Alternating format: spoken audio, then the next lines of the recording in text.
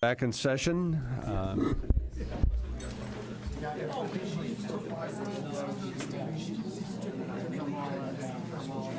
We should use this right now.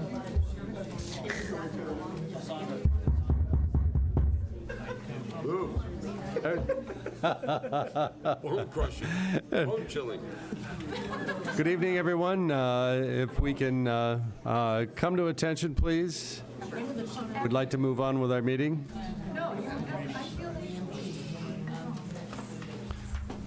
Thank you, everyone. We're returning from executive session and reopening the meeting at this point. During executive session, we discussed the Vineyard Wind Agreement. It did not really come to any conclusions and are not taking any action during open session. And we'll continue working on a initial agreement with Vineyard Wind and consulting with our attorneys and advisors on the best approach with that. So if we have, I'll go on to public. Pledge allegiance. Yes, thank you. We will start with the public, or with the Pledge of Allegiance, excuse me. So everybody rise, please. I pledge allegiance to the flag of the United States of America and to the republic which stands, one nation, under God, indivisible, with liberty and justice for all.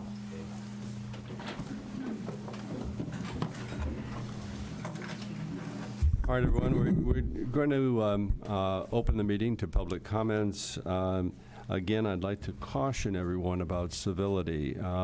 We have had some instances at times where people have made comments about other people who are presenting their views, and I think it's only appropriate that we give everyone the courtesy that is extended to them for their comments, and so I would certainly encourage that.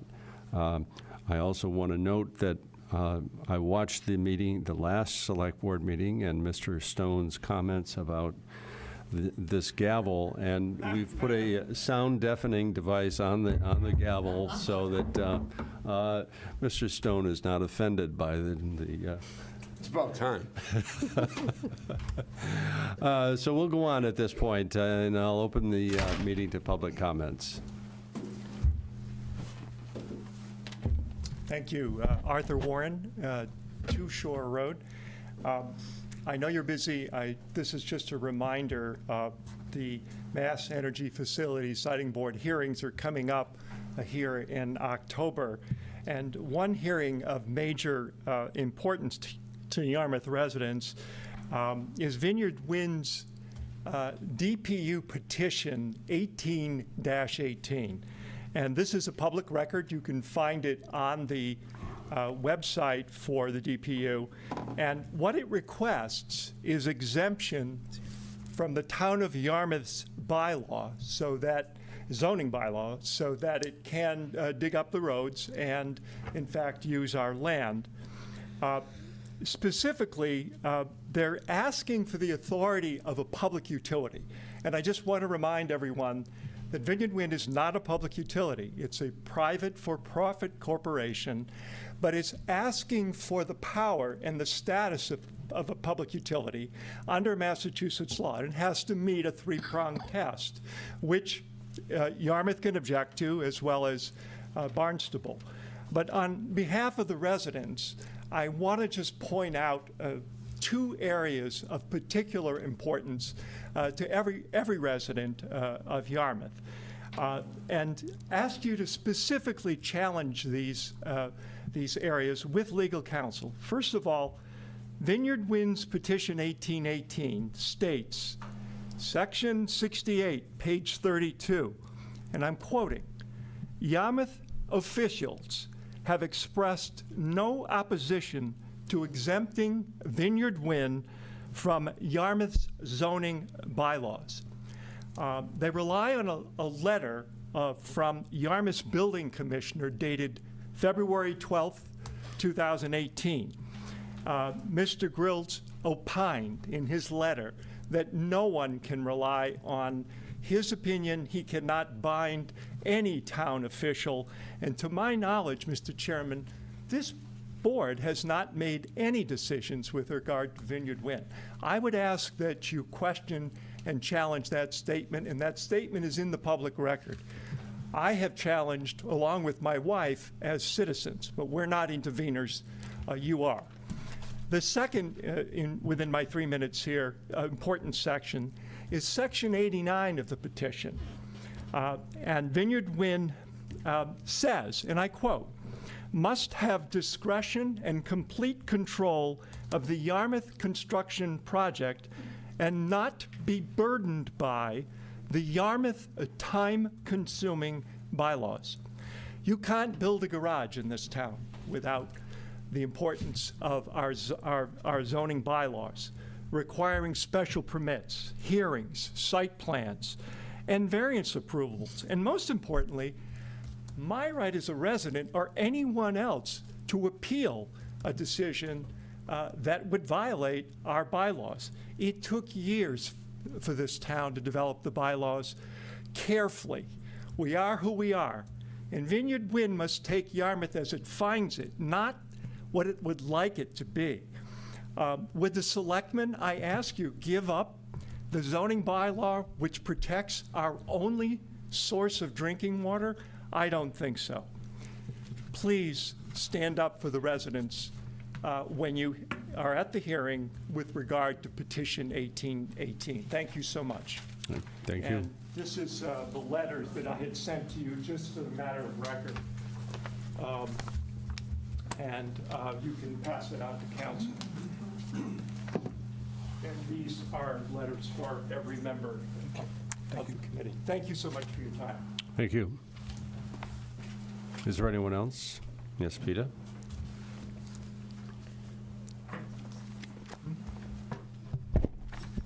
Vita Morris. I guess you can forget about the, whatever it was, a promise, a vote to put together a subcommittee by the school committee to deal with the district agreement. Last week, I asked the chair when we could expect, first of all, I clarified that such proposition had come forward and that they were going to do it, supposedly. So I asked, when can we expect to have some members appointed to such a subcommittee? And she answered, soon. So last night, I went up and asked again. She was supposedly scribbling and looked up and she said, is that it? And I said, I guess I can take that as never. And she didn't contest me on that. So I would say it sounds like it's dead in the water at this point, for as far as that goes. I want to ask again that if anybody who are the proponents of the digging up of streets in here in Yarmouth comes to the microphone again, could they please explain what their reasoning is for their position that, you know, we should, I know it's hurry up and sign the host agreement, but what are their reasons for, you know, proposing such a thing? Thank you. Thank you. Okay. Anyone else? Yes.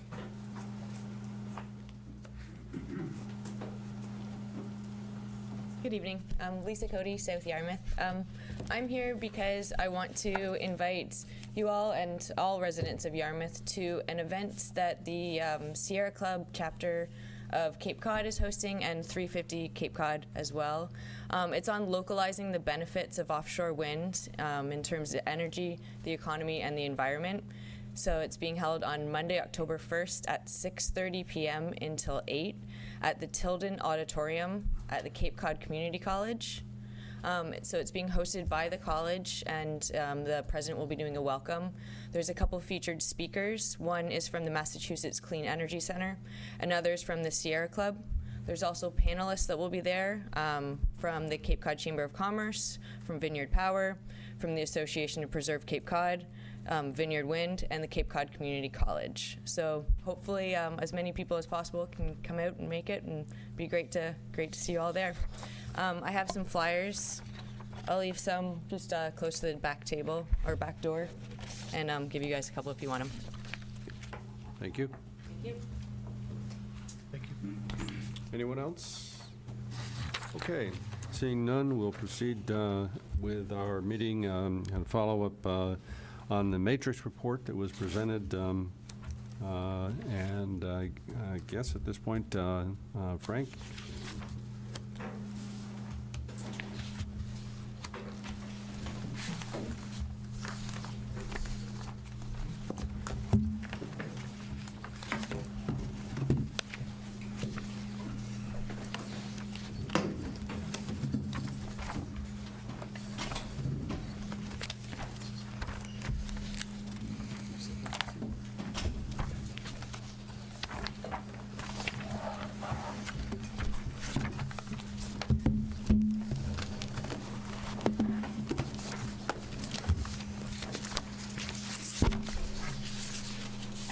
Good evening. Good evening. How are you tonight? Very good. Good.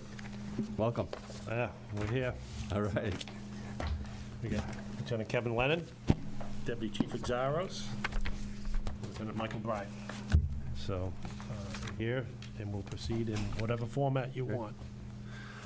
I've been led to believe that you have some comments with regard to the matrix report, and I guess I would turn that over to you to make whatever comments you'd like to make and follow up on that. Okay, I'll start off with one thing that Town Administrator Knappich instructed me to bring to your attention is the launching of the Stronger Shield campaign, building a training center at the police facility. Part of it is more an enhancement of what we already have, and the other piece is to really put it in full gear by adding some other components. We already had funded to remodel a portion of our basement that had an outdated interactive system down there. That has begun. With the help of the Yarmouth Police Foundation, they've already raised the funds to buy a Milo training system, have the room reconfigured with our existing funds. It'll be a state-of-the-art ability to train with real-life scenarios. That probably can be done within the next 6 to 8 weeks. That's all paid for. The second piece is to enhance something we had started last summer, to improve the SWAT area in the back of the station, as well as clearing out the area for canine training. That has taken a new dimension due to the passing of Sergeant Sean Gannon and some of the impetus to do something memorial to him in the way of a training facility. So it'll be the Sergeant Sean Gannon training facility. What it'll comprise of is a canine training area that's going to be designed for what canine do, different barriers, et cetera, places for the dogs to run. It'll have a parking area that will enhance what we already have, so that other canines that come and train with us will have a place to park. Additionally, one of the big features that will be added is a 4,200 square foot training building. They will have a lot of components that we can use for scenario-based trainings. There's no live fire on any of these two pieces of training areas. We are fairly comfortable to say that the funding of the Yarmouth Police Foundation is probably got most of the funding for that. That's the second phase. The third phase is to add a 25-yard container live fire range within the parking lot of the Yarmouth Police Department. Basically, there are 3 customized shipping containers that will be able to facilitate our qualifications for our weapons in all types of conditions and make easing of scheduling, weather conditions, et cetera, and be more efficient with our training. there's a lot of fundraising that has to be done with that. We also added it to the capital budget, which I'm sure it's going to go over well. But it is a big ticket item. And when that's all said and done, we will have a terrific facility to give our officers the training that they need and deserve.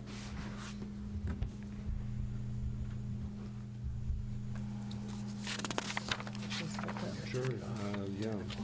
So, thank you for that, and it sounds fabulous. One of the things that we talk a lot about when we start new projects is the maintenance, ongoing operation of it. Has there been any analysis if there's going to be additional costs in the budget to run that operation? There could be. We have, the foundation has some thoughts on how to keep the maintenance up. One of our K-9 officers has volunteered to make sure the K-9 area is maintained.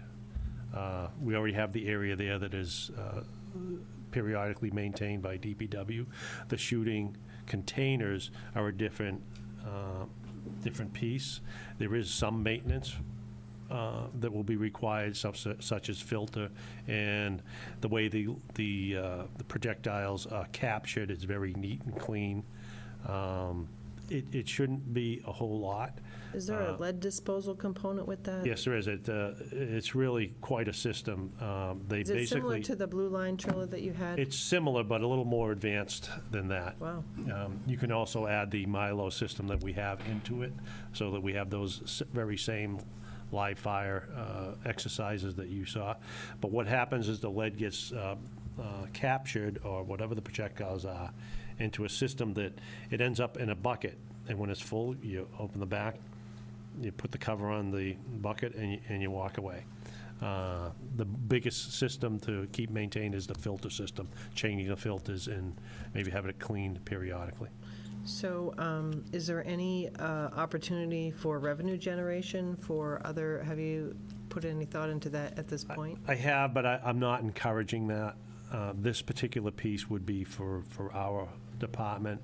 Would we lend it out on occasion to the regional SWAT team or other departments?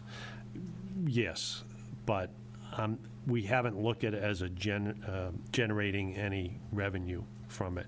I think it might be a little more complicated to do, and to allow people in to use it, to training that has to be to have the people that have to manage and use it. So I would not count on it, but I wouldn't rule it out in the future once we get familiar with it. And do we know if there's any additional insurance requirements for having these facilities? I'm not aware of any other insurance requirement. Well, I think it's great. I think the fact that it's being self-funded by the foundation is amazing. I think we always just have to think forward when that is gone. How are we going to maintain it? How are we going to operate it? That's often the case with a lot of the properties that we take over, things that we acquire through CPA. We receive it, and then we don't have the funds to maintain it. But having had the opportunity to participate in the Blue Line trailer when it was here, it showed me firsthand the split-second decisions that have to be made, and training is so important for that. And you know, if it helps save another officer's life, then it's worth every penny. So I hate to focus on money all the time, because it's really not all about that. But that's my Just questions. to add some more information, Thursday morning at 10 a.m., we're going to publicly announce what is taking place. So there'll be two separate announcements there. One will be Stronger Shield, and side by side with that will be a significant donor who is going to be made known and what took place. Thank you. Okay, other board members? I too would like to echo Tracy's comments. I think this is certainly very exciting. Is there the potential with some of the funding that's been talked about at the state level with state legislation and the governor signing a bill? Is there a potential there for any of that funding to be available for this in some way? The short answer is no. Okay. Now, here's something interesting that the general public doesn't realize is the Municipal Police Training Committee that runs our police trainee owns no property, zero. No academies, no very minimal equipment. Everything is by hook or by crook. We have the sheriff's office in Plymouth donates some space. The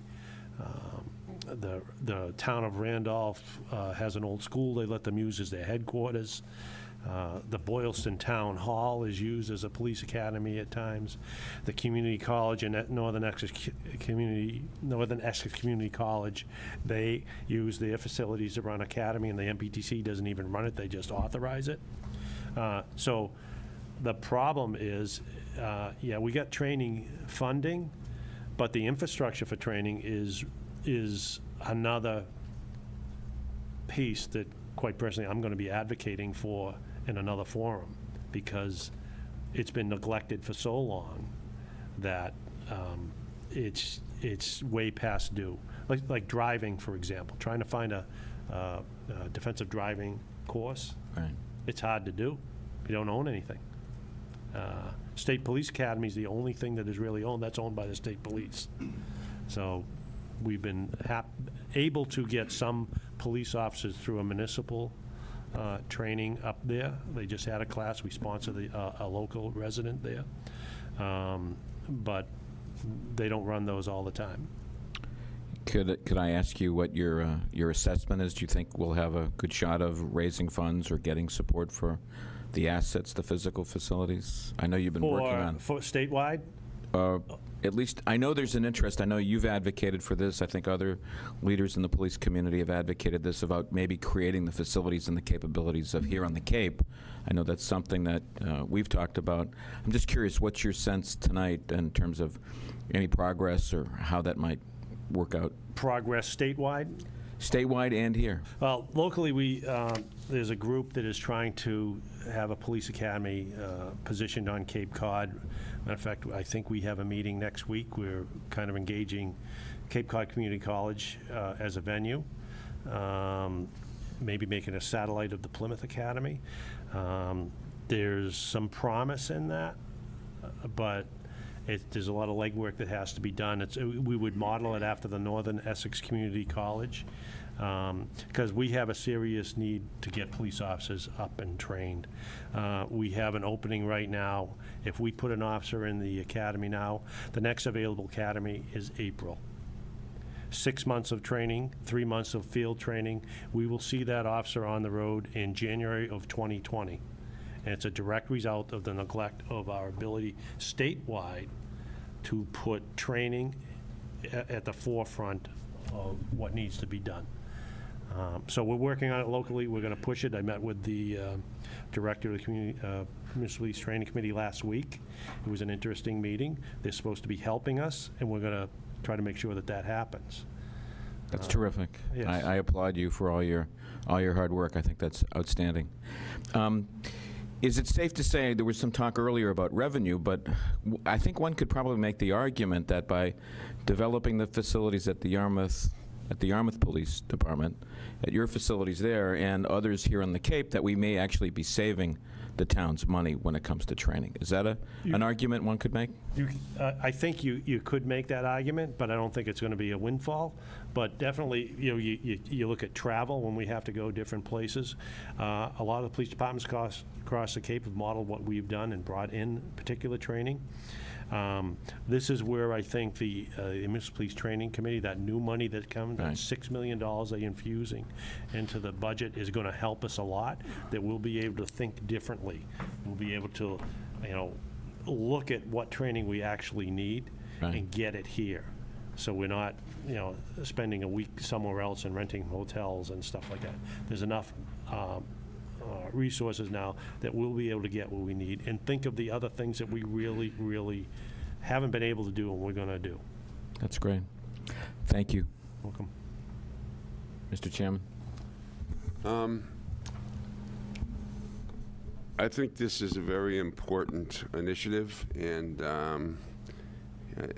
from what I understand about police involvement in terms of keeping the public safe, there's essentially two things that are probably more important than anything else. One is that they have the proper equipment, safety, and the other thing is probably just as important, if not more important, they have the proper training so that they don't face a lot of first-time scenarios. They experience these things. They get feedback from instructors and supervisors, and so whether they're in very difficult situations, they don't have that fatal delay in terms of the response. And so I think that in addition to providing that training for officers, it could potentially very well save lives of police officers. And so I'm fully supportive of it. Well, thank you, and my job as chief is to make sure we do the best for them, and at times we're always looking to do things with what we have, not what we need. And a lot of times it's just not enough. There's a lot of tangibles, intangibles that go along with this. There's morale issues, there's retention issues. So, it's up to me and my staff to push forward what we know is the right thing to do. We appreciate any support you can give us on this project. Our community has been unbelievable in what they have done for us, and I don't want to keep referring to April 12th, but it's a game changer on that day, and people have responded to be there for us. Okay. Yeah, again, I don't want to be redundant with the board's, with some of the comments so far, but certainly, training both for the protection of our police force and as well as the public. I mean, there is a dual component. Yes. In terms of training, making sure that we're following the right procedures to protect our officers as well as to protect the public. And I think that's, and if we can be at the forefront of that, I'm all in favor of that. I'd ask at this point, I think back in June, there was a press release with regard to the cost of this facility being in the $100,000 area. So what is the budget? I heard a 4,000 square foot building. That's not going to be done for $100,000. No, it is not.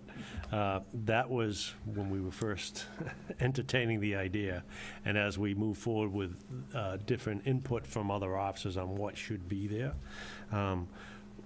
it changed. It morphed into something larger. That didn't include the container shooting range, which is a big piece. That could be $600,000, $700,000. We'll get some estimates on that. The system, the Milo system in the B6, which we call it, in the basement that's being remodeled, that's $50,000 plus itself. That's all paid for by the foundation. The reconstruction of the refitting of that room, we already had the money for that. We were doing it anyway. You were giving us the money last year. So that's all incorporated in that. It's going to be a great piece. The outside piece with the SWAT house and the K-9 training area, that is in the $350,000 range, $350,000 range. We some surprising news that one of the systems we wanted to put in it, we were initially given a number of $125,000. Well, they told us it was $350,000 to put the wall system in there, and that's just not going to happen. We just don't have that type of funding. There are other solutions that we can do for it and keep it in that $300,000 range. So we're talking nearly $1 million project? Yes. Okay. All right, so where is this with regard to the capital budget committee process and so forth? This has, the only piece of this that has been put in for capital budget is the container shooting range. Why wouldn't the whole project be put in to the capital budget committee? We've put it in before. We put in other training, we put in the shooting range, et cetera. $900,000 project. Why wouldn't the full budget be presented to capital? Well, we have, and we've been put on the side. We've had a shooting range in the long-range capital for 5, 6, 7 years. It's not going to reach the priority list. So we've done it. So we've done both. We are trying to raise the funds ourselves with a motivated police foundation that will do their best to get to that point, which will keep the burden off of the town to do it. I would love to be able to have the town do it, but I understand as much as anybody the finances of the town. But if they can help some way, there was one person that was interested in saying, if the town did half of the shooting trailer, maybe I'll do the other half, something like that. So it's been put on the capital budget for a request. We already have the money for the other piece. I don't know if that answers your Well, it question. does to an extent, but I'm concerned about the process here, you know, and part of the process is that you get a whole budget for whatever it means. And even though there may be a capital contribution from outside of town resources, nonetheless, the entire project, if it's $1 million project, is what the town is then responsible for. And we're responsible for future replacement of that facility as it deteriorates over time. And I don't think it's right to say to our capital committee, well, it's a $500,000 or whatever the number is. It's, we need to present the whole budget for the project to our capital committee. And I think, as Tracy pointed out, present the full costs of maintenance, operating costs, any manning that might be involved in this. It's got to be cleaned. There's got to be maintenance costs. There's got to be upkeep costs, and future replacement costs. That process, through our capital budget committee, that's what they're charged to do, is to review that in detail on behalf of the finance committee, and the finance committee and it needs to render its opinion with regard to the budgetary impact, and we need to, and this board needs to hear that. We're not experts. They're certainly going to go through the details more with you as you present that, but I think we need to have the entire project fully outlined and so forth before we move forward with any kind of commitments or bidding. Is this going to be a fully bidded process? Some of it will be, most of it will be donation. So some of the bidding stuff doesn't apply, some does. So some of it will, like the equipment. It's not a bid, it's a donation from private citizens to us. So the equipment would be purchased by an outside entity and contributed to the town? Donated. Okay. Again, the construction, typically we go through bidding requirements based upon the expenditure involved. I'm just a little bit hesitant on what the total picture is, because we don't seem to have that fully defined. I understand you've outlined the basics, but I think we need to get that down to a level of detail that our capital committee understands fully what's being proposed. A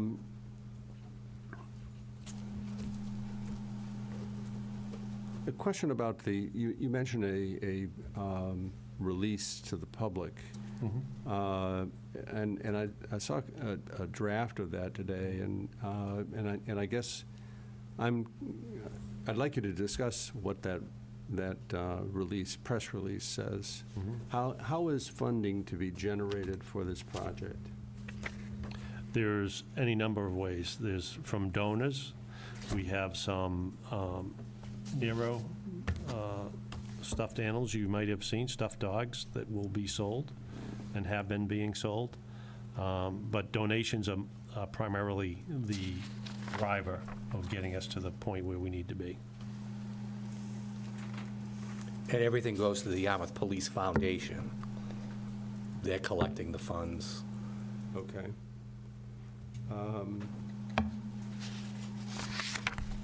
I guess I'm very concerned about, I saw the piece about the narrow animal reproductions, and I guess I'm a little bit, I'm not awfully comfortable with that, and very honestly. You know, I'm just uncomfortable with it. You know, I don't know what the rest of the board thinks about. I guess I'm lost as to what your Well- comfort level is. Well, in my family, we've been purchasing a lot of the Nero dogs, so. Are Well, you talking about yeah. the way that it's funded from the foundation to the department? Well,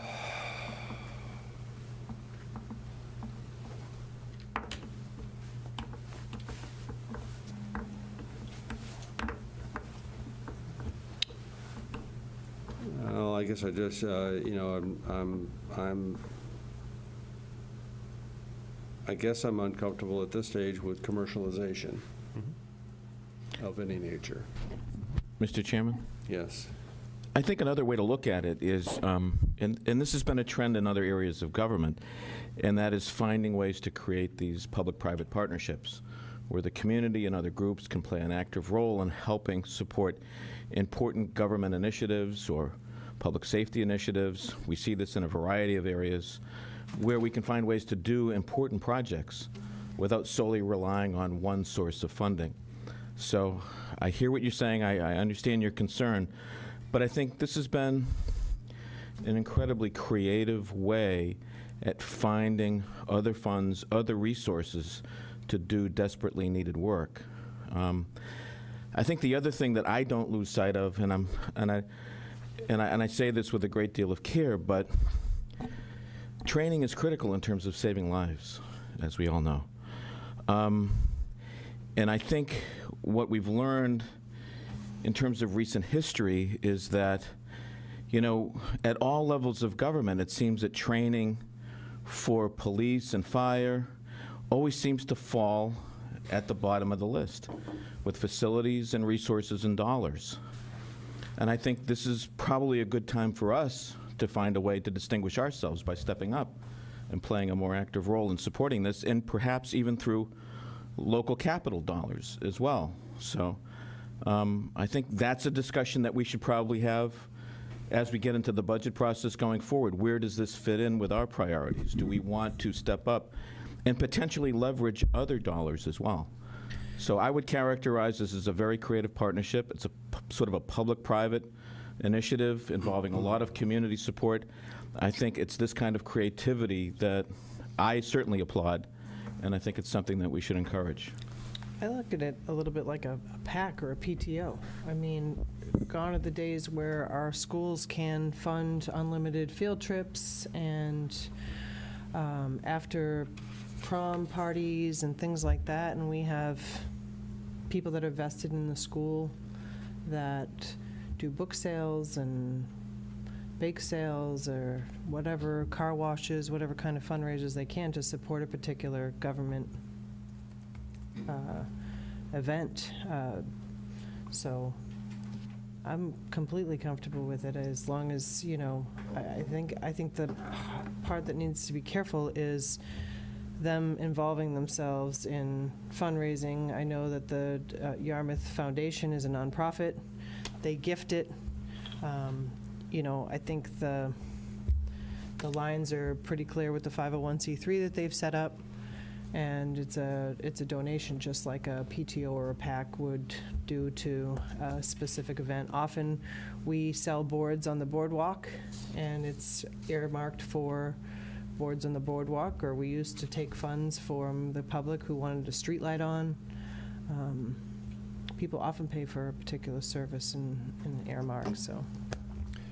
Well, I can tell you, I've been here for a while, and we try to put forward what we need, and it always meets the budget wall. It happens on the federal level, the state level, and the local level.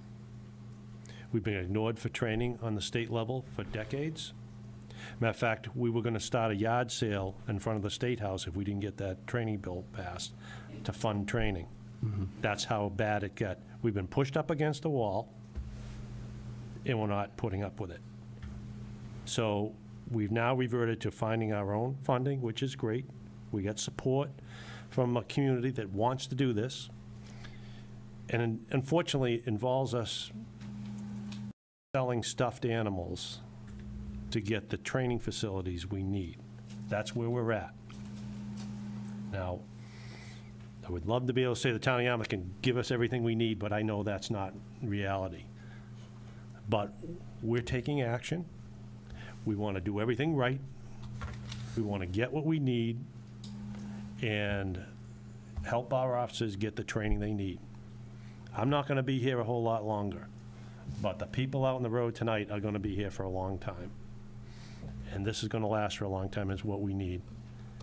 So I understand what you're saying about commercialization is really not, I get it. I think I know what you're trying to say.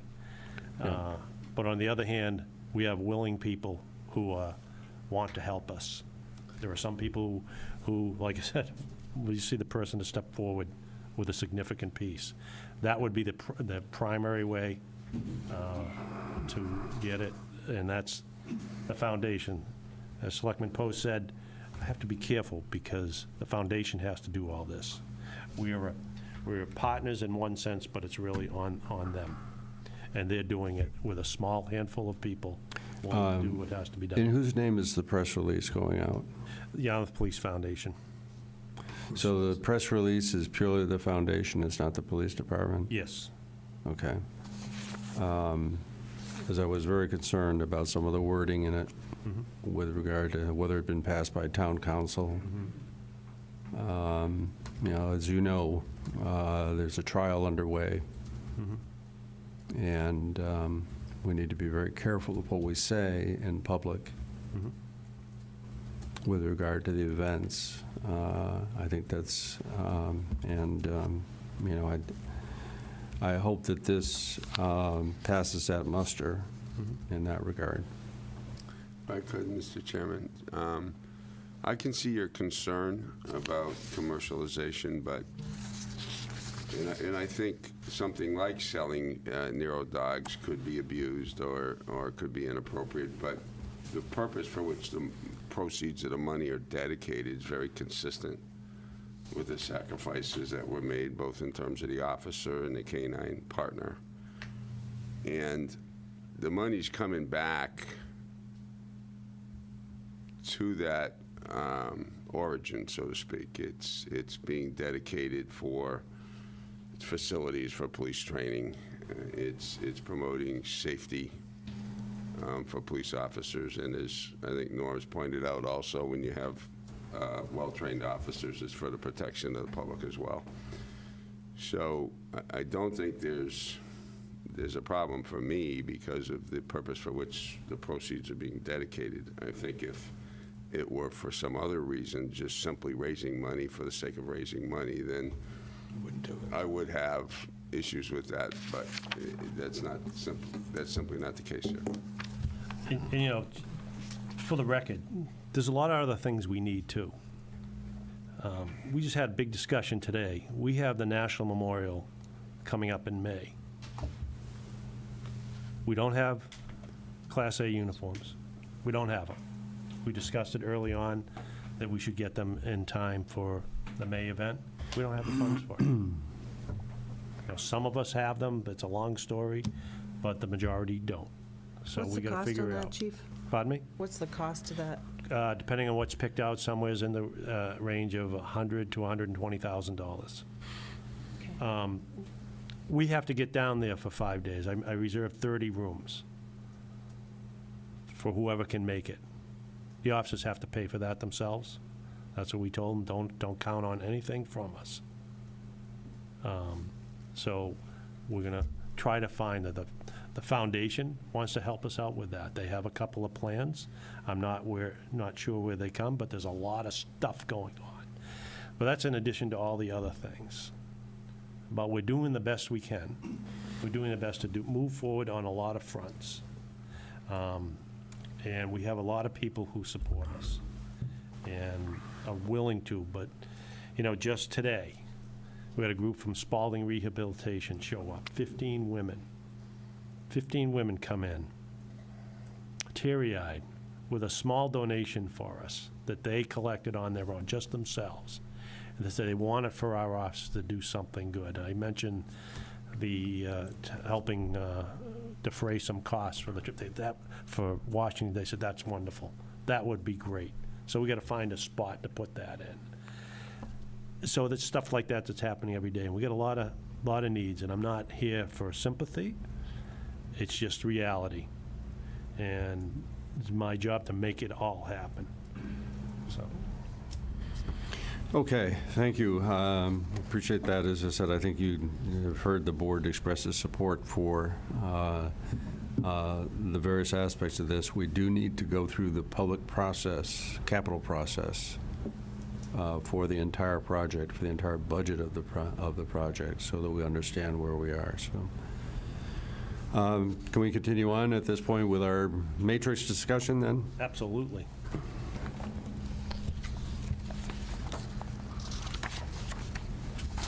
I think you had some comments with regard to the report. I'll let you lead the way in that respect. Well, what I was asked to do is to just highlight, I know it's a big report, there's a lot of stuff in there, and I know it was probably hard for you all to consume what was in there and what does it really mean.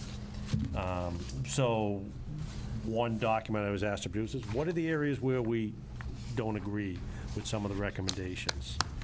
Another document you have might have some of the agreements and the costs associated with it. And some of the stuff, quite frankly, they aren't really recommendations. I'm not sure where they came from, that we're already doing, and the vast majority of the stuff is already stuff we're doing. So, but the areas of disagreement, probably the one most vehemently disagreed upon is the staffing levels, of saying that we should have 5 and 4 at night, based on solely on numbers that were generated. And we took a look at the numbers. We did our own calculations and have a drastically different view. And just to highlight some of the numbers that are not included, in case you might not be aware, the motor vehicle stops, for example. They counted 8,076 numbers of different pieces. Well, we did 5,000 car stops. 5,000 car stops. School visits, which I just had the conversation at our annual school safety meeting and asked the question of the superintendent, do you want us at the schools every morning and every afternoon? And they said absolutely, and they gave story after story of why we should be there. But those weren't counted. We do 1,800 school visits a year on those, but those weren't counted. And when we looked at their numbers, they didn't work. Like, for example, they could be small. Welfare checks, they had 555. We counted 636. Warrant services, they counted 55, we had 175. Officer follow-ups, a huge area. When we get a case, an officer gets a case on the road that requires them to do something else, whether it be an accident investigation, a burglary investigation, those weren't counted. They put in 135, we had 1,830 of those. So when you start going down the list of numbers, and when they solely based that recommendation on the number of 8,000, it doesn't make any sense to us. I included our current staffing levels, how we do it. We do 5 generally in the off-season, with 6 at night on the weekends, Friday and Saturday nights. We do reduce to 4 officers during the week at 3 a.m. We already do that, but we're not going below that. It doesn't have a lot. And the other thing that really, it bothers me when I look at a study like this and how you listen to what the fire department gets, which is fine, which is all great, because they are unbelievable. But we never get calculated in the equation that we are the first responders. The real emergencies, I'm not talking about, someone at Mayflower Place that might need to be transported to the hospital because of some minor issue or something like that. I'm talking about a drowning, a heart attack, a car crash, whatever it is. We are the first responders. We are there quicker than the fire response, generally. Not all the time, because there's a lot of dynamics that can happen but generally speaking, and we can do a closer look at the data, we're just designed for that. That's what we're supposed to do. That's why we have officers displayed across the 24 square miles of this town, because we're supposed to be there quicker. We take care of the immediate concerns to the best of our trained abilities. So that never gets, so you want to reduce staffing? And what's also drives me crazy, it talks about seasonal increases. We're supposed to keep the same level of 5 and 4 at night in July and August, when in their own data that they looked at, our calls for service go up 24%. It doesn't make any sense to us. And I also have a letter from the Mass Cop Union of Supervisors that kind of reiterates just what I said. I've been in discussion with the patrol officers union. They're just shaking their heads. They can't believe that this is a recommendation. So it's really confusing to us to why that is like that. It doesn't make sense. And if you look further in my report, they really don't include officer safety. Having the right amount of officers there. We go from call to call. I heard it in the FIDA thing, how there were so many simultaneous calls that they need a break. They need a break. Well, they're out there. They're always out there. That's our officer. They have simultaneous calls too. That wasn't measured here. And some of them, whether you look at the staff meeting we had today, when they talk about what we're doing with mental health issues, it's just it's really hard to put into words. And then last week I got a request from the union. I haven't talked directly to the town administrator about it yet. The supervisors, we're running with one supervisor most of the time. They want two. We can't efficiently supervise with one person in the station supervising the building and dispatch and prisoners that come in, while we have 5, 6 officers on the road with no supervision. You need two, and they're feeling it. I will forward you the letter that was written by When did that change, Chief? Because last time, It's always been like, it's just, I thought we always had one in and one out. no. For- When we have 2 assigned, when there are 2 assigned, but if someone takes the night off, or we just went 2 years with 2 sergeants assigned to one shift.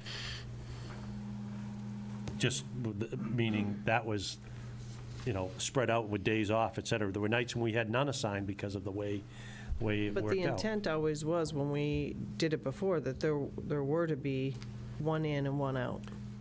It's just, it's, the intention was that, but it's never been that. It was when it was, we could have 2, and with finance, with overtime, we're asked to, on overtime, even the overtime is running backwards. We've had pay raises in the last 3 years, but the overtime has stayed stagnant. So we're, in effect, what we're doing is we're taking away our ability to provide service, because a lot of our overtime goes to replacing on time off, injured officers. Yet last week, I think we have we had one come back, 12 people, in effect, not working, 12 police officers not working. It's hard to do. We had the discussion today just about the officers, getting overworked, overtired, because they're being ordered to work, which is a new piece with us. I know part of this is a result of what happened in April, and that we got a rough period ahead of us. So it won't be forever, but that's the reality right now. So getting back to the matrix study, it doesn't make sense to anybody sitting here. And through our union leadership, and I'm not sure that our general public would like to see us start reducing service, particularly in this day and age when we have other things we have to run in the background, such as terrorism, active shooters, which you just saw in Marshfield, the angst against policing in general. It's not the time to be rolling back the services for our public. And quite honestly, I'm quite proud of the job we have done with the budget we had. And I think if you ask most of the citizens in town, they're pretty happy with it. And if we want to roll back what we do, then there's going to be some deficiencies somewhere else. So that, to me, just cannot happen. And I just don't understand how it got in there, and I'm not agreeing with any of that piece. Have you talked with the consultants about that? Have you talked with the Yes, consultants we've to reconcile? requested information. There's one piece of information I still haven't received yet. But that's what the numbers show. They went strictly by numbers. Not everything in life can be measured by numbers. You can turn numbers to be what you want to be. So those numbers, if they believe what they say, don't impact what we do. They don't reflect what we do. So talking with the consultant, yeah, we've talked. We've had a couple of draft meetings. Matter of fact, we've had to, it kind of ironic, in one of the pieces in the study, it said, well, you have enough time to do other things like spending more time on car burglaries and graffiti. Well, I'm like, where did that come from? We've had 2 graffiti cases in the last 5 years. So, it brought us into like, what is this? What is this? That's not real. They just look at numbers and base it on that one number they came up with. And that's not how it's done. And even you go to the International Association of Chiefs of Police, that's not how you do it. You don't base it on numbers alone. That's just one piece of the equation. Any more on that? You want any more on that? What is, typically when a consultant reviews activity levels, they can't just look at the mass of data and just say, okay, I'm going to use everything in that.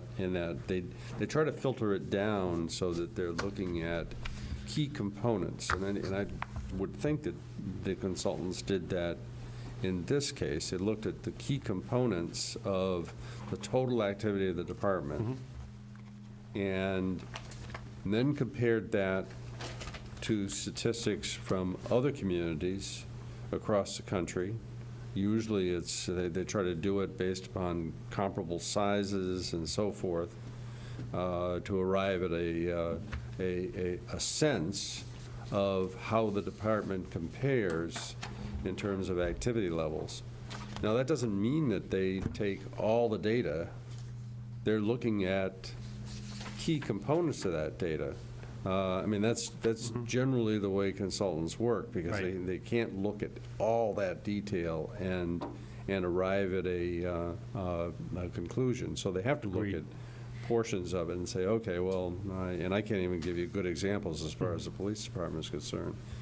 But I'm not sure that excluding some of the activity from the analysis would lead to the conclusion that the consultant's recommendations are invalid. I think that, they have the benefit of looking at a broad cross-section of departments all across the country, and at the statistical analysis of the activity, and are using that to make some recommendations. And I guess I looked at the activity chart that the consultant prepared, and it's dramatic, the difference in call volume, and I'm not sure it's a call volume, but from 12 a.m. to 9 a.m. compared to the rest of the day. And I think that's what the consultant is referring to. and saying, okay, well, based upon the call volume itself, it looks like you could staff appropriately based upon that call volume. Now, you're saying they're not looking at all the activity. Well, no, they probably aren't.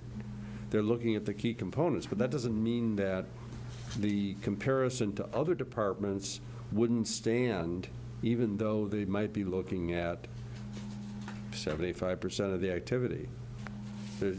Other departments have not, that they've looked at, don't have that activity included either. So they're trying to be selective based upon, the most significant activity drivers of the department. So I guess I'd look for some further details with regard to work with the consultant in terms of understanding the basis for the recommendations, and I think they outlined that pretty much in the report. I don't know that they really compared community to community. They use it as a general, broad-based application of, this percentage of the time is free to do other things like go after graffitiists. I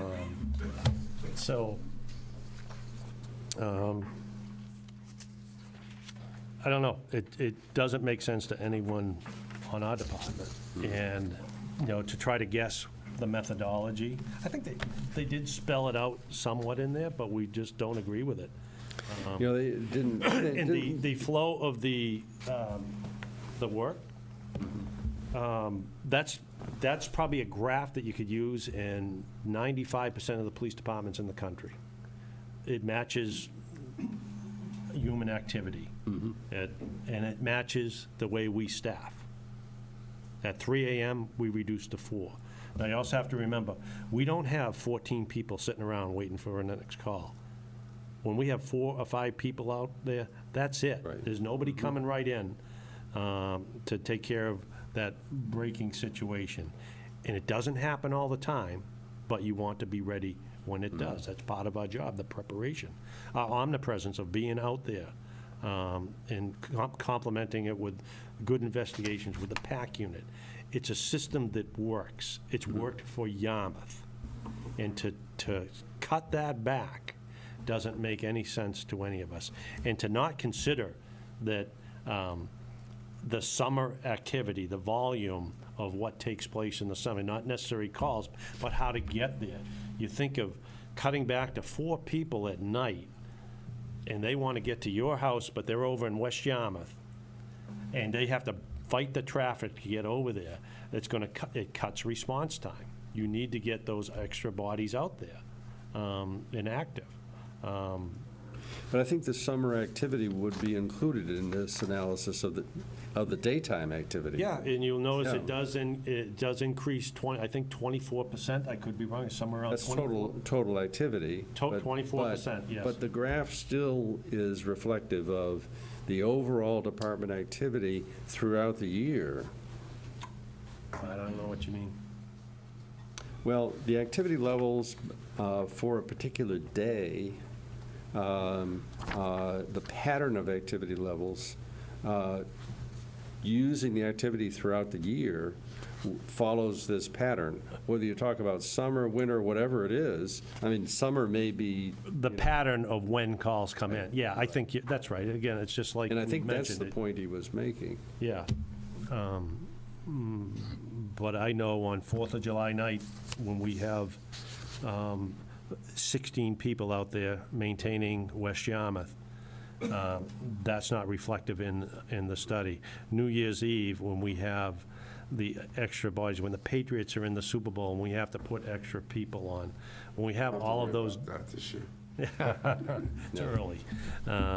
But those are the things, and then just normal activity. Our officers need to have, and I've always said it, they need the best training, the best equipment, and the right amount of staffing. And I disagree that this recommendation is valid. It is not, it doesn't incorporate the needs of this community. This is a numbers-based thing. They came up with a number. They defined how they looked at that number. but we look at numbers that will meet that definition. And, you know, traffic is one of them. They don't include that in there. Restraining order services, we do that. The traffic offenses, that's one of our most complained about thing, and we deploy people to do that. That is a call. People want that. They want people in there. The area checks our people do on the midnight shift, even though it's low activity. They are out there. They're hand checking at least 3 buildings a night randomly. That's not a call for service, but that's what they do. We just think as a command staff with all this experience, that to go on data only is wrong. We also think the data that they used is not the complete data. And we really don't think that in 2018 and beyond, that 4 police officers on duty is a safe, smart thing to do. So we're not only using data, but we're using our experience, and we're using other studies that say it's not just data, it's everything else that goes with it. You referred to the line of duty injuries, a number of people that are out. What is being done with regard to managing that to improve the situation? I mean, that has to be a big driver of overtime. It is. It sure is. I mean, this has been a problem. How long has this been a problem? It fluctuates. The last few years have been higher than average. When you have one sergeant that hasn't worked in 2 years, he's an anomaly. His case is not typical. But You said 12 officers. 12 officers that aren't working. Now, when I say that, some of them are based on retirements, that we have 3 officers in training. So when we say we hired, but they're not, 2 of them are in the academy, one's in field training. They're not used as personnel on the road. We have 1 officer deployed to the Mediterranean in the U.S. Navy. He's not coming back till January. We had 1 officer that got hurt getting out of the cruiser. She just came back yesterday or today. We had 1 officer had a significant leg injury that's going to be out 6 to 8 months off duty. We have a school resource officer who had a significant neck injury off duty. We have 1 officer who is out and is not coming back related to April 12th. We have 1 officer who just left us and went to a federal agency as a result of April 12th. Who am I missing? Okay, so these aren't all line of duty injuries. No, they aren't. They're just not here. We have another officer who injured his back getting out of the cruiser. He had surgery in June. He's still 3-4 months away from coming back. So out of 61 people, to be down 12, you're right on. That's a huge strain on overtime and just their physical and emotional well-being, the ones that are still working. But it's a kind of a mixture of on-the-job injuries, off-the-job injuries, retirements, and we track it every day, every week. We report it, and we're trying to get those back to work. And the other thing is to get the ones through the academy and on the road, and then also hire more that are academy trained, hopefully, because that saves 6 months. But if they're not, like the chief said earlier, there's not even a class until next April. And it takes a year for them to get through the academy and field training. So you're right on. That's a big concern for us. So, Mr. Chairman, if I may at this point, because there is no reserve fund to make up for the resource that they have to call in for that. So the way the appropriation works, you have your general salary account, and then you have an overtime account. To the chief's point, the overtime account has been restrained. It's as wages have gone up, the overtime account for the same dollar for dollar of hourly value has stayed the same, right? So one of the things we've looked at to assist in this situation, because you have some years in the past, they were a pretty healthy set of years, so there wasn't much of a draw, but there's no product on the insurance market, if you will, that you can backstop the situation with. So if we get caught mid-year, like in a scenario, this is lining up to be a really difficult year, there's no question, it's nearly impossible to access funds in an expedient way to call on these extra situations where you need it if you're short. So one of the things that we thought about doing potentially, if we proposed an article for both police and fire, that on extraordinary circumstances, it could be tapped to fund or allow funds to come into the departments, because it's not necessarily unique to police. The fire also has the same LOD and other loss problems, that would take some of the pressure off the operating budget. And, you know, that a fund like that, depending upon what it was, we'd have to run some analysis, and we've looked at some preliminary numbers. It could be out there as an active article for a few years to tap in the event of these extraordinary circumstances, with the idea that you don't use it like the credit card that runs out of control. You use it when you have an LOD case, say, that's out more than 90 days, you couldn't get somebody to work. And that can buffer some of these swings that you get in these injuries.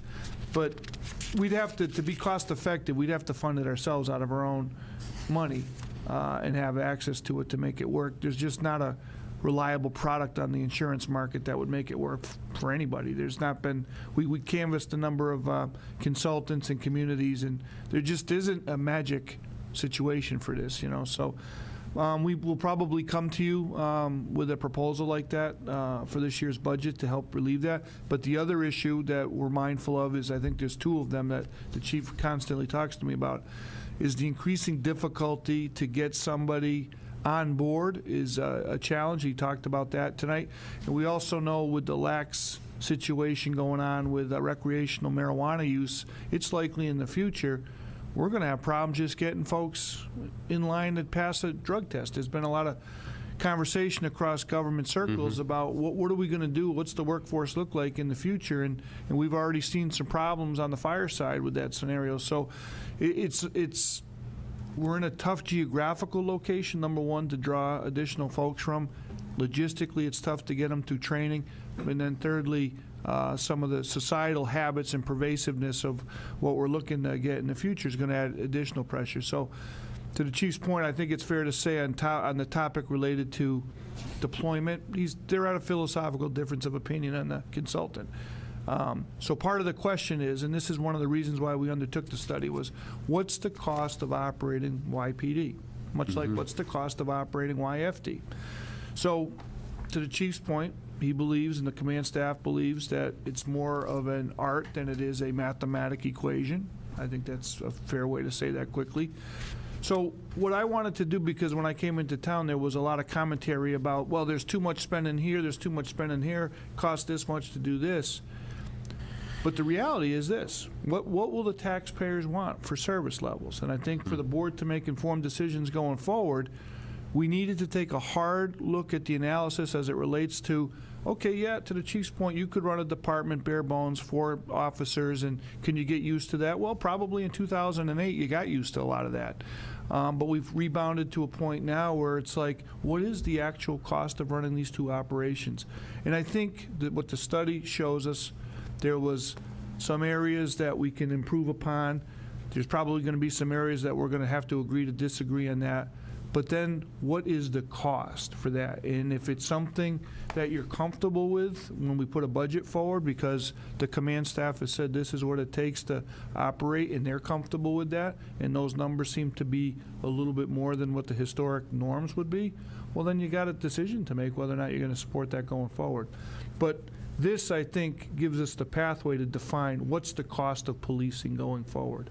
And it's expensive. I think that's the message you heard tonight. So I didn't want to get bogged down in too many details. You know, we're going to continue to work on this with the command staff.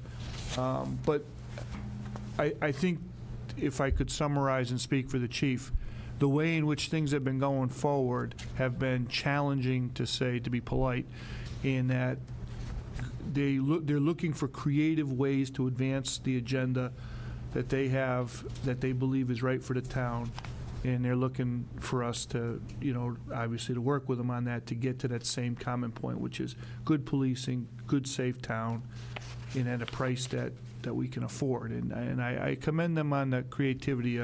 Safer Shield caught me a little off guard too, as it got a little bit beyond what I was anticipating. But But that's really philosophically the situation. There's a lot of demands on our dollar, tax dollar, and you've heard pretty succinctly from the command staff. They feel that we could make improvements in funding that way, and it's well spent, so. Okay. Any other questions from the board? I think, you know, we talked about the disagreements, but there's a lot of things that you were in agreement with, and that the public should know that you are tweaking, and it's ongoing work. There were a lot of small recommendations to improve service that you completely agreed with. As far as the disagreed points, I think the best course of action is what the town administrator said, is that you guys continue to work on it. I think in terms of prioritizing what might be something that is a goal of this board, that there is a disagreement with perhaps, and a decision needed to be made on our behalf for policy, then I think at that point in time, we should talk specifically about that. But until then, there's a lot of things in here that I think your answers are completely justified. And it's hard for us really to get into the he said, she said, and your position. I mean, for me, you know, you're the public safety expert, so I have to kind of yield those decisions to you. There are things that we've talked about as in terms of our priorities for a long time, which is, you know, the thing that we haven't dealt with yet, which is dispatch. There was a great article in the paper today from Barnstable and what they've done, much like what we've talked about for a long time. So in terms of that specific policy decision about where we go, I think that that's something that we should continue to discuss. But in terms of part-time records clerk, I mean, those are things that I think you and Dan should continue to work out. And if there's a point in time where a decision needs to be made specific to that, and he finds it a priority for us. I mean, is there anything on here, Dan, that you think needs to be addressed in the short term? Well, on the short term, I think we worked with the command staff to together to decide what needs to be addressed, and certainly you've heard the situation with Officer Magnuson. He's going to be a great asset to us, and we've advanced that forward so that he can help work on special projects. I don't know Yeah, what you're so talking Phil is going to, Officer Magnus is going to retire shortly, very soon, actually, within a week or two, right, November. So he'll return as a part-time employee to work on some of the backlog issues that we have related to records and evidence. I've talked to Jeff Colby about expediting some of the improvements that need to be done in record-keeping evidence room. There's a burgeoning supply of evidence that's gotten collected that we need to be able to better secure. It's secure now, but you know, there's obviously some soft spots in that, and we're aware of that. So Dick will work to expedite that and some of the work that's been done. One of the areas, though, that we could really use some significant board help, and this would be board help across the Cape, is the chief mentioned something about you follow the reports on the department's activities when they collect a suspect, if you will. Somebody has to stay in and monitor that activity, and in some nights, we've got a full house. There's no question. In Hampden County, the sheriff there was able to get a facility paid for by the state, and so when towns and cities in Hampden County collect a suspect, the sheriff picks them up, and they take care of them. And in this county, which would be a huge help Cape-wide, would be the same situation. So we don't have to worry about manning the cells. That boggles my mind. It is. You're right, absolutely right. That's his sole responsibility, to take 15 care of the towns, prisoners. yeah, exactly. 15 towns together, when in Hampden County they were able to, in a very rapid amount of time, prop up money from the state to get a facility. And speaking to some departments out there, it works like a charm. And that's the job which Sheriff's Department, and that's what the sheriff out there said, is that's what we're supposed to be doing, is collecting suspects like that and taking care of it.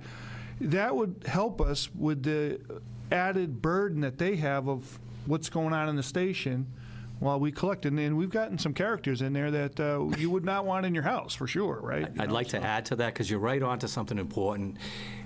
Plymouth is another one. So right next door, Plymouth County, how they do it is, if a prisoner is going to stay at any police station in Plymouth County, so they're not going to be bailed for some reason they're being held, they just call the sheriff, the van shows up, they take the prisoner back to the jail, and they take care of the prisoner all night, and then they bring the prisoner to court in the morning. That's what we've been asking for years from our For own Barnstable years, County. right? For For years, years. yeah. How do This we- is not a new issue. Oh, but it's. This has been going on I wrote it down for on a my list long again time. today, because at staff meeting, we know how that would help, because there would be no, people being held overnight in the police station. There'd be nobody to feed and nobody to watch, in case they hurt themselves. Nobody to transport. Right. Yeah, so it'd be a huge help if the sheriff could do that. Certainly, I think that we should be advocating not only to the sheriff on their behalf, but I think Cape wide, asking the other Cape towns to support us in that, and also writing all of our legislative delegation, as well as juveniles are the same scenario. Juveniles have to go even further, is that Yeah. correct? Yes. The juvenile system, particularly with the new legislation that was passed, the Justice Reform Bill, is a disaster. Juvenile prisoners, 2 officers, we have to find a place for them off Cape. We have to do it. Not only that, do we have to bring them up there, we have to pick them back up and bring them to court at the appropriate time. It is a huge headache. And So then- right now, excuse me, Jeff, it's crazy, but if we arrest a juvenile tonight, 2 officers have to either come off the shift, where there's not enough anyways, so they have to be hired on overtime usually, transport the person to Brockton or Taunton, come back, and then tomorrow morning at like 6 in the morning, go back, pick the person up, and bring them back here to bring them to court. That's the system. So Is there a juvenile court system that is a 24-hour scenario that's a model in any other part of our state? Well, that I'm aware of. I guess I'm asking how, if you can think about ways that we can help with things like that, because, I mean, Well, I would recommend that we have a meeting with the sheriff. Let's just step up and take some action. Why don't we, as a board, have a meeting with the sheriff and talk about this? See if we can get him to do something. There's something we can do. So I'd be in favor of that. Does the sheriff have room to warehouse these people from collectively Cape Wide? Oh, yeah. From Yeah. the lockups? We believe yes. he's told us that he has room, because we've mentioned it before, in a diplomatic, good way, and he just doesn't have the people to do the transportation. That was neither do the, we. but it's a huge burden on us, and it'd be a great way to His sole take the load responsibility off is and business. reduce liability. Yeah, and the big thing for the supervisors in the station, not only are they managing the building, they got a prisoner out back, which it's a worry every time they come in. We've had suicides in our cells. Okay, that's see, when I was a supervisor, that was every time someone would come in, the big thing, you want to get them out as quick as you can. But it's hard. Inevitably, what happens, Friday night of 4th of July weekend at 4 o'clock when court is closed, we get a very high-maintenance prisoner come in, and we hold them till Tuesday morning, feeding them. We have to physically check them every half hour, feed them everything. They might need medication. We have to figure that out. So it's a. Bring them to the hospital, We're not guard a them at jail. the hospital if they have to go. We're not a jail, Yeah. but we have to act like jailers. Chief, I'm just curious how you'd make determinations as to which prisoners would remain at the station in the short term, and which you would ask that the sheriff pick up. For example, you get some guy, first-time OUI, he's probably going to get released on personal, you keep him. But you get a domestic A and B, when do you make the decision to say, we're not going to hold this guy anymore? How long is he given to see if he can make bail or not? How does that Well, work? that would depend on what the model is that's in place. If you go to Hampden County, it's a central booking, basically. You bring them right there. or if you have a PC in the station, they'll come and pick them up. Depends on what the model is. Now, one of the problems you see on Cape Cod is that you have a facility in Bourne, and Provincetown might have a prisoner. So, it's extra work to drive all the way to Provincetown, pick them up, and drive all the way back. That's a, 2-hour trip, so the sheriff brings that up at certain times. And one of the ideas is along the Hampton model is to centralize that on Cape Cod, bring it to the mid-Cape area. And one thought in the past was the old jail itself, but that ship has sailed. So something else would have to come up clever. But Yeah. Selectman Stone, that's a great question. There are cases where, let's say, someone's arrested on a default warrant. That person's not going anywhere. They're not getting bailed. There's no bail. So that would be a great person to send to the jail. Someone arrested for violating a restraining order, they cannot be bailed.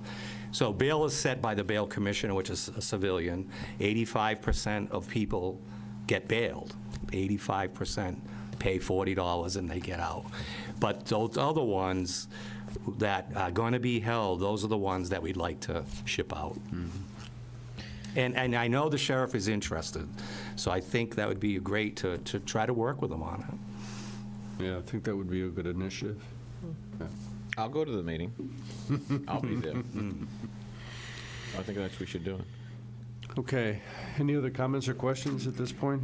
No, I guess from Dan's perspective, if that's, in terms of the disagreed points that need our attention,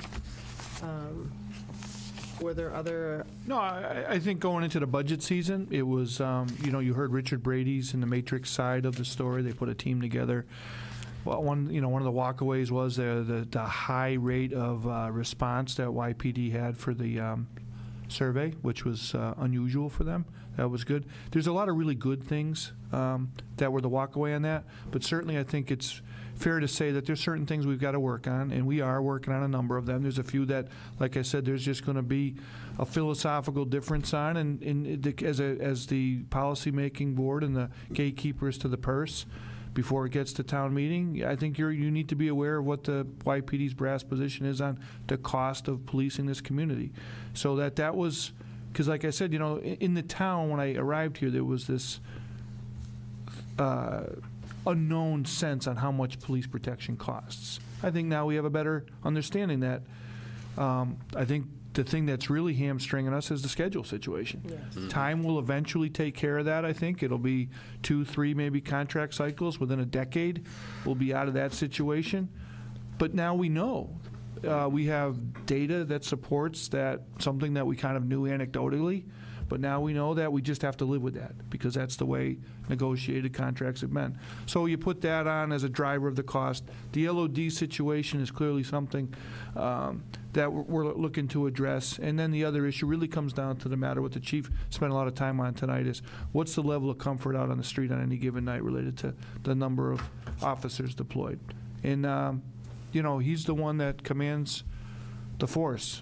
You and I get to go home at night. He's the one that has to live with those decisions. And so you've got a consultant that says X, the brass says Y. I think somewhere in between we've got to get comfortable with what that costs and then go forward. And we'll work on the things we need to work on. I talked to the chief a number of times about there's a lot of walkaways from this for the future that we can continue to incorporate into the different aspects of police. And I think for now, for where we are, we have a good roadmap for the future. And I feel more comfortable about the things I didn't know and we didn't know as a team prior to this. And I feel really good going forward that one thing I think, and I told the chief this, the results validated a lot of what the brass has told us over the course of time. We're on the right track here. But now, like I said, we have a better way to measure what the cost of that is. Mr. Chairman, I have some questions, though. Sure. All right. I'm just curious if the process of getting the study going is something that is just an unknown to me. So I'm just curious, when roughly did we bring this up, talk about this, and sort of sign off on this? Because I don't recall it coming up when I was on the board. Was this something that preceded my arrival to the board? I'm just curious, just sort of the origins of all this. This was an administrative decision to go through this as it relates to what the cost of going into the budget season. I was halfway into the process, so we So this needed was to a know town this. administrator That's decision correct, yeah. solely? So the board wasn't briefed or discussed? I know we were advised once there was somebody hired, but I was aware of it going on since then, but I don't think we were briefed or informed about this until after the decision was made to go forward with it. Did you want to? Well, the only thing I was going to add is I believe there was a primary driver was a question related to dispatch that Selectman Post mentioned earlier. And I believe that came either from a Selectmen's meeting or from town meeting the year before, because there was a particular line item that dedicated funds to get a better sense of what the best dispatch is for the town moving forward. So I think that morphed into a broader study related to public safety in town. Well, the contract negotiations were also, and we knew that was upcoming, and there was an idea that this shift differential was a driver. We just needed to run that down before we could have an Understand. effective negotiation. And in fact, before, as you know, because you were here on the board at that time, we offered a 4 and 2 schedule. And we came up with a strategy. We briefed the board on what it would cost, and we came up with the analysis that that could be a savings to the town, because that was clearly driving almost $200,000 worth of overtime expense. And as it turned out, we had gone pretty deep into negotiations with the team on the 4 and 2, and then Officer Gannon's tragic death ended up putting that on the side burner, because you just can't discuss that situation.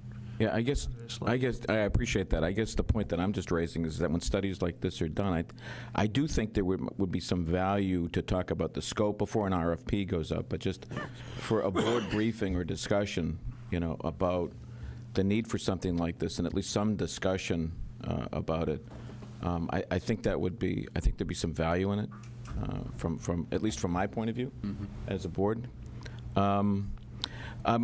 I'm also concerned about just the significant disagreements too. I mean, there are a lot of factual disagreements, and they're not things that I think should be taken lightly. I mean, it's like we're talking about different numbers. It'd be one thing if we all agreed on the numbers, all right, and then the disagreements over about how to address or how to deal with what the numbers or the evidence is telling us. But this is one of those situations where, to be perfectly honest, I'm a bit confused about what the real takeaways are from this. I heard a very long list of deficiencies and problems with this study from the chief, and I found his arguments very compelling. And so what's the process for reconciling the facts and dealing with some of this and seeing whether or not we come to a different conclusion? I feel that we've got a study with information in it. A lot of it has been deemed incorrect, and now we're sort of sitting here trying to sort of cipher out where we go from here, because I don't know where we're going from here. I really don't. So I think at some point it would be helpful to pick up the pieces on this. Perhaps the best place to start is where there is agreement, where there is substantial agreement. And maybe as a board, we can at least be given some guidance and some suggestions on those areas where there is agreement, so maybe we prioritize those things. I did send a couple occasions the areas where, on the first go-around, when you met with the matrix consultant, the areas of agreement. So what we asked was that the staff produce areas of disagreement. As a for instance, I think what you're going to find is a philosophical difference related to how Matrix came up with the calculation of the number of calls for service and the concept of proactive policing.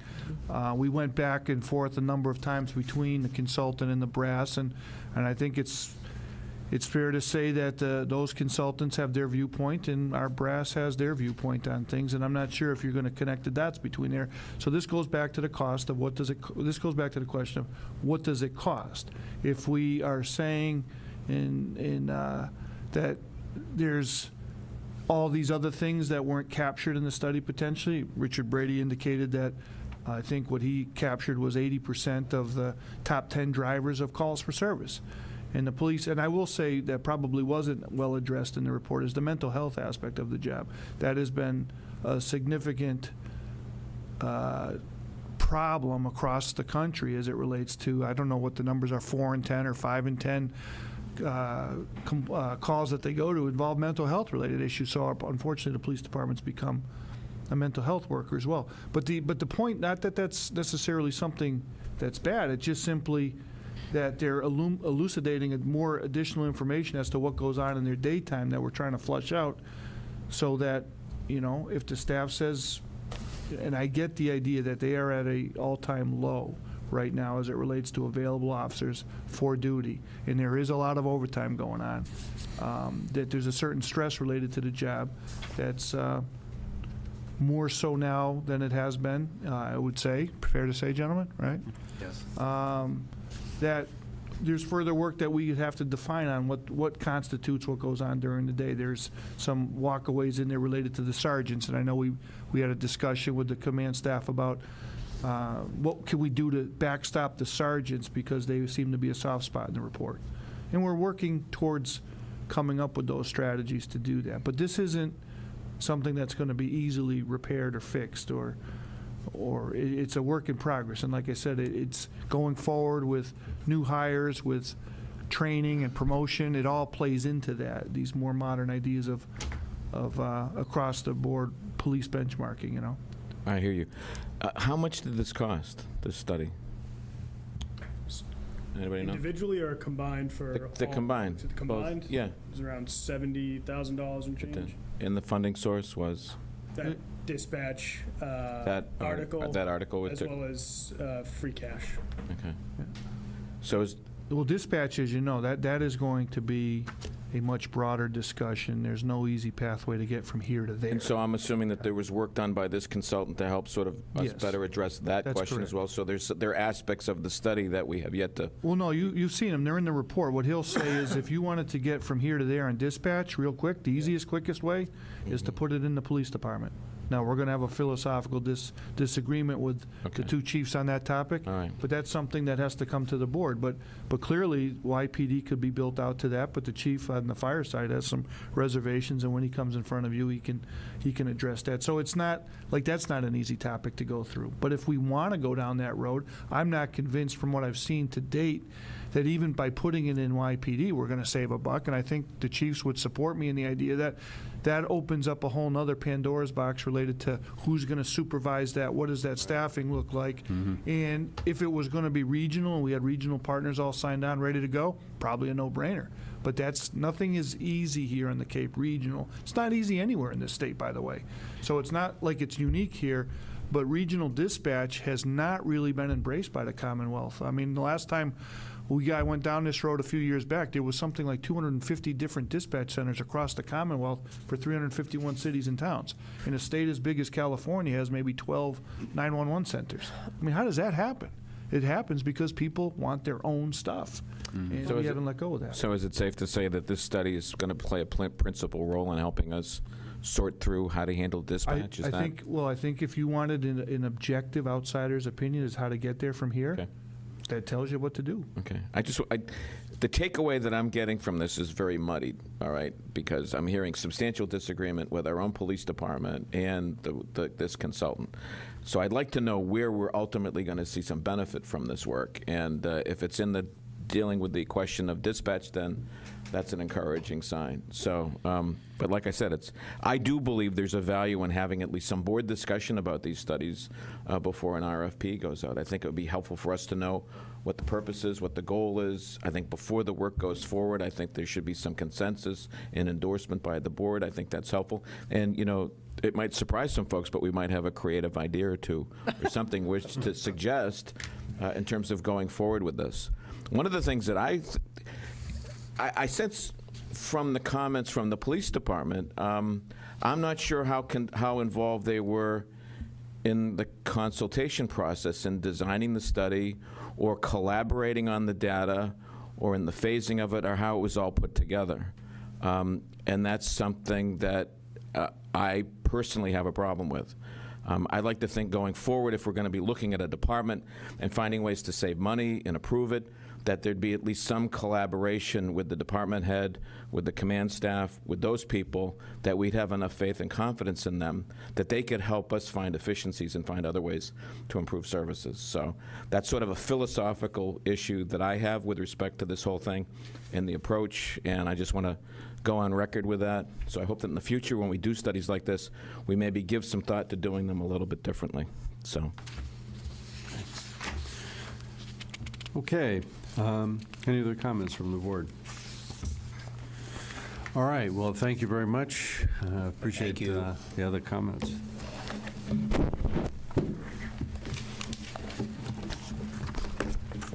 Okay, we're going to move on to the next item on our agenda, the water wastewater general manager approval. Dan, is it you or? Yeah, Jeff Colby will handle this one. Okay. Yes, good evening. Jeff Colby, Public Works Director. I'm going to ask the board tonight to put on your water commissioner's hat as we talk about this water wastewater general manager. Earlier this summer, I met with the board. We talked about recommendations out of the water organizational operational study that was done by Ty and Bond. One of those, and probably the first piece of that puzzle, the recommendation was to retain the consultant services of a general manager to help implement those recommendations within that study. And prior to going out with a request for proposals for that service, we met with the SEIU union to make sure they were comfortable with the roles and responsibilities, and they agreed to that. The water wastewater general manager support services responses were due September 14th. We sent out 8 bid packages that were requested for those documents. Weston Sampson Services was the sole respondent. I believe that was related to a fairly significant commitment of number of hours, and only 1 year commitment for service was the reason we only had the one response. That response does include not only the general manager support services, but also a regional manager support services and a health and safety manager support services, which I'll talk about in a moment. That includes transportation, so there's no commitment on the town's part to get that staff around to finish their evaluation. Also includes a OSHA regulatory and program compliance evaluation, which will help us as we head into next year with the February 2019 requirement to be OSHA compliant. The proposal we received had 2 different options. One option was for 40 hours per week at $214,000. The other one was 25 hours per week at $168,000. Doing the math, that is a competitive consultant hourly rate for a general manager that is fully licensed to service all the different licenses relative to wastewater and water for our particular facility. That consultant could begin as early as October 1st, depending on contract discussions and negotiations, and of course the support of the water commissioners. What I would recommend is the 25-hour per week option. There was, as part of that RFP proposal, additional hourly services rate if we decide to go beyond the 25 hours for any particular reason, given a particular policy or training opportunity that needs to be expanded upon in any given week. So with that said, what I would ask is that the board acting as water commissioners vote under their authority in Mass General Law, Chapter 41 and Section 69B, which allows for these types of appointments. We also have significant responsibilities that were outlined in the RFP. I'm happy to go through those if the board would like to hear about them this evening. Again, there was outlined in some depth in the RFP, and I'm happy to answer any questions about that. Okay. Mark? Thank you, Jeff. I would certainly find value in having more detail about what we're doing here. If there's a scope of work, if there's some more detail in terms of what this actually entails, I would certainly welcome learning more. I'm not prepared to vote in favor of this without knowing a lot more in terms of what's Didn't going we on. discuss this previously?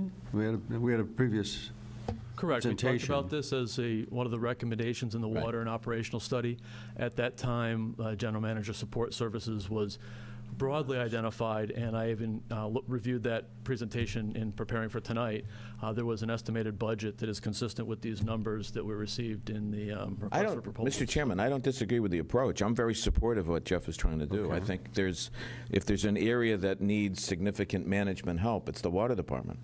I'm still waiting to see, hydrants painted and other work done. And if there's any way to sort of improve the management of that department, trust me, I'm all in favor of it. And I honestly believe that moving in this direction, which Jeff had recommended, is something I wholeheartedly support. It's not so much the direction that I'm concerned about, it's just understanding in a little bit more detail. There was a proposal, the bio of the firms, I don't know much about Weston and Sampson in terms of their background in this area. I'd certainly like to know more about it, their history, their experience, where they've done work. Obviously, you're impressed with them, so you're recommending them, which, from my point of view, means a lot. I have a great deal of respect for your work, Jeff, and your recommendations. I just think, as a select board member, it would be helpful for me to have a lot more details so that I know a little bit more about what we're voting on. Certainly, and I do have the responsibilities here. I can go through step by step. They were addressed broadly in the RFP, but there's some pretty good detail in those, and I'm happy to walk through those tonight. Okay. Again, the first and overall responsibility would be implementing the recommendations that were identified in that water organizational operational study that was dated June 8th of this year. That's the primary goal. The second responsibility would be to assist the town operations staff to address water process-related issues. We know that there are some concerns, without getting into specifics, relative to how we deal with our policies and procedures, interaction with DEP. This position would provide significant assistance in what the current industry standards are related to that, to reporting. Another responsibility would be to assess and train the Yarmouth water staff to the extent possible. That would happen primarily during the operating day. As we talked about relative to the operational study, we have very few licensed operators within the water department staff. The water superintendent and the key staff leaders, the distribution supervisor and the production supervisor, have the appropriate licenses for operation of the system, but the remainder of the staff is, for the most part, unlicensed. There's a couple that have some licenses, but that would certainly help with regarding the experience and those requirements of DEP to have some highly leveled licensed trainer that could work with them. Also, another responsibility would be to monitor the water production and distribution systems, overseeing our SCADA system, coordinating testing and analysis of water samples, facilitates those submissions of reports to regulatory agencies in according with the DEP requirements, and make sure we do that in a timely fashion. We did have a issue earlier this year where a test was not handled in a timely manner. There was no problem with the water, but we did have to send out a notification to all the users of the water system. This position would help ensure that we're in compliance with regards to notifications and testing. This position would also oversee and coordinate periodic maintenance of the facilities. Selectman Forrest mentioned one was painting of the hydrants, but there's plenty of other valve exercising, operation within equipment within the pump stations that all needs to be developed relative to frequency and policies and procedures associated with that. So this position would help to coordinate the maintenance of that. Equipment within the pump stations, as I mentioned, and we also have corrosion control facilities associated with those pump stations, as well as distribution facilities. This position would also identify the needs for equipment repair and capital improvements to provide oversight and management of those repairs that are authorized and to be implemented within the town of Yarmouth. That's a fancy way of saying we have money that's been approved for capital. We have a asset management program that's identified some significant needs, and we need assistance in implementing those. The current staffing level and experience level is that we don't have staff that could properly execute that significant capital improvement, and this position would certainly help us in doing that. This position would also review the overall staff work and work practices and specify those actions that would help optimize the water operations. We feel that there are some improvements relative to just the daily work of the employees, and certainly this position could help make some recommendations in that regard. This position would also identify possible process approaches that would reduce the cost of the operations. So right now we know that there's probably some efficiencies that we can gain, and there will be weekly recommendations that this position will generate in a report that will identify some of those cost-saving measures. It could include how we deal with standby or overtime or anything in those regards, how we procure chemicals and supplies and that type of thing. Again, I just mentioned that before, but submit weekly reports to the town summarizing activities and issues associated with the water infrastructure. Reports will include possible actions to improve the operations and lower the overall operating costs. This position will also maintain contact with state, local, and federal officials representing the Water Division. We know that communication needs to be better than it currently is, in that this position will help with that. This position will also facilitate the communications between the town staff, customers, and the general public associated with the Yarmouth water supply and water system. And also another important piece is that this position will prepare and develop operating procedures, SOPs.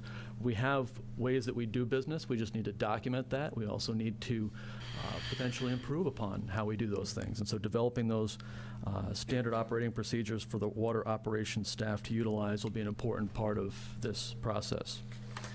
Also, preparing health and safety plans for the water operations staff will be very important, particularly as we head into that 2019 OSHA compliance realm. And as I hinted at before, the capital project implementation and coordinating the assistance that we need to make sure some of those projects take place in a timely fashion. As I mentioned before, we have some money that's been already appropriated for capital projects that we still need to get moving on, and this position would help us in that support. So that, for the most part, is the elements under the water responsibilities. But there is a component of this position that would help support in our wastewater responsibilities. There are some recommendations in that same water operational study with regards to what that organizational structure for wastewater could look like going forward. Now we're not proposing to hire people or staff a wastewater division, if you will, but this position could help us understand what that might look like as we head down that road, and we have those discussions with Dennis and Harwich, and as we start to develop our wastewater plan of what that might look like for the future. This would also, as I mentioned, assist in the town in the kind of general wastewater planning efforts, particularly as it relates to operational issues, and assist the septic facility. So we don't have a sewer system, if you will, but we do have a wastewater component as it relates to our septic facility. The septic facility staff could certainly have some assistance in addressing wastewater process-related issues that might be more of a complex engineering nature. That position would certainly be able to provide that input. This position would also provide guidance on the implementation of wastewater infrastructure as we move forward with some of those discussions. I mentioned Dennis and Harwich, but we're also having ongoing discussions with Barnstable about what that might look like, locations of pump stations and all that, maintenance of pumps, what types of pumps, how we might convey that and all that type of thing would certainly be helpful to have some industry expertise in that regard as we move forward. And also to help prepare standard operation procedures for wastewater if we get to that point within the term of this contract, and also prepare health and safety plans for the wastewater staff or the septic facility staff and help document that as part of that OSHA compliance piece as well. So those are the items that were identified in the RFP related to both water and wastewater responsibilities that this position would support. Mr. Chairman? Yes. For Jeff. The background of Weston and Sampson. Yes. Just give us a real brief bio, their background. Other towns, have they done this in other communities? They work in other communities. Yep. In fact, they are the operator for both water and wastewater in Chatham. They are the operators for our septic facility treatment. They have a number of other communities that they work in as either operators or as administration. I believe they handle the administration associated with the Chelsea water and wastewater system. So this is the type of thing that they have experienced operators that have dealt in many communities in Massachusetts. They're not a nationwide company, they're a regional company, so their experience typically is in the Massachusetts, eastern Massachusetts area, but they have significant experience in both water and wastewater. And the personnel under this contract, they would be located here on Yarmouth? Yes, that 25 hours a week would be physical presence within Yarmouth, overseeing and developing these responsibilities that I just covered. I see. That would be here, a physical presence here. And they would be responsible to report to you? That's correct. Okay. So you would oversee this person and make sure that they're Absolutely. on the job doing what they need to do? That is correct. Is it safe to say that we would anticipate over a certain period of time a level of improvement in the productivity of the in the what we're getting out of the water department, do you think? Yes, I Okay. think that's safe to say. I mean, there's a number of recommendations in that operational study that once we implement them, we'll see improvements within the system, but certainly this position will help us get there. That's terrific. That's great, Jeff. Thanks. Those are my questions, Mr. Chairman. I fully support going forward with this. Okay. Mike? No question. Tracy? I know I asked this before, but that's a lot of items. I guess I'm concerned about kind of what Mark was talking about in the consultant report before.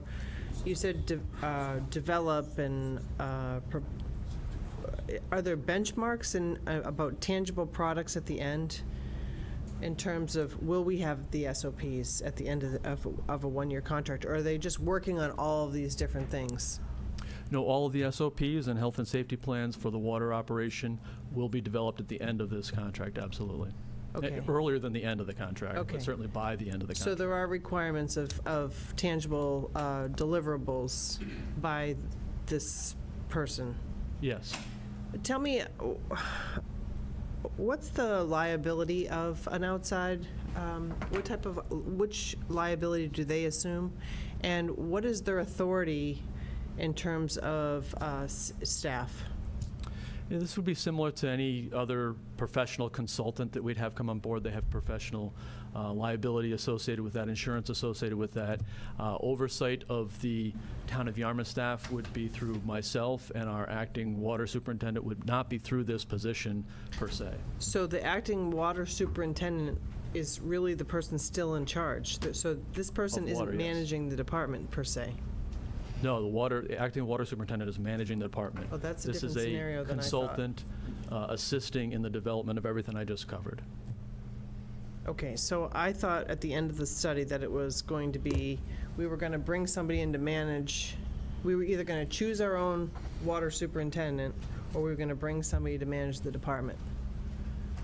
Well, one of the things we've indicated within the RFP that I didn't cover as responsibilities, because it's not explicit something we'd require of this person to do, but at the end of the term of this contract, we've asked that within the RFP that if we're in a position to bring on a water and wastewater superintendent, whatever that might look like, that this position would help us to recruit and potentially hire and interview someone for that position. So this is really a consultant that's going to get us in an organizational structure and a policies and procedures way to where we need to be.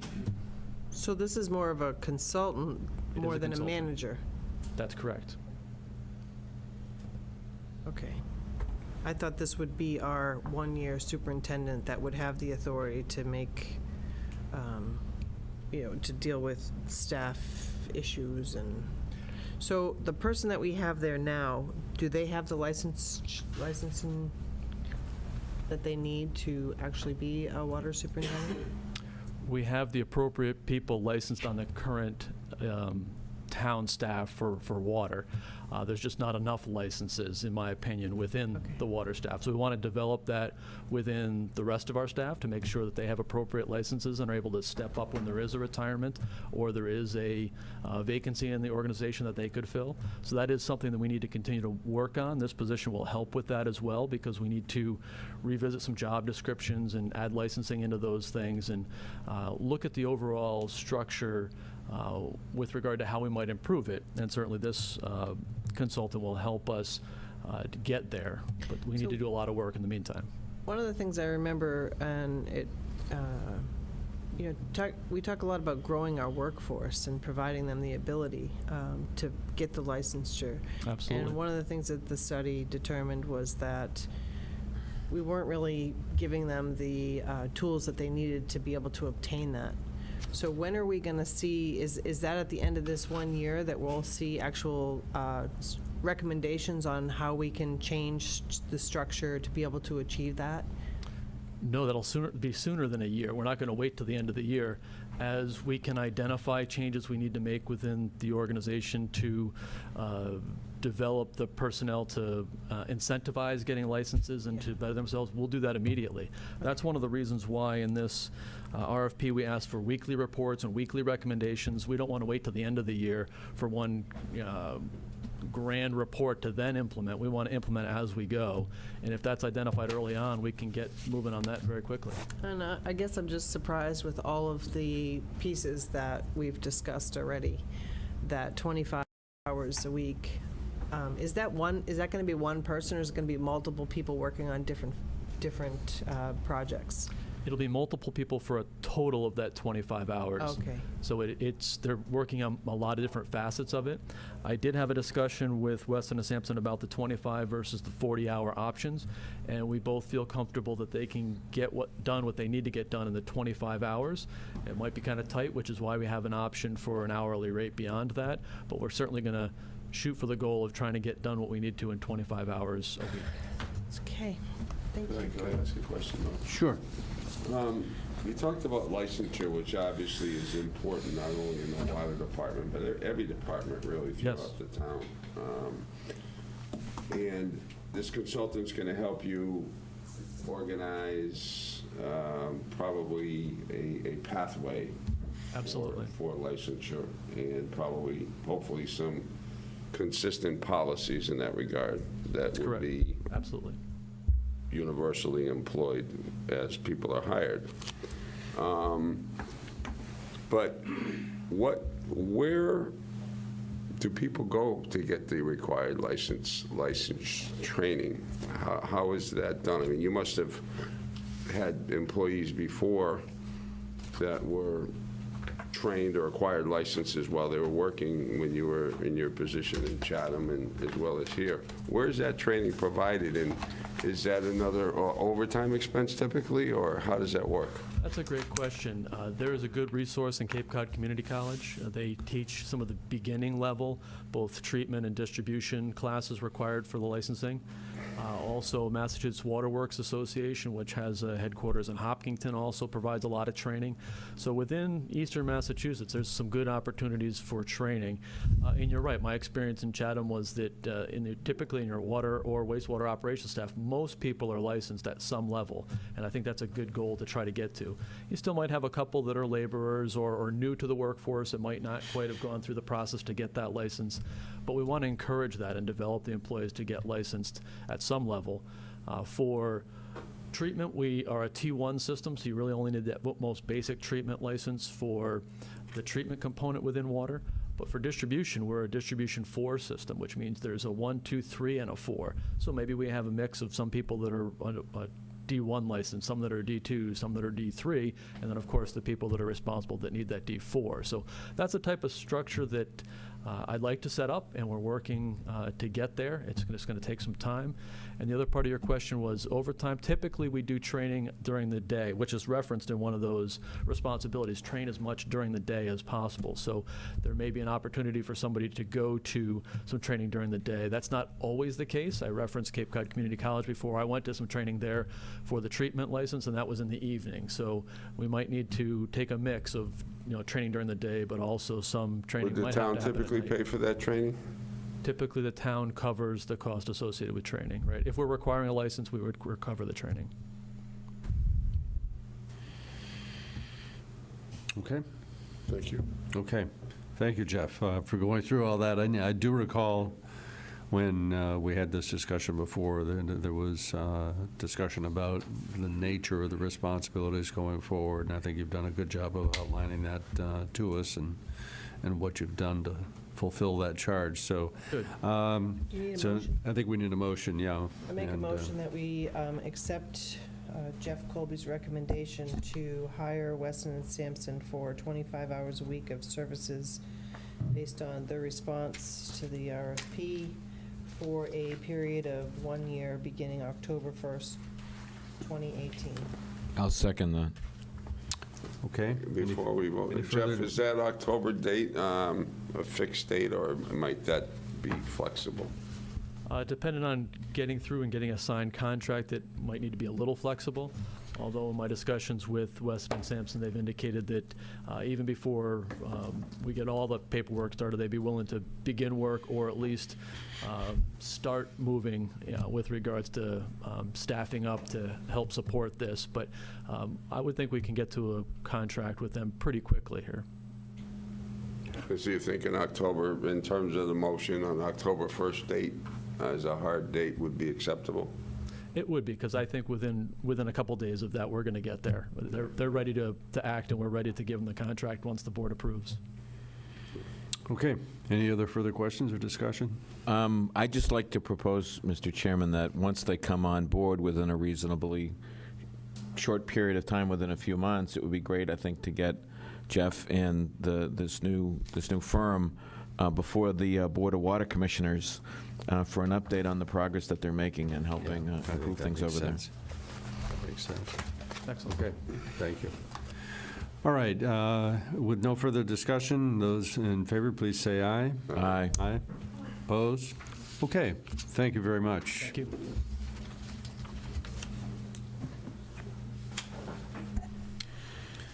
All right, we'll move on to our next item, the Green Communities application update. No. Mr. Chairman, I've asked Rich Bienvenu to provide you an update as to where we are with Green Communities. He's going to give you a status report of where we are with the 5 criteria that need to be established by the town in order to qualify. Much of the discussion tonight's going to be on the document referred to as the energy reduction plan. It's important to note that the state has set a goal that if you join this program, that you would commit to a 20% reduction in your energy consumption in a 5-year period, and they reward you by giving you money to achieve those energy reduction methods. So it's a kind of a double win for us in that we receive money to reduce our energy footprint at the same time that ends up saving us money because we spend less on fossil fuels. So it's a timely application process in that Green Communities applications are required to be submitted to the Department of Energy Resources by the end of October. So, Rich? All right, well, thanks for having me. I picked this project up from Sean McInnes. He had started this project back at the beginning of the year, and a lot of the work and labor that went into doing this and getting the data generated and the forms filled out goes to Margaret Song, who's with me tonight. She's from the Cape Light Compact. She did a bulk of the work early on, and I'm just kind of pulling it together with her help at the end here. So Margaret has a lot of knowledge and can answer any technical questions you have as well as I can, but she did the work, so she's very familiar with it. I just wanted to go through real quick the process. We're hitting the home stretch. As the town administrator mentioned, the deadline for submission is October 26th. So here we are in September, and you've got 2 more meetings between now and then. And so I wanted to get in front of you and give you a update as to the status and what's in the application so that we can get the requisite votes between now and then. So there are 5 criteria, and as you can see on the first slide here, we've completed 3 of the 5, and the criteria 3 and 4 are in process, and they're in process because they require a vote from the Board of Selectmen. So let me give you a quick overview of those items. Criteria 3 is the energy reduction plan, and so The goal there is to identify a target of 15 to 20%, but a specific project proposal is representing 15% energy savings. So this chart here indicates on the green the overall use for 2016, 17, and 18. And you can see you had this sent to you in advance, and at home I'll indicate to those that can't see it too well, but 2016 and 17, the overall energy usage was relatively the same. There was 0% change between those 2 years. In 2018, we had a 2% increase in our energy utilization. And so this is important because we've got to pick a base year. So we decided to pick our base year of 2018. If we had chosen, for instance, 2017, we'd have to achieve a 15% reduction, but we've already gone up 2%. So we're going to use 2018, and that's the year, and try to identify why did we go up, why did the overall usage go up 2%. But our goal is to identify projects that reduce that energy usage at least 15%. And so to do that, and this is where Margaret did a huge amount of work in completing several assessments.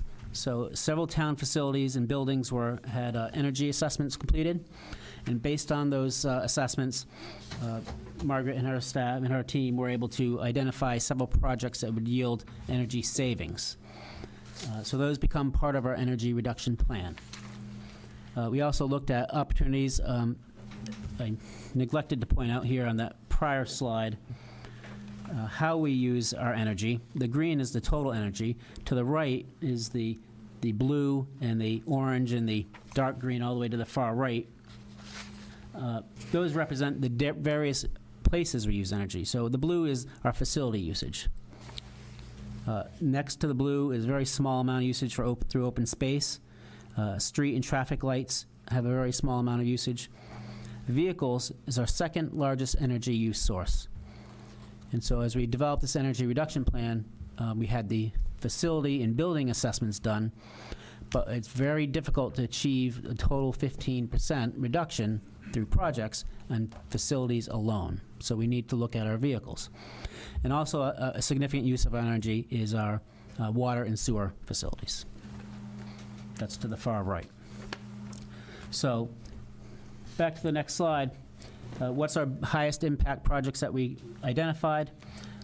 Building, lighting, and building control projects. These are all based on the building assessments. HVAC system upgrades.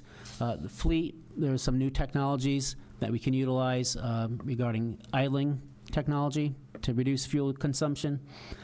Fuel-efficient vehicles, electric vehicles become part of the plan. And then one of our latest breaking pieces of information we got, so my presentation includes it, but is not included in what was sent to you last week because we just got it today, was the results of a air compressor study at the septic treatment facility, which was one of our final pieces we are waiting on. And based on that study, we have an additional recommended project that gets up to a 16% projects totaling 16% energy reduction. And we'll see those in a second. So here's all our breakdown of our categories. Buildings represent 46% of our energy consumption, vehicles 26%, and water and sewer 24%. So all of our energy projects that we're identifying are in those three areas to reduce our overall, to get to the bottom line of a 16% savings in energy over the next 5 years in this energy reduction plan. So in the materials that were sent to you as part of the packet, there's a long list, details of projects. And so they're very specific projects to specific facilities and buildings. And so I've summarized them here in this one chart. And so if we were to undertake all those projects and complete them, the police department would generate a projected $34,000 annual savings at a cost of $76,000 invested to undertake those projects. Likewise, a next facility-related heavy hitter would be septic and water facilities, and that's that air compressor testing and replacement that was done generates almost $36,000 of annual savings on $250,000 of investment. So those are facility and building-related projects. And then the bottom there, you see fleet fuel efficiency. And that basically was two projects. There's an idling technology that I previously mentioned. And it also, because we have to achieve a certain amount, we had to be aggressive in our plan here on vehicles. Part of the plan includes a replacement of replacing 15 vehicles in our fleet with fuel-efficient or electric vehicles over the next 5 years. And that generates $88,000 worth of savings annually, if we can achieve that, and a cost of $84,000. And then in the notation on there, that's the additional incremental cost for a hybrid or electric vehicle that we might have over a normal purchase or regular purchase, not necessarily the total cost of the vehicle. So based on that, $772,000 of projected costs on projects would generate nearly $200,000 of annual savings in energy, which is about a 3.9-year, 4-year payback. So that's the energy reduction plan.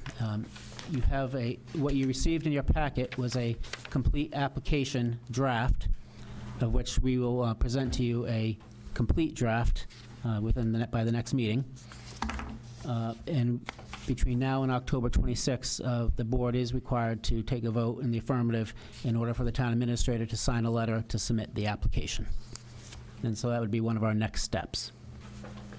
If I may, I should just note that if you're looking at this for the first time, and for those folks at home, you should be aware that at this point, this is not an ask for the town to spend the $772,000. This is merely to come up with a plan that then would make you eligible for these grant funds that then partnered with the Cape Light Compact for Efficiency, National Grid for natural gas incentives. Many times, many communities are doing this at, well, a lot of the things are being done at no cost. So just be aware that this is not going to show up immediately anywhere. Yeah, to Margaret's point, the first chip would be a designation round grant. I think we identified somewhere about a $208,000 first grant in that neighborhood. And then after you expend that money, you become eligible to apply for the next set of projects, because the plan is the roadmap to get in 5 years to that 20%. So when you consume the designation grant money, then you're eligible to go into the competitive round. So then you apply the projects you want to do for the competitive round, and they give out $250,000 per project maximum for a single project in the competitive round. So they're constantly incentivizing you to work towards your 5-year goal. The whole idea is to keep the town's out-of-pocket contribution next to nothing if they can. Sometimes projects are coupled with big capital investments as opposed to energy efficiency, and communities run into that. Ours happen to be in vehicles. A lot of investment potentially needed in vehicles, and we would use the funding, obviously, to offset the delta in the cost of buying either a hybrid car or electric car. The other thing that's not on there, but it can be effective, particularly in some of our buildings, is a behavioral-based system. So, for instance, in this building, there isn't a centralized heating or cooling plant. Somebody walks away from a unit ventilator, they leave it on overnight, it runs all night long. We can't shut it off. We can't control it. So it's a very inefficient way to heat or cool a building, which was great back in the day when they built these things. Nobody worried about these costs. But today, when you're heating and cooling a building overnight and nobody's here, that's a problem. So where we can do upgrades to facilities going forward, we would work to put in systems that are, the way it would be in a modern situation would be it heats or cools or ventilates a room when somebody's actually there, as opposed to how we do it now. I feel hot, so I turn on to cold, not a temperature, but just to cold. And then it gets super cold, now I'm cold, I shut it off, And then, like I said, if we go home at the end of the night and leave heat or cold running overnight, as you hear throughout the whole building when you leave here at night, it's just running all night long. And there's no custodian, if you will, to shut it off. So, as we make improvements in strategic areas, we fix that technology with smart system devices. So that'll be a way to close a lot of that gap in the future years when we get a lot of these systems over the finish line. So. Very good. So the second item that's in process is criteria 4, and that's a fuel-efficient vehicle policy. And so again, you have a package, part of your package was a draft policy, which we will ask you to vote to adopt between now and October 26th. It has to be completed as part of our application. So that policy is comes from DOER. We use their model policy.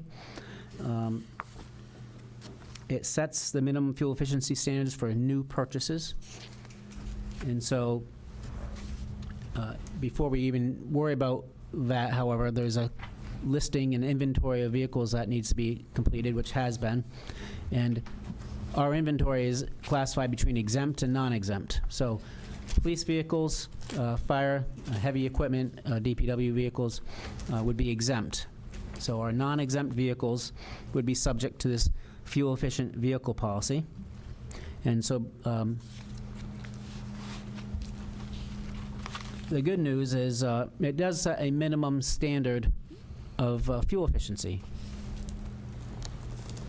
But it's one that we already achieved. So if we go to the next slide here, so a four-wheel drive light-duty pickup truck, the criteria requires a minimum of 16 miles per gallon if you were to purchase a new vehicle in that category as a non-exempt vehicle. An F-150 four-wheel drive 2018 model is getting 24 miles per the gallon. And those are typically what we're buying currently. So we're, if you were to adopt the minimum standards in the model policy of the DOER, in almost all cases, we're already meeting those criteria. So there's no adverse impact in that regard. SUVs has an 18 mile per gallon minimum requirement, and our Ford Explorer four-wheel drives is about 20 miles per gallon already. The additional issue that sometimes we might hear about is the issue of recycling of vehicles. So if you have an old police cruiser and you want to use it as an inspectional staff vehicle, you cannot recycle a vehicle that doesn't meet the minimum fuel efficiency standard. But, as I just pointed out, our vehicles already do, so we don't have that issue. But I'd dovetail that with part of our energy reduction plan is to identify 15 good candidates for replacement with a hybrid or electric vehicle. Yeah, just to give you an idea, so Ford, the chief has talked about in the past, police chief, that Ford Interceptor models are going to be like some kind of tooling changeover at the plant. They're going to become unavailable for a period of time. Now, interestingly, Mitsubishi has filled the gap with a hybrid SUV type device. I believe Chatham is going to be one of the first recipients of a device like that gets substantially better mileage, something in the neighborhood of high 30s miles per gallon versus what the Interceptor gets. And the policy that DOER came up with was specifically to avoid what we have in our parking lot, all this fleet of recycled Crown Vics that are probably getting 8 to 12 miles to the gallon versus what we could achieve now. Now, Chief Simonian will tell me that he's got a couple hybrids already, and they're getting close to 40 miles per gallon? 30. 30, right? So already we've gone ahead of some of this stuff and taken advantage of that. And now one of the things that you can take advantage with those vehicles is any tax credits if you put them on a lease program. So if we buy them, we don't take advantage of the tax credits at the state and federal level. But if you lease it, then you would be able to offset much of the cost. So a lot of it is due diligence on our part to find the cheapest possible method to procure these vehicles so we can take advantage to all of those incentives that are out there. And there are some exceptionally good deals that you can find out there on the market that would be more cost effective than us purchasing vehicles. Now, we can recycle vehicles. The chief is going to recycle some vehicles because they already meet the fuel efficiency standard. So I don't anticipate any significant problem doing that. But the thing that, like I said, the policy was really designed to get after was the passing down of legacy Crown Vics and Chevy Caprices. So and that's pretty much come to an end now. So those are two criteria that are incomplete. We'll be back before you to ask for you to vote on those with the goal of Margaret and I wrapping up this application and providing it to Dan, the town administrator, for signature and submission by October 26th. So this kind of spells out the timeline. I did provide it to the Energy Committee, and we have a meeting coming up, and I'll be presenting this and discussing this with them at that next meeting, prior to your meeting. Richard, can you go back a couple charts, flip backwards, looking at that, that's the one. Item number 2 there, I mean, the payback is kind of slim. Does it make any sense to move forward with recommendations in that area based on that payback? So I will say that the majority of the costs are because you have some heating systems, namely big boilers, that are probably going to need to be replaced at some point. And so the recommendation was that if you are going to be replacing them and probably including them in your capital outlay plan, that you would look at an efficient model. Unfortunately, the way that they ask us to pull the numbers together, it's for the full cost and not necessarily for the what you would have had to pay above that. So just so you know, that's the majority of that cost there. Okay, all right. You know, it looks like, you know, if we were trying to phase this in terms of cost, capital cost, you could almost fund the cost of this from the savings on the fleet. You know, because in 1 year the fleet cost is covered, and over a 5-year period, you generate another $300,000 and $400,000, and it's, you know, so. As we looked at this, and we have been working with staff at DOER to review our progress on this as we go, and that was a comment, is that we had a lot of identified projects and savings in our fleet, but that comes down to the reality of it's a significant usage of our overall, percentage-wise, and we've done a lot of projects in the past several years on our buildings. So there's really only so much more you can do on the buildings. Yeah. So we have to be aggressive in the fleet, and so I forget the exact numbers, but I think the goal was 20% of our fleet we wanted to get this idling technology implemented on. And we set a goal of 15 electric or fuel or hybrid type vehicle replacement. If we have the opportunity in working with the chief, police chief in particular, and we're able to implement a new type of cruiser, then that will be able to far and beyond get beyond the 15. All the vehicles outside around Town Hall are all prime candidates for electric replacement. Okay. Questions from the board? First of all, thank you for that presentation.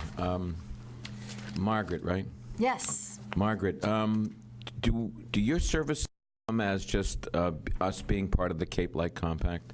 Do we get your, or are you consulting with us on a fee base? How's that working out? I think, first of all, I think it's terrific. I think you're doing a great job, and your help is very much appreciated. I'm just interested in the nature of the relationship with the town. Yeah, we applied for it's like a DLTA grant a while ago. That the money channels from DOER for technical services advice to Cape Light Compact, and as part of their portfolio of services, we applied through the program, and Cape Light provides the services for us. So the money originated for this activity originates from DOER. Got it. No, I think it's one of the great things that the Cape Light Compact does, and so it's great to see you here and have you involved in helping us put together this application. I think my general question is obviously the state's trying to incentivize communities, and rightly so. There's certainly a real benefit in doing this. Has the state funding situation changed much at all? Is it growing? Is it on decline? And what are some of the funds that we might be able to get going forward? Well, so there's two sources typically for green communities. One is RGGI, Regional Greenhouse Gas Initiative funds. Those are funds that related to the power generators' inability to supply power to the market from green sources. They pay into a cap and trade program that supports that. Now, it is true, as energy generators, power plants, if you will, and sources of power become more green, RGGI funds will go down. That is true. The other one is for what they refer to as ACP funding, or alternative compliance program fundings, in which for those utilities that are purchasing power from suppliers, They have goals they have to meet that have to be green in their portfolio. If they don't meet or purchase enough of that green energy, they pay an alternative fee to the state that props that up. So as the state has gotten more restrictive on that, they continue to amp up the amount of green energy that has to be put into a power supplier's portfolio. It gets harder to compete here, so they pay more money to the penalty. The theory is that as time goes on and we convert off of a lot of these fossil fuel sources, the money kind of begins to diminish. And there are a lot of demands on RGGI and ACP funding. But it's important to point out that, and I've always said this, if it's available, why wouldn't we want to take advantage of it while it's still here? It's not linked to tax levy issues. It's not linked like CPA matching grant. It gets managed. The money gets collected. It gets sent to the Clean Energy Center to be managed in a trust fund. And when there's commitments from the program at DOER, the commissioner requests the money to be sent over. The legislature can't tap it for anything. So for as long as they're collecting money in these programs, it's available for cities and towns to take. So that's why we're anxious to get in on that before it does someday run out, Yeah, no, I hear you. Can you tell that Dan knows nothing about this? I know. We spent a little time trying to give away a lot of money, and surprisingly, people thought we were hucking some kind of snake oil or something. No, any program that the legislature can't divert is always a program that's worth looking at. And that's an important aspect. It cannot be diverted. That's correct. Yeah. Yep. No, that's very, very good. No, I was impressed with the presentation. Thank you. This was great. It's all rich. Okay. It's all Margaret. Dan, you mentioned about the tax credits that were available for leased vehicles, energy-efficient vehicles. Was that credit available to all energy-efficient vehicles or just electric vehicles? Electric and hybrid vehicles. It's more generous on electric side vehicles. And in view of that credit, how is that the way to go? I mean, is it feasible that the town could save money by going to a lease arrangement rather than purchasing these vehicles? Yep. There's no question. You have to. So interestingly enough, if you go to a dealer's page, they might tell you they have all these vehicles available in your marketplace, but the reality is these vehicles get first dropped into California, and it's very long before they get out this far to the East Coast. So if you're patient and you work the procurement situation aggressively, you will be able to get to a point where they've got some overstocked vehicles, and they're looking to just unload them at that point. And that's what we're looking to take advantage of, is that opportunity with, like the President's Day sale. That comes as no surprise what they do on President's Day, because the new models are coming out. They want to move the cars before springtime, and they're paying for that. So we have to be smart about it, and there is a state procurement list for those vehicles, but also if we solicit on our own, the dealerships, we might catch a good break and get a really good deal. To the point where some years ago, it was, I believe it was Westport or Dartmouth, they picked up I-Series BMWs for like next to nothing because they wanted to unload them. Was it Dartmouth? Yes. Yeah, I mean, it was, so you have to look for a deal, just like a consumer, and that's what we would do. Car. Yeah. In terms of the electric vehicles and the charging stations, would there be funds available for the construction of those stations? Yeah, so we actually had an article last year in town meeting that supplied some funds to jumpstart our effort on that. But so going forward, there's kind of been a freeze up with the state's fleet charging program and vehicles. You might be aware that Volkswagen suffered a huge penalty with the United States government. So there is a process right now. It's in the billions of dollars of Volkswagen money is going to be put into the Commonwealth at large volumes. And so the state's trying to come up with a system to deliver it. Part of that's charging stations, and part of that's going to be vehicle availability. It's just a matter of getting connected to that funding opportunity to say, hey, Yarmouth wants to have some chargers here. Would we have a public facility available, like at Town Hall or at some other place? For instance, you go to New Bedford, I think it's New Bedford DPW garage, they have like 20 charging stations they've set up for open to the public and to their staff that they've taken advantage of through these different funding sources. So we have money to prime the pump, because in order for us to buy one now, we need a place to charge it. So we figured the easiest way to get that done is to go to town meeting. So we've got that funding, so we'll work on the construction a little bit later. But going forward, we want to work with the state to identify logical locations along when we're in a prime spot for this, at the travel corridor, to find these spots. And if you go, the state has a website that it manages on all the charging stations across the Commonwealth. So if you're driving one of these vehicles, you got an app on your phone, it'll ding you when you're coming near one of these charging stations. You can pull right in and take advantage of it. So we want to get into that new network. We're just not there yet as it relates to. Barnstable has some at the There are a few around. Performing Yep. Arts Center. I Yep. think I saw a few. And I should add that, the beauty of us being involved is that we do know about a lot of other funding sources. So Eversource has recently announced that they have a charging program as well. And so they have a set aside for the Cape and Vineyard. It's part of their rate case that they just filed. But basically, they would pay for the charging stations, everything except for the infrastructure. So if you can get, the trenching and set up the infrastructure, they will pay for the actual station and so, I don't know how long that will last, but we're happy to work with you guys to make sure that all of those resources are being brought to bear for whatever project you are looking for. In terms of the actual charge, I've heard different numbers, but one of the numbers I've heard is about 350 miles. Is there some kind of roughly, in rough calculation, some standard number of miles that a charge is good for? I would say that that's on the upper end from what I've heard. Yeah. There's so the car technology right now is you could probably squeeze under optimal weather conditions, like warm weather, not really cold, not moving a lot of elevation, somewhere between 100 and 200. A 200-mile car is like the Chevy, I think they call it the Chevy Volt, and that's a groundbreaking technology. That's pretty good, but if it gets really, really cold, it cuts it down. If you got to be up, take a ski trip up to central Vermont, it's going to cut it down. But the technology proves probably where you're getting a number like that is on the hybrid vehicles. That's those vehicles can run a tremendous distance, and they're using a little bit of fuel to charge the battery as they're moving along. And when they go typically like below 35 miles an hour, they'll go to battery power. And then so you're running batteries if you're around town. And then when you pick up highway speed, you're charging the battery now because you're running off of gas, but you're also charging the battery. So those vehicles, that series of vehicles can do very well. But the technology has made tremendous leaps. Tesla has really changed the game on that. But the other thing that these do, this is like the wave of the future. When we talked about the energy code, this is where this whole thing with the grid is going.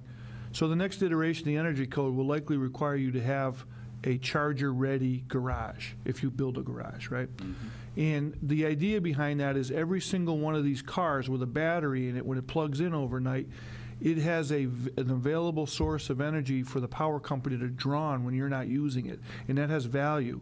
So as the power plants are running and charging your car overnight, the wave of the future will be they'll be able to monitor that activity, tap into that, and then draw your energy out of your battery to fuel storage locations that they've set up so that we don't need so many power plants in the future. Now, how far away is that concept? Probably within 10 years.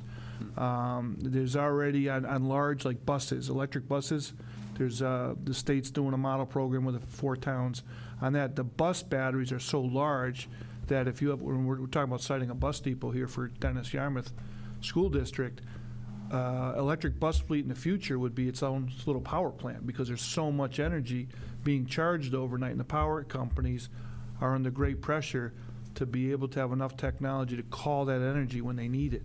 So that's the wave of the future, and not to say we're going to get there anytime soon, but that's where we're going with this stuff.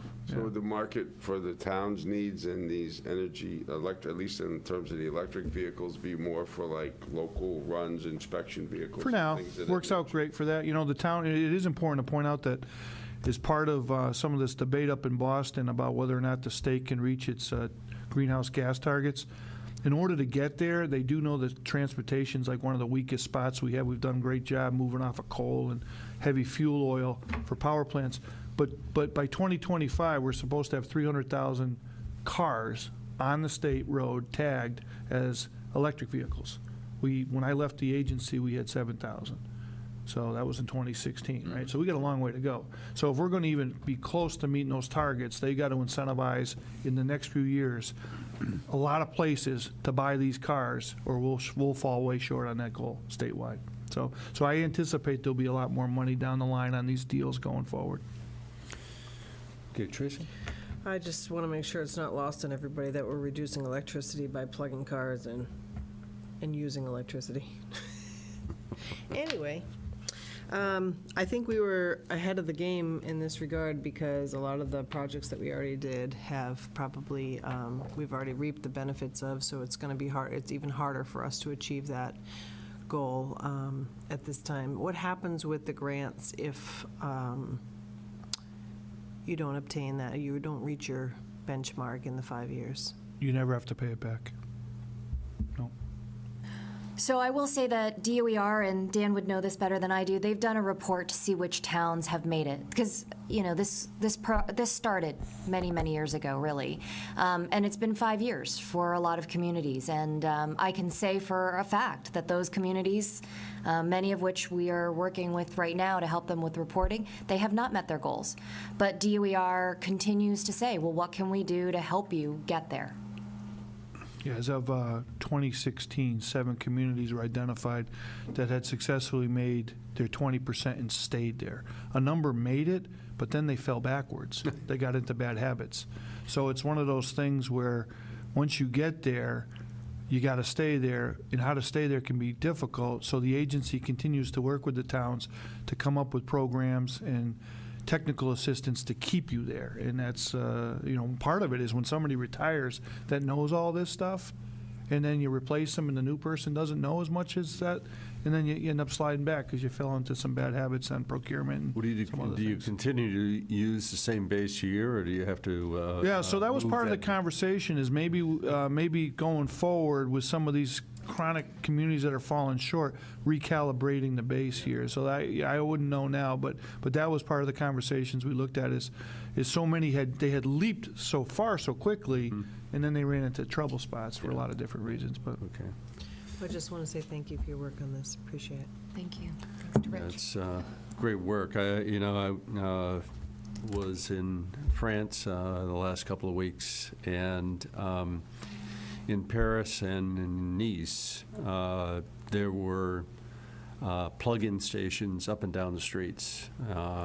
There also were huge parking areas where you parked motorbikes and bicycles and motorcycles because it's, you know, gas is so darned expensive. It was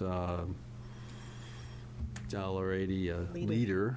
Yeah. So, you know, it starts adding up very quickly, and that's part of the incentive that they have is, well, you know, what are we going to do? How are we going to use electricity because gas is so darn expensive? So the lifestyle is entirely different. And some of the vehicles were literally this big. I mean, they were nothing more than a door to get in, and you tried to figure out where the heck the engine was. It was yeah.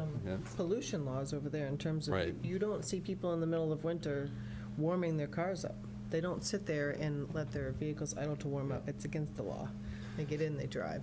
So, you know, we're going to get there eventually. It'd be in the same spot, you know, in spite of our optimistic views on our energy resources. It's a finite resource, and you know, we've got to find ways and start making progress. Other countries are doing it, and we shouldn't be new to this ballgame.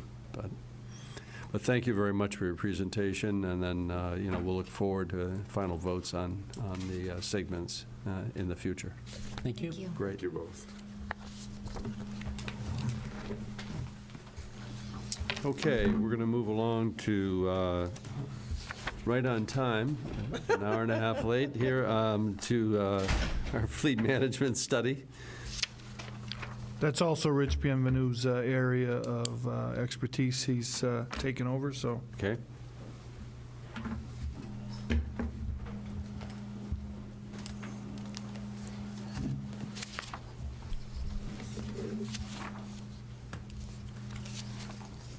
I'm not going to have too much to say other than to introduce the firm of the night, Weston Sampson. This is Jamie Fair and Zachary Wallen from the firm. They completed a study on our fleet most of the work over the winter and into the spring, and then with Sean leaving, there's a little bit of a delay, and then I picked it up, and we have finalized that report and are already starting to implement some of the suggestions, but they will be going through the report as it applies to a fleet replacement policy is one of the charges, and as to the practices and procedures utilized in our fleet management. Over to you guys. Thank you, Rich. Again, my name's Jamie Fair. I'm a project manager with Weston & Sampson.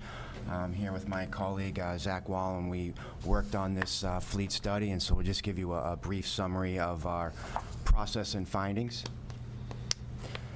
The overall approach, as you probably know, we were selected through an RFP process by the town to perform this study, and one of the first tasks was to meet with all of the key people within the town and make sure we understood completely what the fleet management process was within town, and what the needs and what the required outcomes were and recommendations from this study. And so we met with the municipal operations director, DPW director, DPW lead mechanic, highway department superintendent, town IT specialist, police department mechanic, and along with the police department lieutenant. So we got a lot of good input and commentary from those folks, and using that data that we collected, we compiled our draft study, which was then reviewed by the town. We received comments, incorporated those, and now we have our final study that we're reviewing at this time. Okay. Yeah. Good. So, in summary, regarding the fleet, the town owns, operates, and maintains, skipping to the bottom, a total of 632 units. The total estimated cost of that fleet is in excess of $17 million, so it's a significant amount there. Then I give a breakdown of the various components. I won't go through each one, but one of the biggest ones is a 206 rolling stock unit, so that's anything that has a license plate and that can be driven. We also have towed equipment units and other smaller units such as Kubotas, small tractors, items of that nature. As far as what's being maintained in-house, the town uses in-house staff to maintain 105 units being maintained by the DPW, along with 47 units by the police department, and a total of 250 units by the golf department. Of that 250, 175 of those are golf carts, to give you a sense. So that's a total of 402 units being maintained using in-house staff, and that's done by the 2 DPW mechanics and the 1 mechanic for the police department. As part of the study, we conducted what we call the VEU analysis. It's a vehicle equivalent unit analysis. It's an industry standard for taking a look at the fleet and determining how many equipment units are applied across that entire fleet, which translates to a total number of hours that would be required to maintain the entire fleet, which you then back into how many mechanics do you need to support those hours. And then when you have a certain number of mechanics, that translates to a certain number of vehicle maintenance bays that you need for those mechanics to operate within. And what we found that was, in general, for the units being maintained by in-house staff, DPW, and the police department, you're basically right sized from a staffing standpoint. The police department mechanic is a little bit overloaded. The figures suggested that you could consider hiring maybe a part-time mechanic to supplement his efforts, but it's not 100% necessary, in that you're making up for that slack by outsourcing part of that work. So that's the other way that you can do it. So we see in general that you're at the right size staff. Before you Yep. go on, can you tell me what possibly could be 75 units maintained by the golf department that aren't golf carts? Yeah, they have a lot of trucks and lawn maintenance equipment and units. There's I'm looking at this list here that has golf items, and there's 5. 5. On this list of vehicles for the golf department, there's like 5 vehicles, so I'm trying to figure out what the difference is. Do you have these? can't possibly have that many lawnmowers. They have a lot of lawnmowers and fertilizing Well, devices. Yeah, I know there's several pickup trucks. It's in the appendix of the study, Appendix A. If you go to the golf department section, Appendix A, let's see here. Sorry, but that's just a large number that took me off. Sure. So looking at Appendix A, I'm on the, let's see, second page of Appendix A, starting at the top of the golf department. It starts right after fire. It starts with a dump truck, an S10 pickup truck, another dump truck, Chevy pickup, John Deere tractor trailer, another dump truck, Cushman truckster. They might not have. Kind of goes on from there. Well, the one I'm looking at has, that's different than this. What is this That's then? unrelated, Tracy. That was for the previous work, Yeah, let the me study comment that on Rich talked about. That listing, Tracy, was for the fuel-efficient vehicle policy related to the Green Communities application. That had nothing to do with the rolling stock Right. inventory listing of this study. Okay. I had to whittle this larger inventory down for the Green Communities application just to vehicles.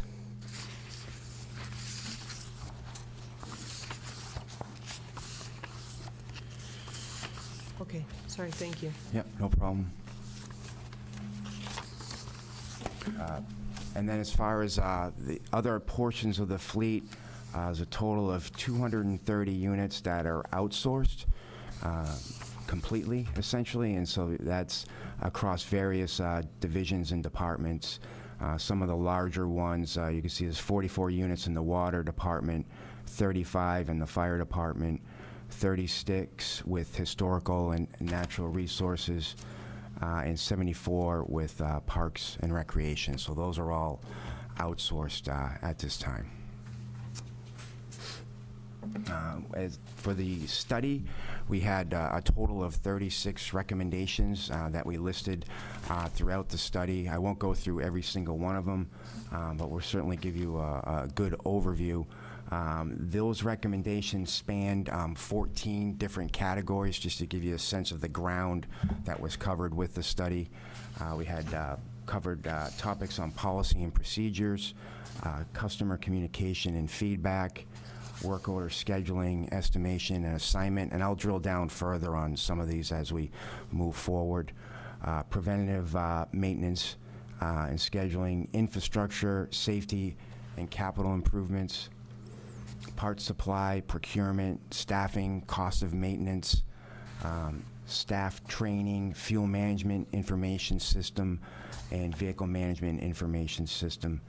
And I'll discuss those in some more detail. Warranties, vehicle acquisition, vehicle and equipment disposal, and fleet replacement planning. And we'll spend a little bit more time on that topic.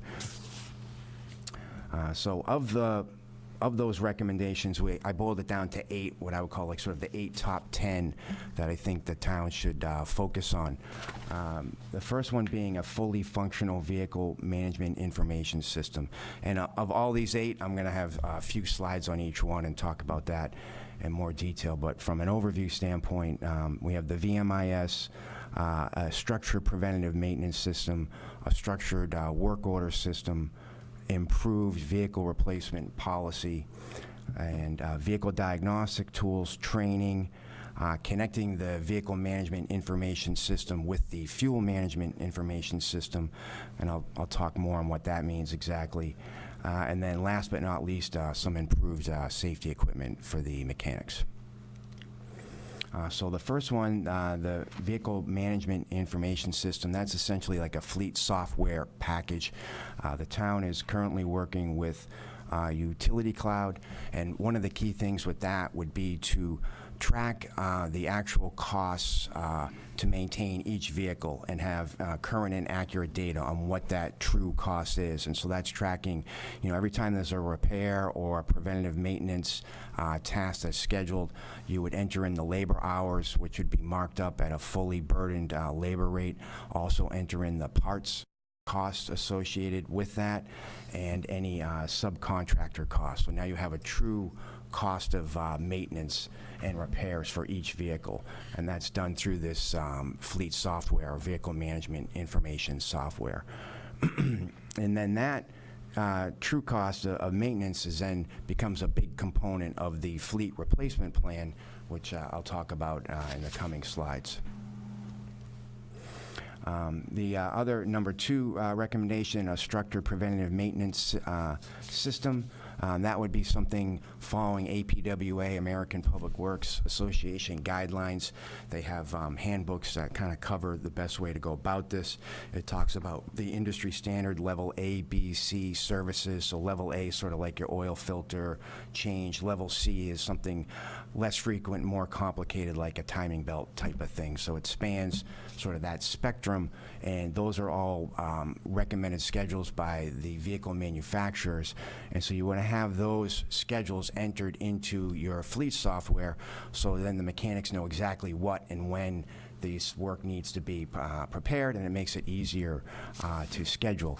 And then one of the other recommendations that I mentioned, the linking that in with the fuel management information system, so when the guys are out filling the vehicles, they can be entering in the vehicle mileage, engine hours, anything that's on the onboard diagnostic OBD system. That can all be entered by the folks while they're fueling the vehicles on a periodic basis. Automatically links in with the fleet management software, so now the mechanics are getting that real-time data. Structured work order system, that's also tied with the VMIS, making sure that the work orders are tracked properly and those come in and you're tracking those costs accurately for each vehicle. That's all done with the software package. You track by vehicle ID, the driver, you track when the order was originated, when the order was completed. You can code the different categories, so you can kind of break down of where the costs are going exactly with each vehicle. This is all done through that software package, and the town is working with Utility Cloud. That's your municipal software package, and Utility Cloud is assisting with the development of these fleet maintenance modules to work within that software. And this all goes towards assisting with the vehicle replacement plan. And so number 4, the improved vehicle replacement policy. So that policy was developed as part of the study. It's included as an appendix within the study, as sort of a standalone document. And it's based on American Public Works guidelines. They have a planned fleet replacement handbook that we've based this policy off of, and it works on a point system, so it makes a good practice of quantifying when exactly is the best time to replace a vehicle. And I'll talk about the point system in some more detail, but in general it goes through these several categories: the age of the vehicle, miles, engine hours, type of service, reliability, maintenance and repair costs, and the condition. And these are all things that are being fed by that fleet management software to help get the data that's needed for this policy. And so what we did is we developed a spreadsheet to help the town and the mechanics to populate, to put together this scoring system. When a vehicle hits a certain point threshold that's been predefined here, the vehicle item is shaded a certain color. And so using the APWA guidelines, we have these different color codes and where the vehicle is in the cycle. And so if you have less than 18 points, that would be green. The vehicle is considered to be in excellent condition. You have no issues. And then it kind of goes up from there through yellow, sort of your caution, gold, you're getting close type of thing, and then red, now you're at a point where that vehicle really ought to be replaced. And so you get to that red level, that's you're at a point where you're greater than 27 points. And so that point system is put together for each criteria. You have the age, which would be 1 point for every year of age of the vehicle. The miles and hours, 1 point for every 10,000 miles, or 1 for every 1,000 engine hours. Type of service, 1 to 5 points. Type of service meaning 5 would be like a severe service, like a loader or a fire truck, something that has, very high workload and abusive type of environment. A sedan would be a score of number 1. Reliability, how reliable is it? If it's reliable, then you get 1 point. You can go up to 5 for something that's not very reliable, and there's some criteria on what that means exactly. Maintenance and repair costs. A 5 would be, your lifetime maintenance repair costs. You're tracking that now with your software is equal to or greater than the purchase price of the car, or vehicle. If you're in that category, that would be a 5. If you're not maintaining it very often, it's in good shape, then you're just at the 1.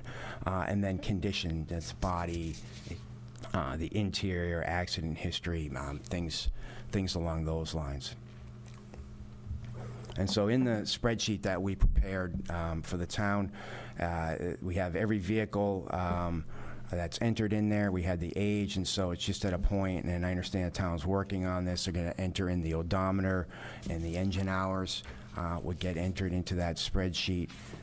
And then on the other portion of the spreadsheet, then you enter you start getting your points. And so your miles and hours and your age points are generated, and then you enter in the other point categories of service, reliability, maintenance and repair, and condition points. All those are entered in, and then the spreadsheet automatically populates, lets you know what your total score is, what your color code is, and what we think for replacement recommendation. Another replacement tool, this is a concept figure that we put together. If you wanted to, you could drill down further and really look from a purely cost standpoint. I'm sure you're aware, as time goes on, the red curve, that would be the value of the vehicle, so you can see the value of that vehicle is going to decrease over time. And then inversely, over time, the maintenance cost of that vehicle is increasing. And so from an accounting standpoint, the optimum replacement point is where the two curves cross, where essentially your cost of maintenance is exceeding the value of the vehicle. So if you have those current vehicle costs that are being tracked with the software, this is something that could be done rather quickly for each vehicle to assist with the decision to replace. So that's the summary of the vehicle replacement plan. The other recommendations of the top 8 anyways, vehicle diagnostic tools. As you know, vehicles are more and more computerized, and so they have scanning equipment, handheld units that are plugged into the vehicle, and you can get the repair codes quickly that way. It comes at a cost with everything. It's on the order of $2,000 to $5,000 a year, but it saves a ton of hours of the mechanics trying to figure out what's wrong with an engine that is now highly computerized. 6, training and knowledge transfer. We'd recommend a $2,000 budget per mechanic per year, and that would cover getting certifications through ASE. That's a very popular, I'd say, industry standard certification with fleet maintenance, automotive service excellence, and there are different venues to pursue. You can take the training courses and then take the tests. And then APWA has a certified public fleet professional certification. That would be an excellent certification for the lead mechanic. That kind of goes through a lot of the stuff we're talking about today, where things are much more quantitative and computerized, and it helps get them up to speed as to what the new systems are out there from an information management standpoint, and how to manage the fleet and the replacement of the fleet. Connecting the vehicle management information system to the fuel management information system. We talked a little bit about that before. That's basically, you have the unit that you see on the right that's located out on the fuel island, so you can have the users of the each vehicle enter in the data every time they fuel. You can make that a requirement, so then that data gets automatically imported into the fleet management software. So now the mechanics have current information. It makes it a lot easier to schedule their preventative maintenance for each vehicle. And the last but not least would be safety equipment.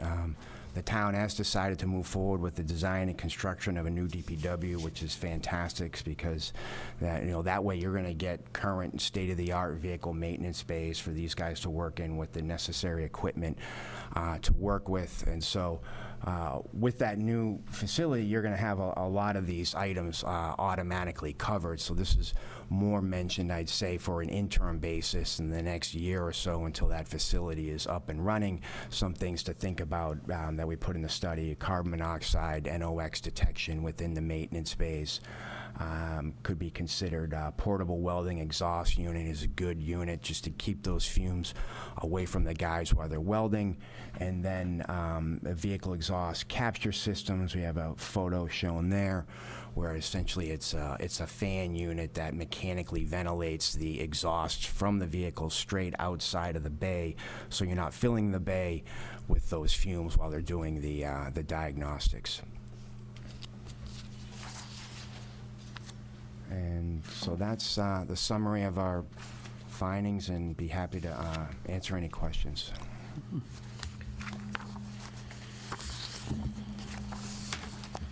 Okay. Thank you for the presentation. The software packages that you had referenced in your recommendations, how expensive are those? Well, right now, the town owns Utility Cloud, so it wouldn't be an additional cost to have that implemented. I know there's been some work in that regard where their Utility Cloud is working with the town to develop the necessary fleet modules, because that software is not a fleet management specific software package. So as long as they're being supportive, then there's no reason why you can't. So for example, right now, we have the full inventory in Utility Cloud as part of the capital budget process this year. When that information went out, we're requesting the information on the condition of the vehicles consistent with the vehicle replacement policy.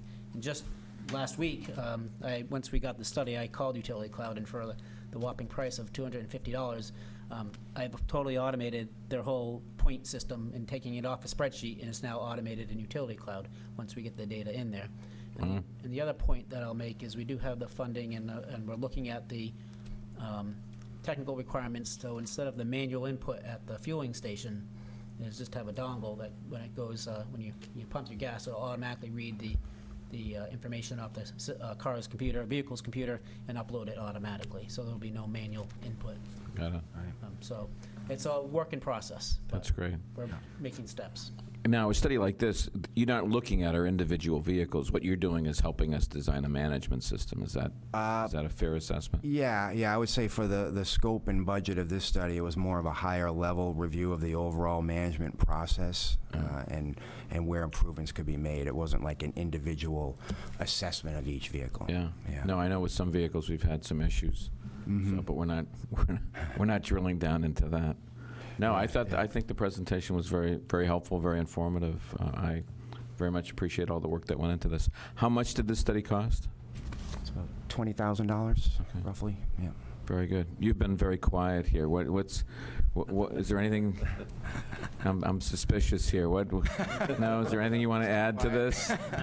You're supposed to just check him, make sure he doesn't miss anything? Just soaking it all in here. Soaking it all in. Zach did all the actual work on this with some help from me and figured out how to program the spreadsheet to turn different colors. There you go. He did all the hard work. Exactly. Yeah, I see. You get all the glory. Yeah. All right. Thanks, Zach. Any other questions? We've been looking for this kind of a study for a long time to try to have some kind of objective criteria and continuity with respect to the replacement of vehicles. But the question that I have is with regard to the point system, especially those for reliability, maintenance, and repair and condition. There's quite a broad spectrum of 1 to 5 in terms of the rating and evaluation. The first question is there any kind of sub-criteria, so to speak, to help with the numerical assignments given to those particular categories, number one. Number two, who makes those determinations? And number three, within the study, is there some kind of oversight to keep in check those people who might want to downgrade a vehicle so that they'd be eligible to get a replacement vehicle sooner than maybe they otherwise should? I see. So I guess kind of starting with the first point, I mean, the range of 1 to 5, that is a big range. But what I've seen as these things start to get populated and you get a feel for them, you'll start to see some of the things that will kind of take over that number would be like the age and, say, the engine hours, because a lot of the vehicles in town don't have a ton of mileage because you're in town, but those engine hours are starting to rack up really quickly, and the age is starting to rack up really quickly. So then with those larger numbers, the 1 to 5 numbers start to play less of a role in a relative sense. They still have an impact.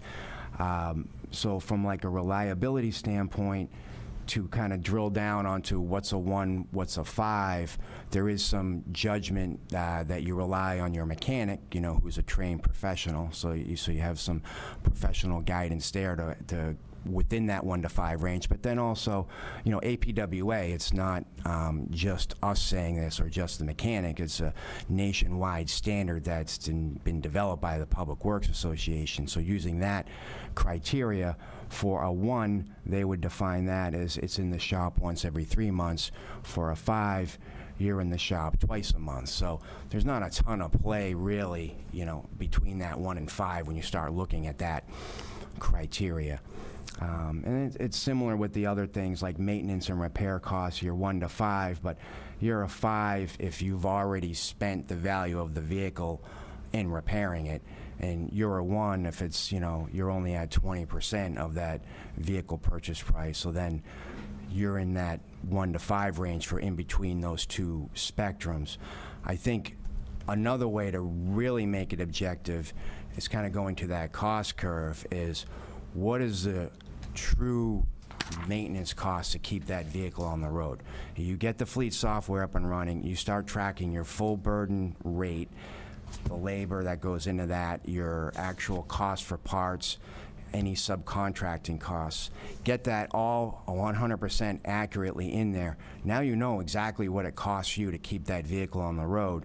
Then you can very easily turn around and look at what's the reliability of that vehicle, what's the cost for a new vehicle, what's that going to cost you per year for a new vehicle, you know, assuming how you finance it, whatever the accounting is on that. You can very easily look at, all right, well, my annual cost is, you know, 1.5 or whatever the number is times the cost of a new vehicle.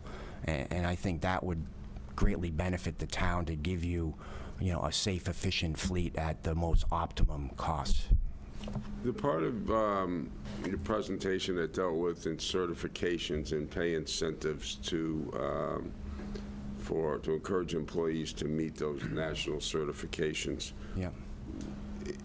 Is the significance of that, in part at least, to be able to accurately make these assessments? Or is it limited to the skills in terms of properly maintaining the equipment?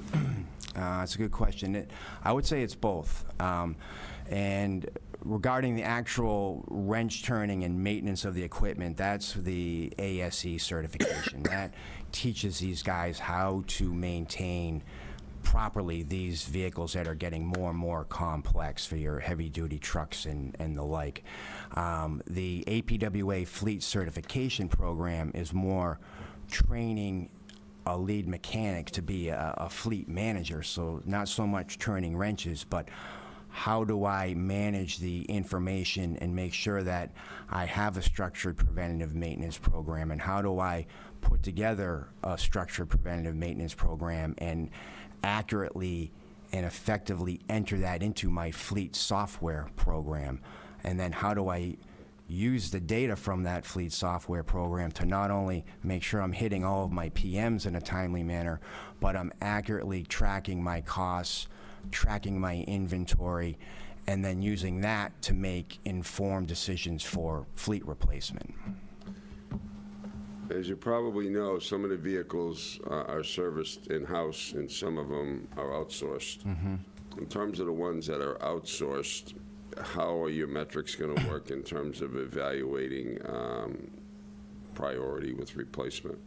Are we simply going to rely on the relationship between cost and maintenance bills? I think that would certainly be a big piece of it.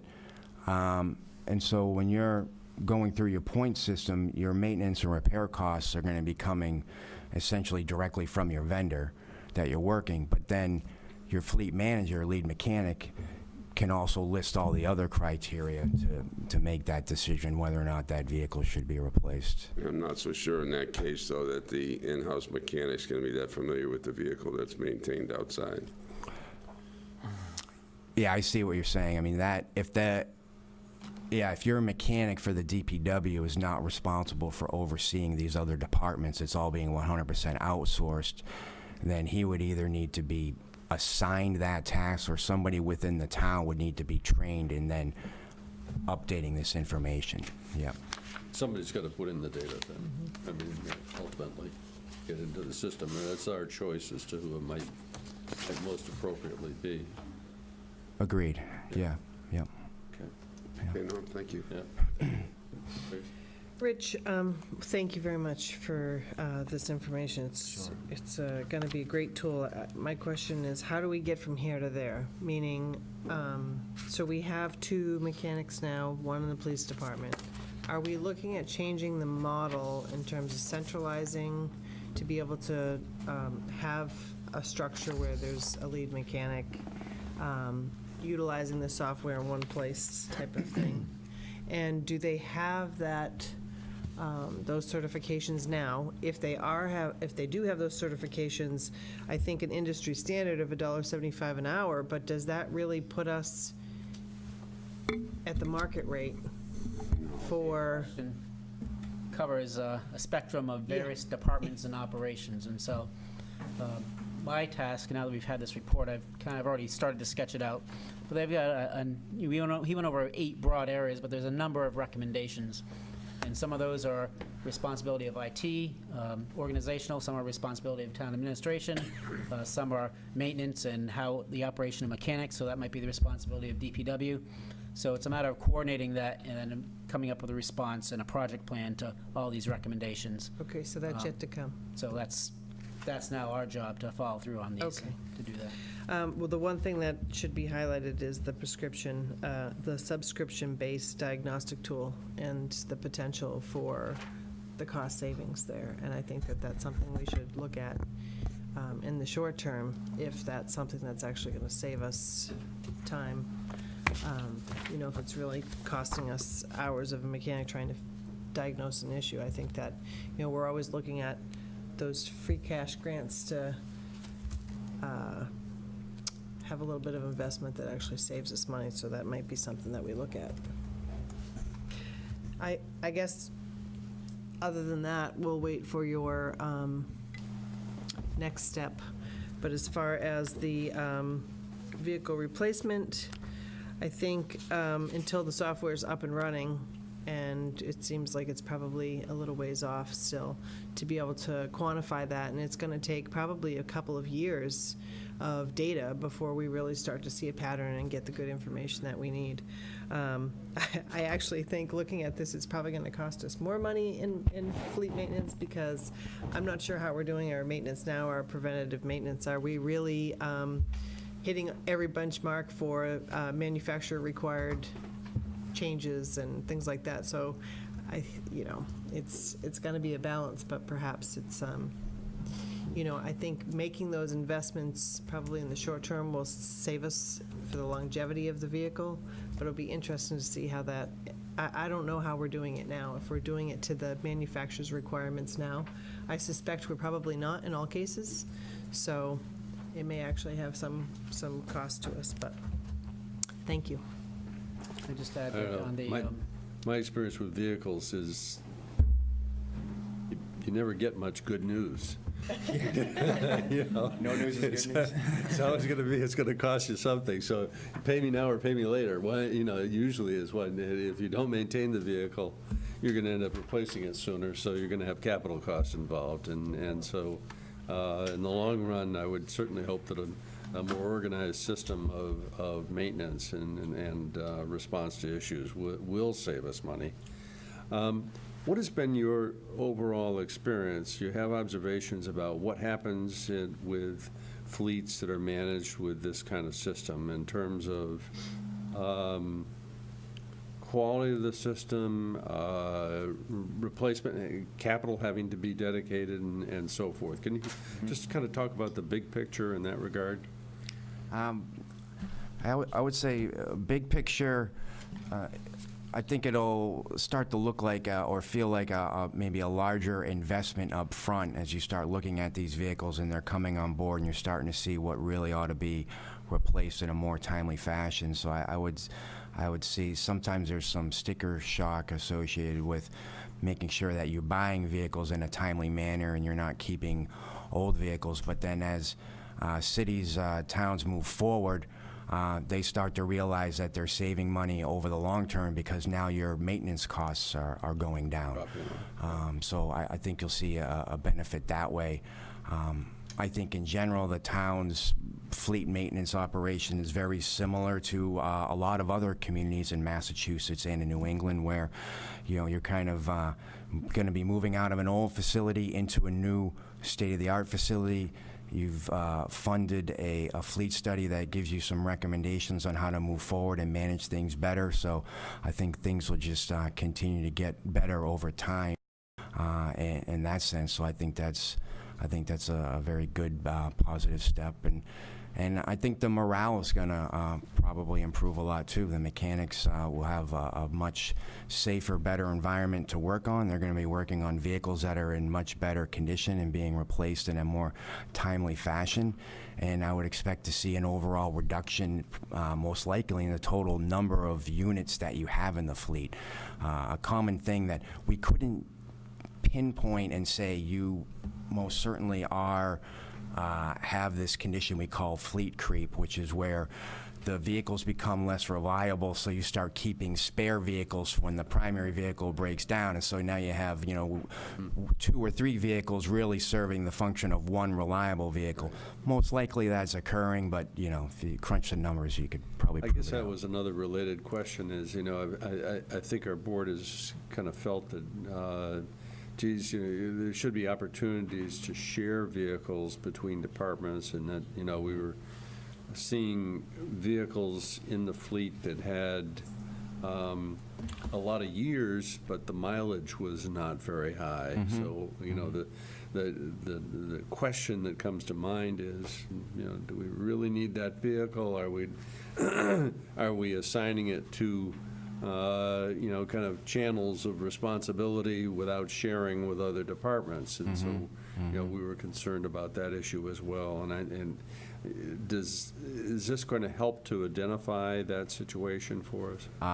Yeah, absolutely. When you have when you start having the mileage entered on a regular basis into the utility cloud system along with the engine hours, you're going to have all that data real time for every vehicle at your fingertips. So, you know, every so often, semi-annual, annually, you can then do a review and take a look at, well, what vehicles have low mileage. And I would caution on the mileage, you guys got to be careful. It's not going to be like a standard vehicle because everything's kind of within town here. So you're going to see lower mileages, but you can certainly look at those engine hours.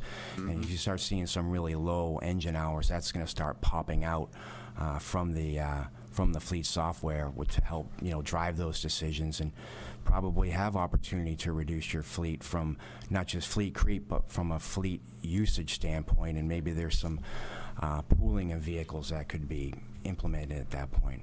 Now, I know, you know, Tracy's reaction to the number of golf pieces of equipment and a quick glance on my own indicates, you know, geez, we've got pieces of equipment out there from, I think, 2001 Yeah.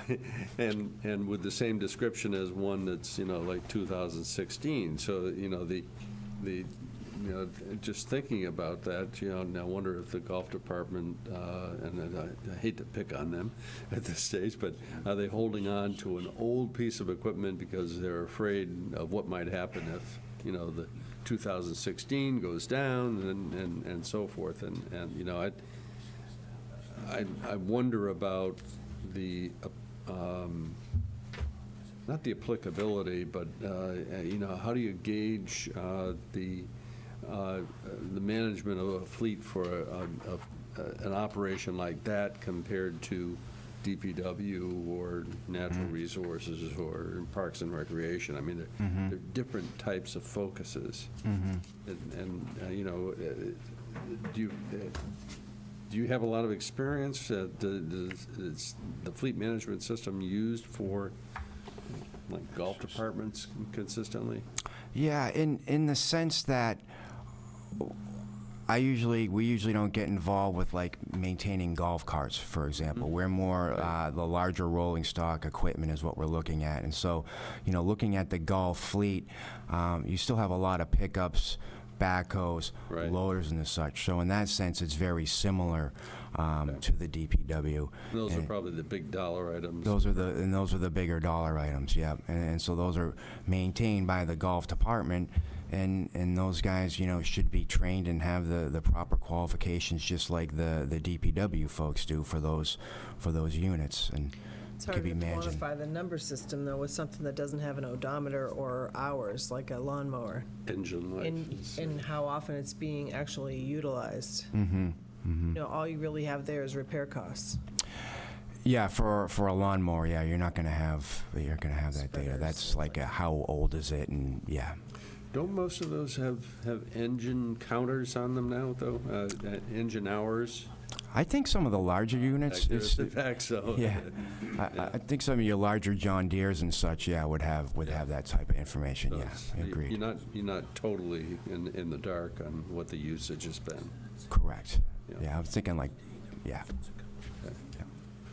All right. Any other questions or observations? Okay. Do we need anything in particular at this point? Or you're going to be coming back with additional? It's incumbent on us internally now to, go through and assign those recommendations and follow through on them, so that's what we'll start doing. Okay. All right. Thank you very much. Very helpful, I think, and very informative. Great. Thank you. Thank you. Is this your? Rich's, I think. It's ours. Oh, it's Rich's? All right. Whichever. Okay. That's fine. Legislation. Okay. I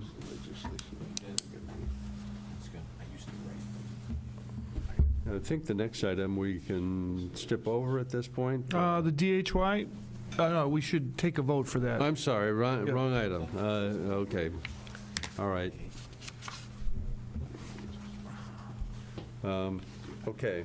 Yeah, the special legislation. I was mixing that up with Vineyard Wind. Sure. So this document is substantially similar to what you saw before. This is the same document that was passed 5-0 by the Dennis Board of Selectmen, 4-1 by the Harwich Board. Of note would be the commentary that took out references from the version you saw earlier in the summer to this one would be references to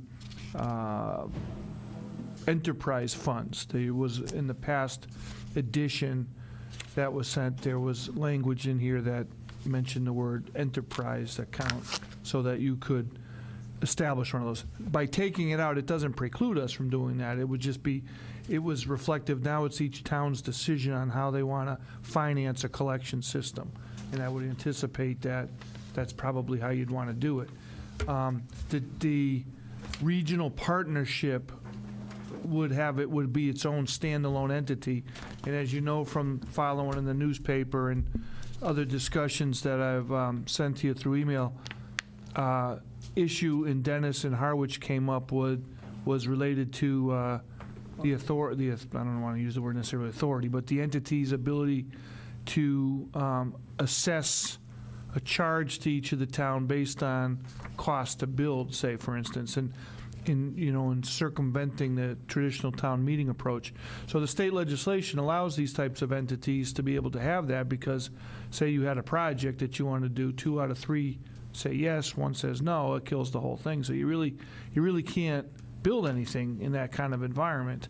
So one of the things that was discussed in the other board meetings was that once the facility gets built, and again, this is associated with empowering the partnership, the 3 towns to come together to pool their resources to have a regional facility. Once that gets built, operating costs from that day going forward are split amongst the towns according to an agreement that we have to sit down now and negotiate with each other as to, what's the allocation of the gallons per day per town of that number. That's your share of the operating budget. If there's any future capital expenses, how are we going to break that down? That all can be subject to the agreement language. And certainly there's been conversation in the other towns that talked about at that point going forward, nothing stops those individual towns from having a town meeting mechanism to finance any future costs associated with the project. But this is to essentially get it up and running. Now, the agreement aspect, that's where all the details of how this thing will operate. This legislation was lastly looked at by KP Law, their attorneys, and House Legal Counsel to get it in position where the House of Representatives can vote on this to accept it. But it's important to point out what we'll come back to town meeting on is if we strike an agreement with the other towns and what that looks like to finance and to operate this structure. So this only adopts the state law that allows it to be built. We have to work on building it and the language to do that. So in terms of the bonding and the borrowing, that is all subject to terms of an agreement with, separate from this legislation? Yeah, so that would be, the legislation empowers them to essentially assess to the towns, I just make up the number, but say it's a $50 million construction note. Yarmouth's share of that, say, is 2/3 of that. Dennis and Harwich split the third difference. It would be the idea that the entity hands us that bill to build it. Now, don't forget, you're sending commissioners to represent your interests jointly. So before that bill is even generated, or that proposed project, the commissioners with their staff or whoever they hire, you give your marching orders to your commissioners, they represent you there. So, you would hope you would do the same due diligence at that level that you do here on these big projects.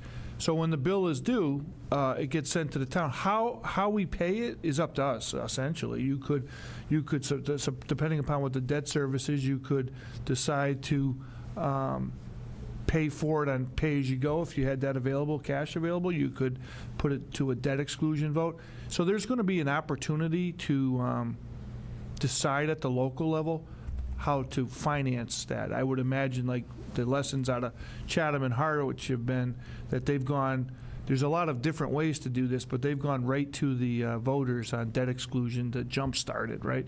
But the theory is once it gets built and there's product, if you will, being processed, it's going to be a charge. All those carrying costs can be converted to the cost of treating. So whatever that dollar value is. I will mention that Sandwich this fall at town meeting is going to have a vote up. They're going to be, I think, the first one on the Cape to discuss diverting some of their CPA money towards the water and wastewater infrastructure account. So they do 3% like we do.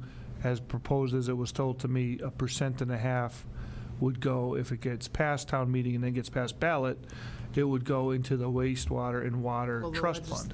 The legislation still has to allow for that, right? At this point, it doesn't allow for No, that. actually, they were given an opinion that they can go ahead with town meeting and then local ballot and do it.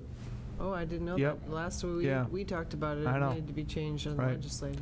So that you have to establish this water and wastewater trust fund, if you will, to receive that money, but that's becoming eligible part of converting that. So there's going to be choices at the local level on how to finance these things. I suppose as you assume some debt, which obviously we now know coming down the line, there's going to be some opportunities at the ballot to assume some debt.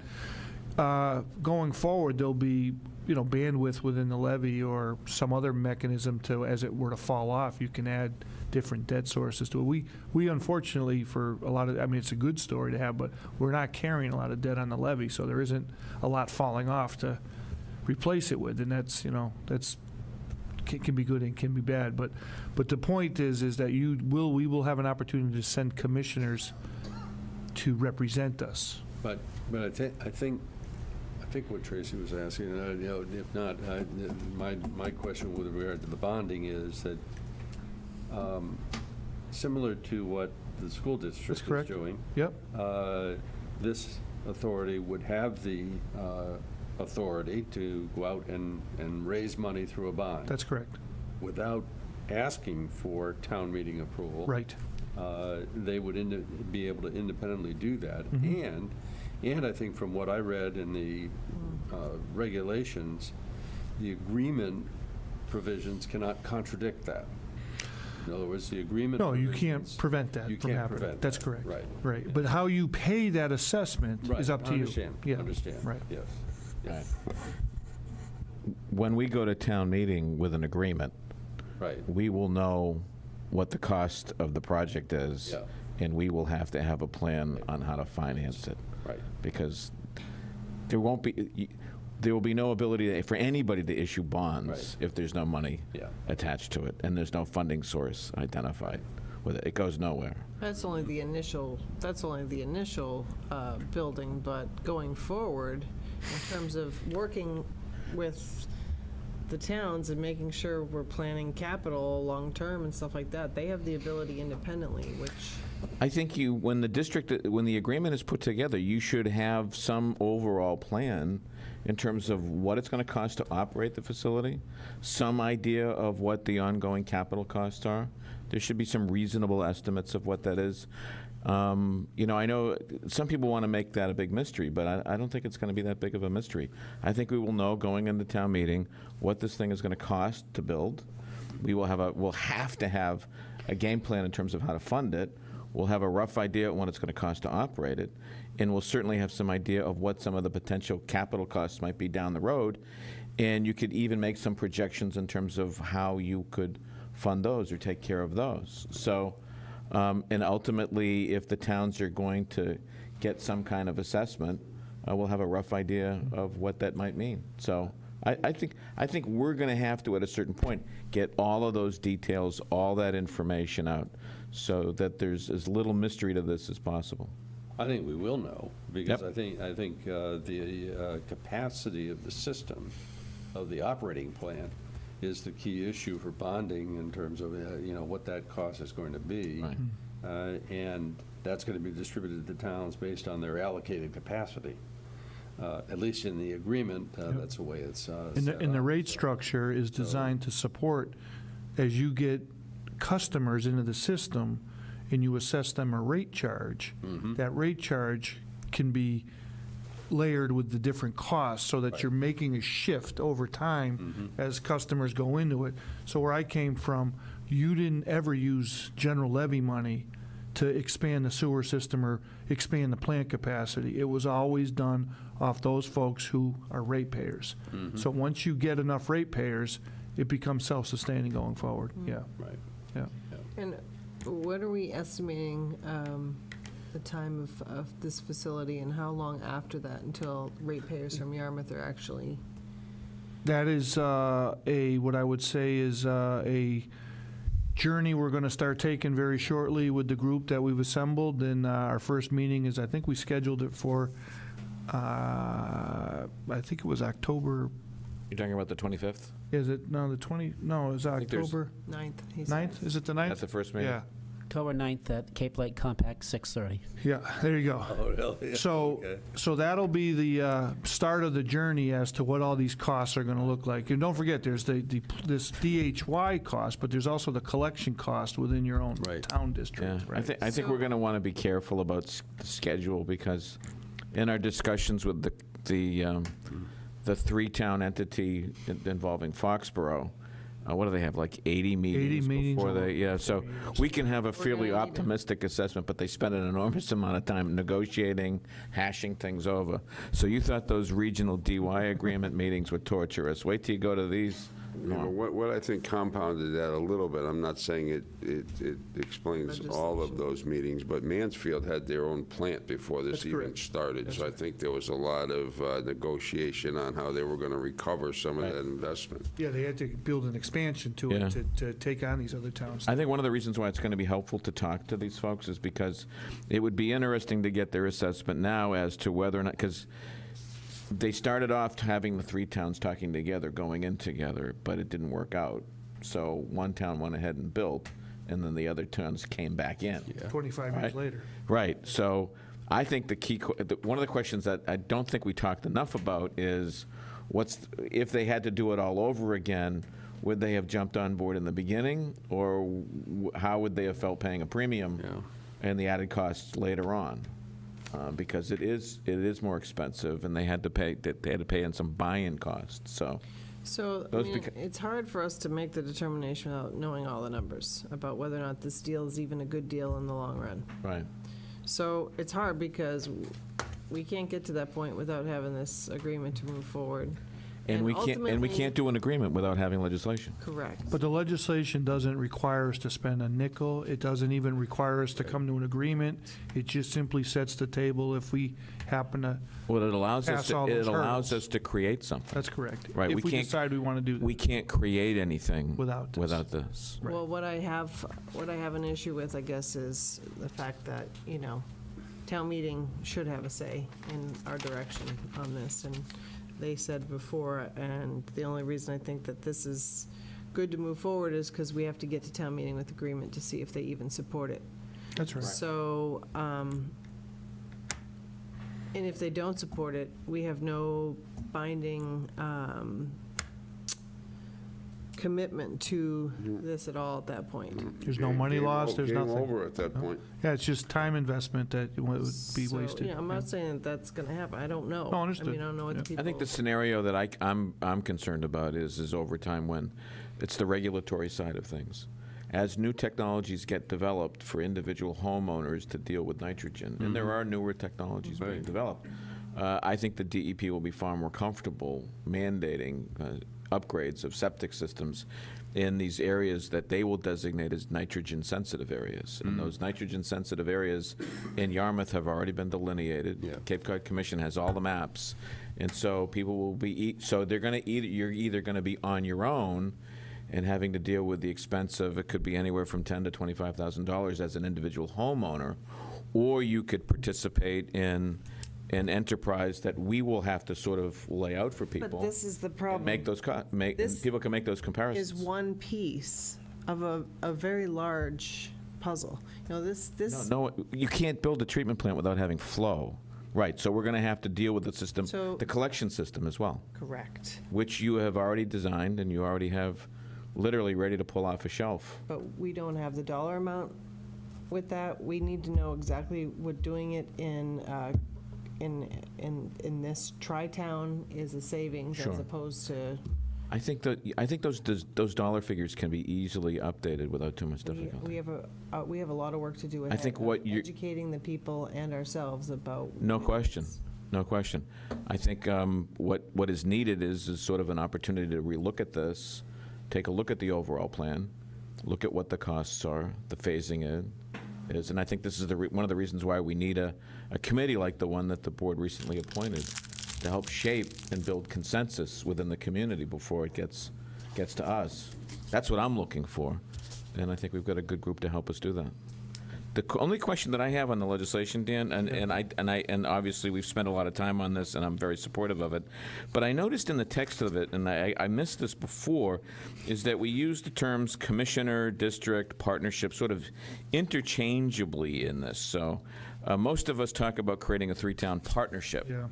But then you'll see a reference to a district, and then you see a reference to a commission or commissioners, and then I see another language stricken say delete the term commissioners. So That's my only confusion is how these, so are we creating a commission? Are we creating a district? Are we creating think, a partnership? Or all of the above, yeah, or none of the above? I think it's the 40N state law uses particular terminology, like a commission potentially and a district more than anything.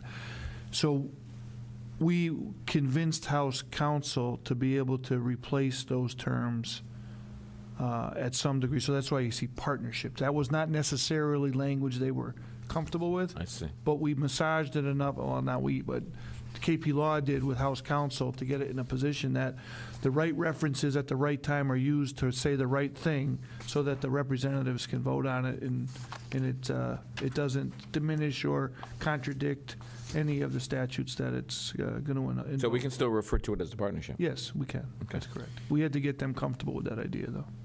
This part about,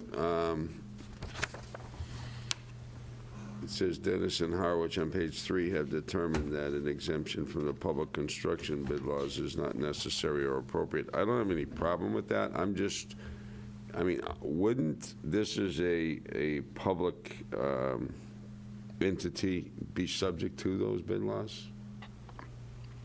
They're not asking for a particular exemption, right? So they would be, anything that they do are subject to the same procurement laws that a city and town would be. Yeah, and I think that's why probably that language was stricken, because that's why it's not appropriate.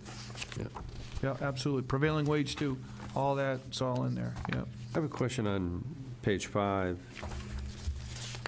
The wording change or addition says the agreement shall not take effect unless it is approved by a majority vote at town meeting by each of the towns participating in the agreement. And then out in the comments section, it says this additional section or sentence in combination with the revision of section 12 is consistent with the original town meeting votes.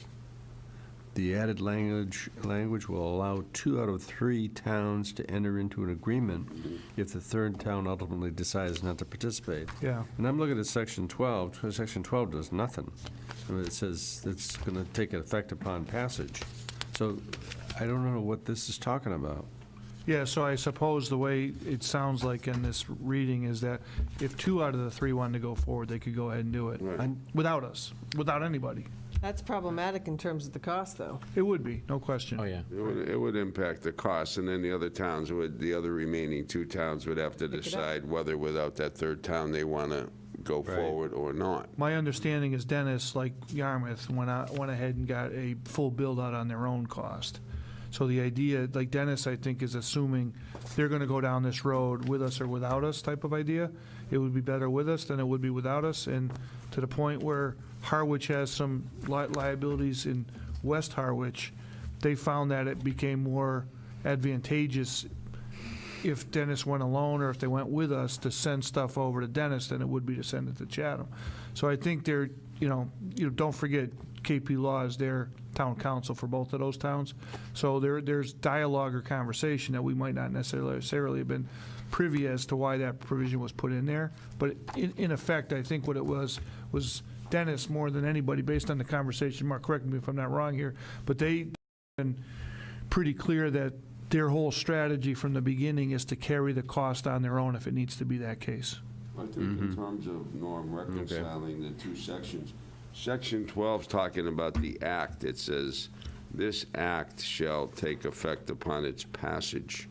Right. And the other part is talking about the agreement, where it says the agreement shall not take effect unless it's approved. So the agreement is going to be an outgrowth of the passage of this act. Oh, okay. I think that's the distinction. But if Dennis decides not to do it, this whole thing's a moot point, because it's in Dennis. Yeah, or Harwich may decide not to do it, or we may decide not to do it. And then the decision would be up to the remaining 2 towns whether they want to go forward. I mean, nobody's going to know that until you have a done deal with an agreement and you go to the 3 towns and you get ratification by the town meeting. I think the reason why Dennis and Harwich are still at the table is they realize it's way better to be part of the system with us. Sure. Because we're providing 60% of the flowage. Right. Yeah, absolutely. And by the same token, and what remains to be seen, but we may have a strong voice at the table because of that. That's right. All right, what do we need here? Just simply a vote to approve the draft language as presented, establishing the DHY Clean Waters Community Partnership. I will make that motion. I'll second. Okay, further discussion? Hearing none, please vote, vote your, or place your vote. You say Aye. Aye. aye? Aye. Okay. All right, it's unanimous. We move ahead with that at this Thank you. stage. So on the next What's one, going on in schedule? Is it 10 o'clock? I think we just caught up, didn't we? Yeah. Oh, we're doing great. Yeah. 8:10, we've landed Actually, at 8:10. We should probably let Mr. Henderson know that we're not going to be having a discussion. That's right. We're before not he going to have waits that any discussion longer. on Vineyard Wind, Yeah. so, John, yeah. Okay. Right now, it's 4 a.m. for me, so. How you holding up? Doing just great. Look Just good. great. Yeah, 4 a.m.? 4 a.m. That's a That long means when he meeting. collapses, you're So going to you're have to a grab lot the further gavel. behind schedule than you thought. We started early. All right, land disposition policy.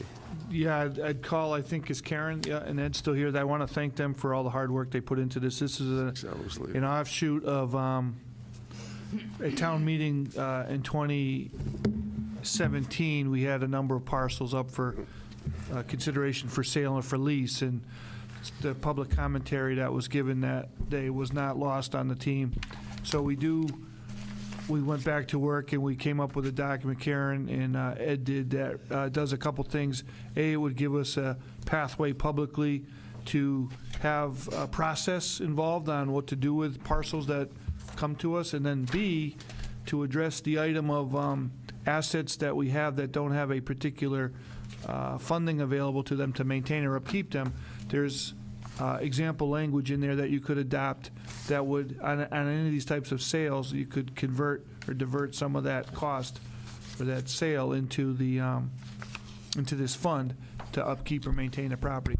There is an awful lot of detail to get there, so I'll turn it over to Karen and Ed. Before we do that, just procedurally, Mr. Chairman, do we have enough time to really, I mean, I hate, Yeah, we're not asking for a vote tonight? I mean, it's 10 o'clock. My battery's starting to run a little bit low. You're still on Europe time. No, I'm not going to OD on sugar. Don't eat How the long are we sugar. going to go tonight? I mean, that's, Until we're done? I mean, if you want to go ahead with this, I'll stick it out. But I just think that I'd like to have a healthy, robust discussion on this, and I'm But not we're just not going to vote on this tonight. We don't need it, but we needed to get it in front of you to present it. Okay. The intent, it's a draft document, it's clearly up for Okay. discussion. Norm, now you say overruled, and we proceed. Go right ahead. Use the soft side of the gavel, though. Yeah. Okay, thanks for having us. We tried to come up with something that was inclusive and that would provide opportunity for staff feedback as well as a committee, representative committee, pulling from some of our other existing committees, folks who have standing knowledge on the various town parcels. So just, I don't know if you've had a chance to look at the policy. I can breeze through it. Ed, we were lucky, Ed found a sample from Off Cape. We built from there, so we didn't completely reinvent the wheel. The beginning is really just a policy statement. Why are we adopting this policy? We're adopting it because sometimes we have been approached to dispose of a piece of land. And/or, as Dan mentioned, we may have surplus land or buildings that we want to dispose of and take revenue for, and then we can figure out how are we going to use that revenue. There's 3 types of land dispositions that we've categorized. The first is non-tax foreclosures. These are the ones where, a member from the public wants to buy a piece of land. They approach us to buy something that the town already owns. Alternatively, through our kind of land inventorying efforts, we may come up with other parcels that we would want to bring up for discussion and talk about. Is it worth, do we want to keep these or do we want to dispose of these? There may be some very good purpose out there for some of our property. The other two, Ed is much more familiar with, tax foreclosed properties and land of low value. And so the procedures that are detailed in the procedure section are a little bit different for each of those.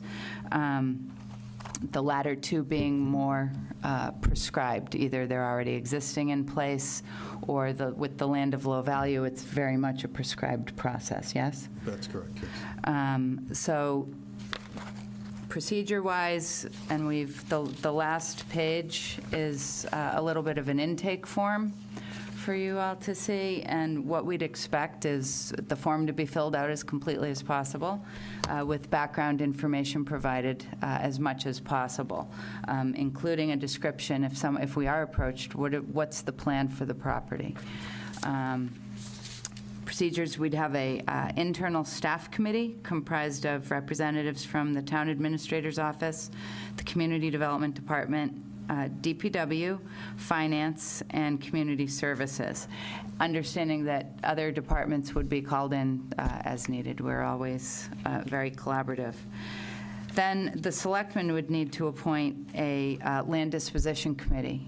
And so what we put together was a list of different boards and committees, and then we added an at-large member to make it an odd number for voting purposes. So someone from the Planning Board, the Open Space Committee, the Recreation Commission, the Conservation Commission, the Affordable Housing Trust, and the Finance Committee, plus one at-large member. And then we call out that you'd need 5 of those people to be there for a quorum. Process-wise, just all the requests would come in through the town administrator's office, who would push it out. We'd coordinate an internal meeting with staff to review any given parcel or the list of parcels. We'd consolidate all our comments and forward that to the Land Disposition Committee, who would then review that packet and make a recommendation. We've provided some suggestions on the things that the committee should consider, if there's other uses, the estimated financial impact to the town, the impact of the sale, and proposed use on abutting landowners or the neighborhood where the land is situated. Alternatives, do we want to lease this or sell it outright? Are there environmental impacts? And are there any restrictions that we'd want to put in place? Because it's town land, you'll ultimately dispose of it through an RFP process. You could put conditions on it, like this land will be used for this, that, or the other thing. Once the selectmen, once the committee reviews it and has a recommendation to be made, then it would be forwarded to the selectmen. And the selectmen, and this was one question that we had for the process, there's a second I'll circle back, is whether or not you'd want to have, you'd consider it at a public meeting at minimum, like this. The question is, would you want to have a public hearing where you'd notify the abutters? It's something you might want to think about in terms of kind of thoroughness of process.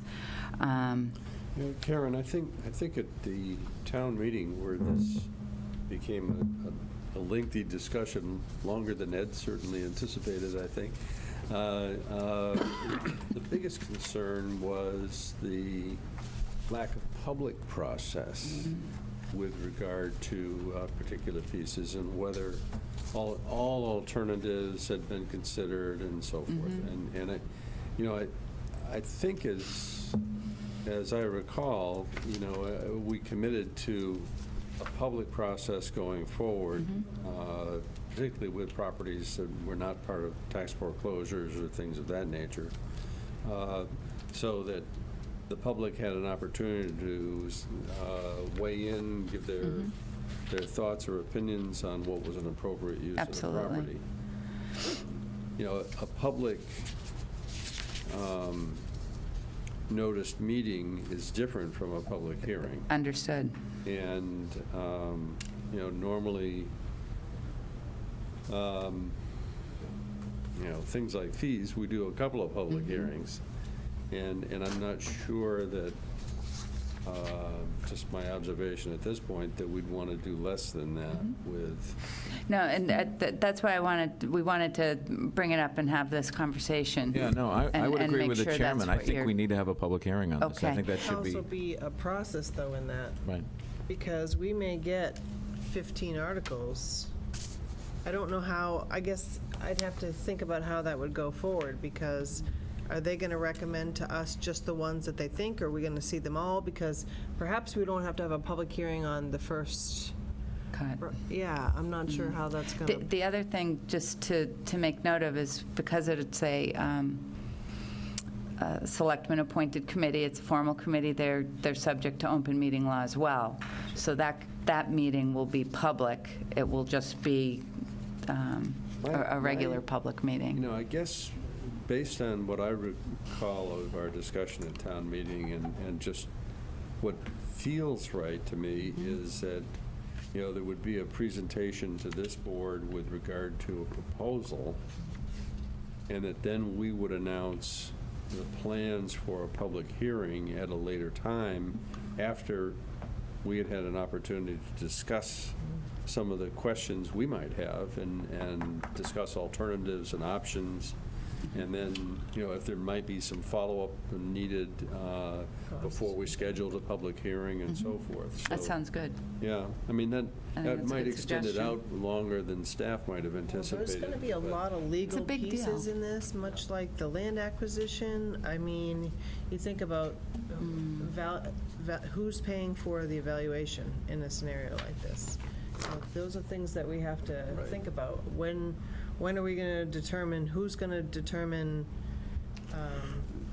the, I guess, detriments or possible, who's going to go through the process of looking at the actual property from the town and say, here's the potential environmental issues, or, Well, I think that, I mean, staff will take a first crack at it. Yeah. And so that's where we'd identify, you know, is it in a, aquifer. Zone 2 wellhead? Yeah. Is it in a wetland?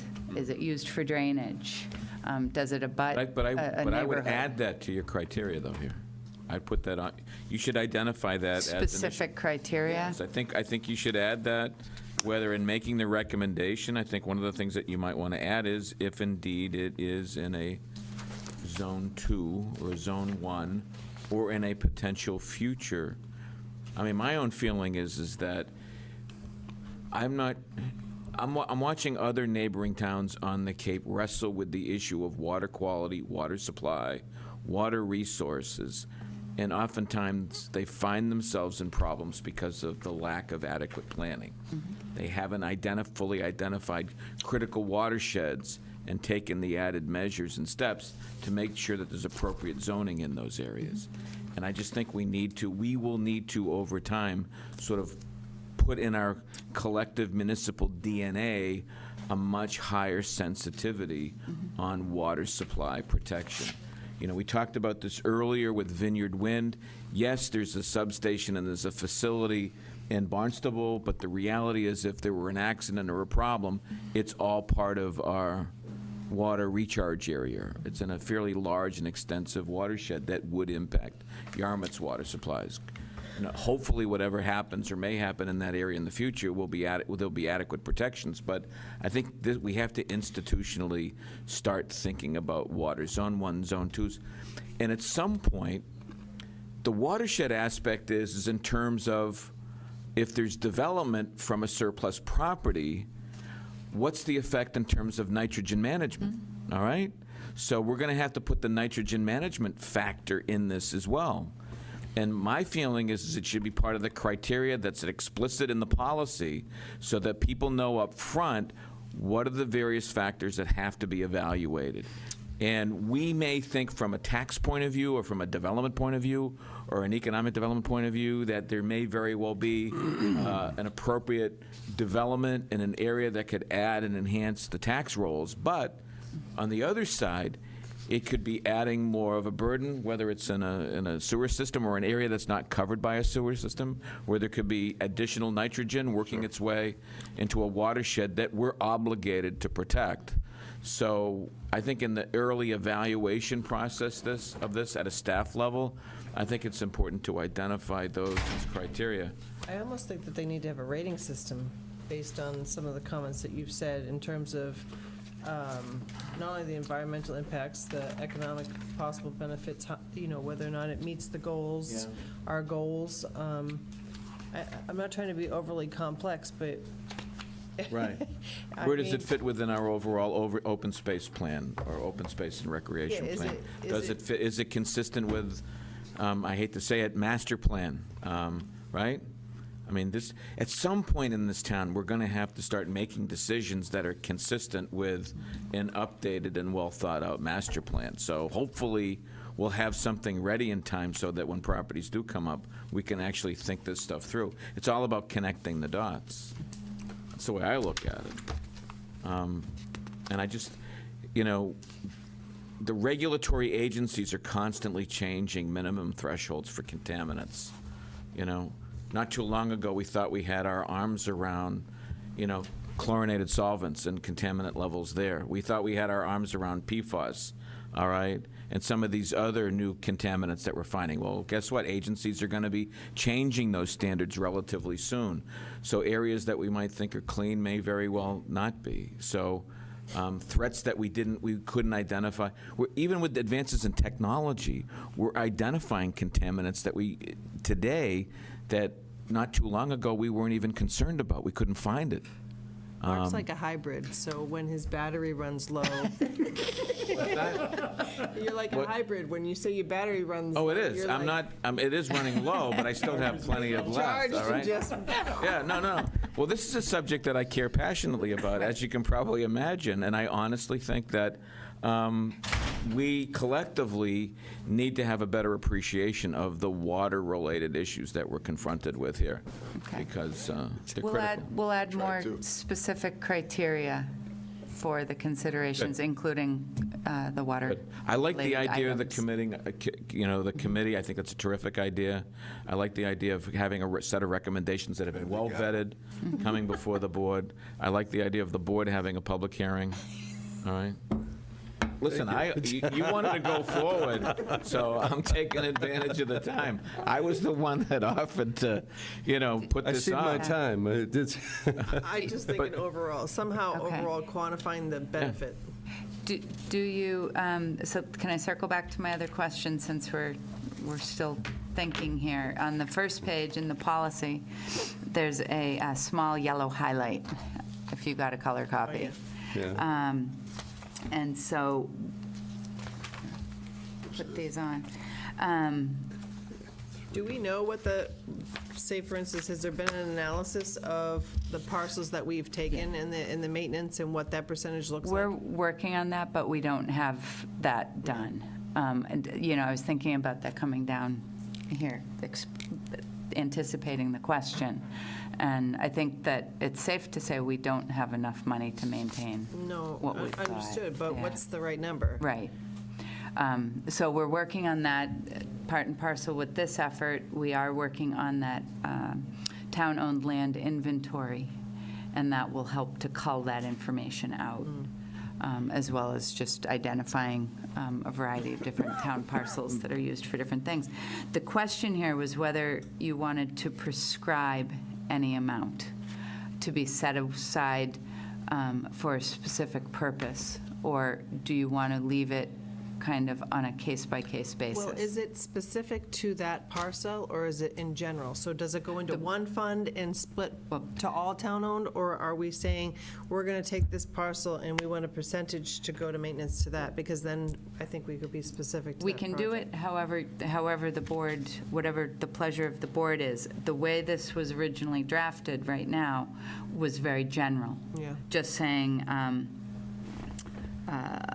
let's see, accordingly, proceeds from said sales should be directed to establish a fund for care and maintenance with no more than X% of the proceeds to be directed to other municipal purposes. I think the, de facto item there was that the bulk would go to maintenance, but we had additional conversations on some of the parcels that could be coming up in the future that could be, I don't know, different circumstances with schools or whatever. I think it would have to be general, because how long, so you take one piece and you say, all right, for how many years are you going to play that out? Like, are you playing it in perpetuity in terms of taking care of, what percentage is going to take care of that land for how long? It seems, I'm not sure that's legal, first of all. It's a budgetary designation, basically. You've got a piece of revenue that you're saying by some policy we're going to designate to a specific fund, and I'm not sure that's legal without town meeting vote or having gone through a budgetary process. It didn't come up in our conversation with council. Yeah, I just, to me, I that think we doesn't got to seem. talk to the town council. Okay. about that one. Happy to. What if we had a huge piece of property and sold it for $10 million? Right. I'm sure town meeting would like to weigh in on that. How much money was not that we have that many properties like that around, but nonetheless, we'd wish, Well, they would weigh in on any taking. Right. If I might, the default would be that this would go into other miscellaneous revenue that would add to free cash. You would take that free cash, if you would like, at town meeting, and then you would vote to put that into a maintenance fund, or you would utilize that for other purposes. Well, that's what I was really saying, Right. is essentially that would be the default position, because, I'm not sure that it may be useful to outline a general purpose, but I don't think it's necessary to put in a percentage at all. You could put if appropriated. Because that ultimately, you'd have to be saying, we get to the end of the year, we got a balance in this account, we're going to somehow designate that as part of our free cash allocation, we're going to put X dollars into the.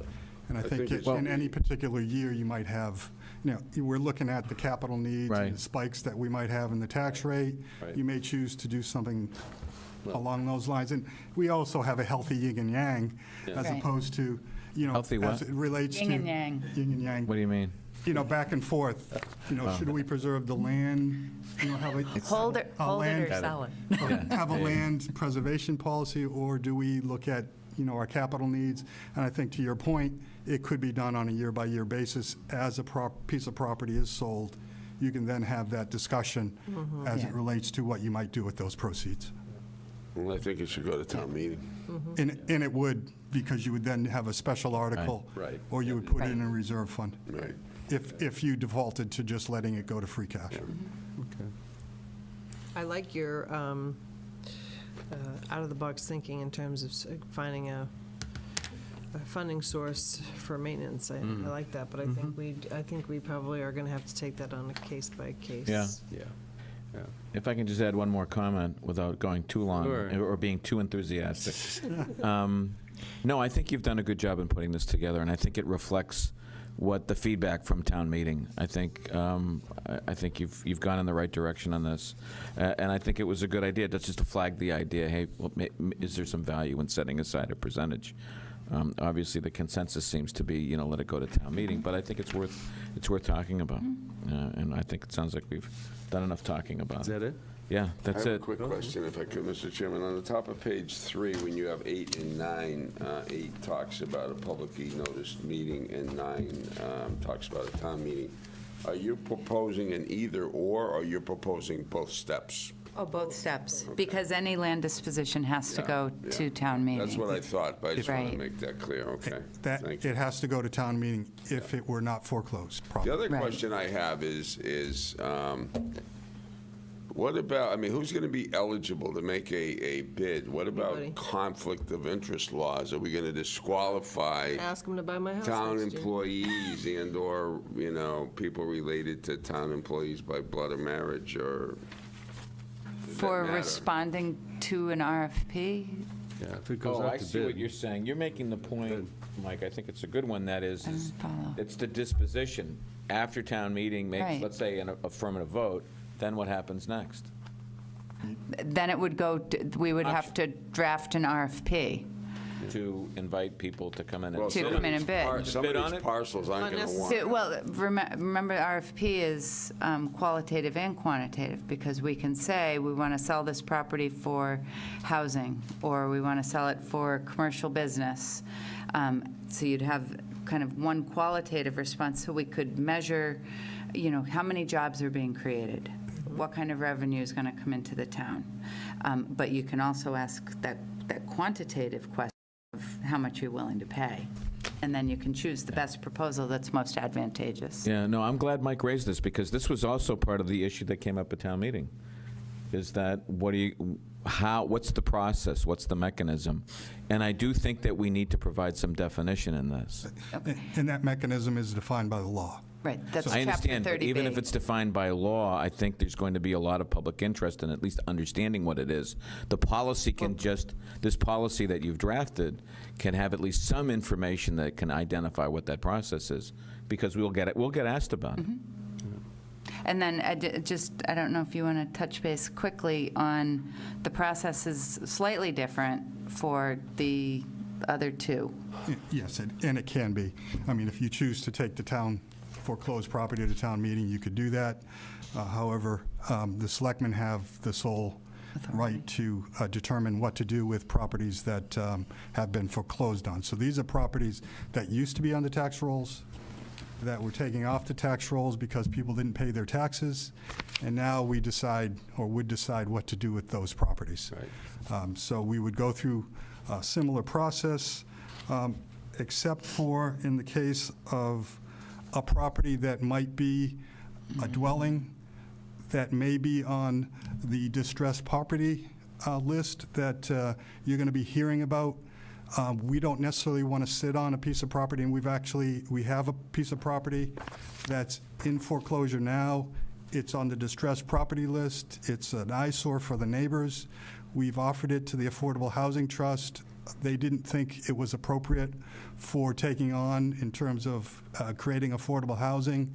We have, obviously insurance, but we have some liability in terms of, hey, what if a child or somebody goes in there and is playing around? What if it burns down? So what we want to do is we want to move very quickly on those types of properties, put them up for auction, and get them so that they're no longer a burden on the town and a burden on the neighbors. That's what we're proposing in this policy. If it's vacant land or, a different situation, that's, a totally different matter. We can, sit on those as long as we choose to, but in that particular case, I think we need to move fairly rapidly. All right. And so, again, anything that's taken by foreclosure, either by tax foreclosure or land of low value process, that doesn't have to go through town meeting. They set it up that way because, a lot of times the towns will try to get that back on the tax rolls. But again, this is something that you'll decide what you would like to do with, including not doing anything at all with it. But I hope, again, with something that might have a structure, we can move quickly.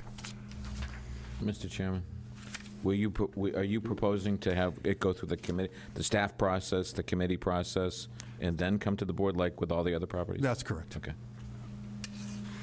All right, have you got what you need? Yeah. Okay, We've got some direction. We'll edit it up and come back. good. Okay. Okay, thank Thank you you. very much. Thank you for your work on this. It's a good follow-up. All right, appointments to the DPW Building Committee.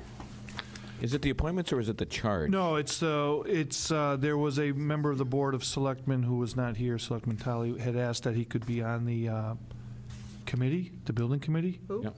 Eric. Eric, yeah. He has an excellent skill set to be on that. Yeah. So according to the charter that we have given you a section of, it requires, in order to serve that way, it would require a 4/5 vote by this body to put one of your members on a committee. So that's why that's in front of you tonight. All right. I'll make a motion that we appoint Eric Tolley as a member of the DPW Building Committee. I'll second that. Any discussion? Those in favor, please say aye. Aye. Aye. Aye. Opposed? All right, 4/5 majority has been achieved. Bingo. Thank you. All right, any board and committee actions? Do we have actions tonight? Oh, yeah. Mark? Yeah, we got plenty. I want to say about Gary's letter before you even get there, Yeah. that if there's any action that he needs to take between now and he's asked for October 1st, Yep. his resignation, it would be effective the date that we vote on this, not, we can't vote into the future from what we've been That's told. correct, so maybe we should pass on that. Yeah, let's take that up at the next meeting. Okay. Great idea. There we go. We saved a minute there on that one. All right, yeah, charging ahead. Charging ahead. Let's go for a third time's a charm here with the Energy Committee. Let's see if we can pull this off, Joyce. What do you Staggered think? terms this time, okay. God bless you, Joyce, for hanging in there in case there are any questions. So I'd like to move to reappoint Joyce Flynn and Steve Gavin to a one-year term expiring December 2019. I'm going to do these all in one motion. Go for it, Mark. All right, to reappoint Steve Krintzman and Bob Palmieri to a 2-year term through December 2020. To reappoint Marilyn Hawley, Ms. Sandra Cashman. Cashin, yeah, it's spelled incorrectly here on the form. It's Cashin. And Mike Duffy to 3-year terms through December 2021, and Regina Wood to reappoint her to a 1-year alternate position, that term running through December 2019. I will move those appointments. Second. Any discussion? Hearing none. All those in favor? Aye. Aye. Motion carries. Thank you, Joyce. You hung in there till... Wow. All right, just looking at the agenda, we've got a meeting coming up on Thursday? Thursday. What do we need to do to prepare for that? I'm working with Dennis to find out if there's any materials in advance of that meeting to provide to you, which we'll get to you if that's the case. If there's anything specifically, I did identify the 3 items on the agenda. The feasibility study, I would assume that they're going to make some kind of overture at that point to pay for their share of the Mattakey School funding. Calculating the split of the capital cost associated with the project is on there, and in concert with the chairman, I wanted to have it broad enough. Item C, I put on there school district agreement, so that now the agenda is broad enough that if you wanted to have a broader dialogue about where we are with the entire agreement situation, you could bring it up, and that would be legal then. So if we wanted, for example, to adopt the revisions that have been previously proposed, other than the operating cost changes, we could do that. Yeah. So we could prepare in the packet the latest, whatever, the version of the document that went off to school committee. That's correct. You know, just as a comment on that, it seems to me, since in particular that revision or suggested revision includes a calendar for reconsideration of the agreement and for renegotiation every 3 years, I think. 3 or 5 years. I think it was 3 years, yeah. That would be a significant improvement over the current situation. Oh, no question. And I think that's something that I think we would be ill-advised, frankly, to sign off on an agreement with regard to capital without also some ability to revise the agreement in the future. And I think that's it's important for us to have that, and so we don't get into this circular exercise that we've been in for the last 10 years. I might find out, we'll send the last draft of the agreement. You can speak to that was substantially what was agreed upon in the group. Right. I would imagine walking off of that there'd be probably at least a conversation about agreeing to certain bigger principles on this without getting into the weeds. The calendar's important, coming together on a, on a triggered every 3 or 5 years notion to revisit this stuff.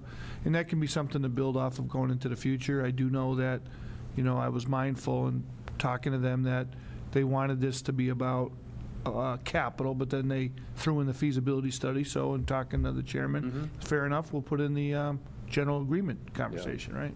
So it grew into something a little bit more than what was originally envisioned, but I think it's all good, so. We need to pick our battles, number one.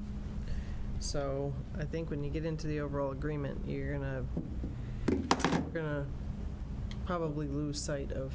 Yeah. I'm not talking about operating costs. I'm talking, there was a whole lot of work done on a lot of language changes and cleanup in that document, as well as the ability to sit down and negotiate or consider amendments every number of years. I certainly don't have the inclination or the energy to devote again to a process where one party is just simply saying, never mind, we're just going to keep things the same. And I think one of the things we have to find out is where they stand and whether or not they seriously want to enter into negotiations to resolve all these various issues or not. If they don't, that's fine. We got our answer. I would note that. Will this be taped? Yeah, so that's a good segue. So it's 5:30, Station Avenue Elementary School cafeteria. The school department is arranging for the meeting to be. Station Ave, right? Yeah, to be taped. So because that was a request, and that'll be accomplished. I don't think it'll be live broadcast, but it'll be replayed on the TV. Okay.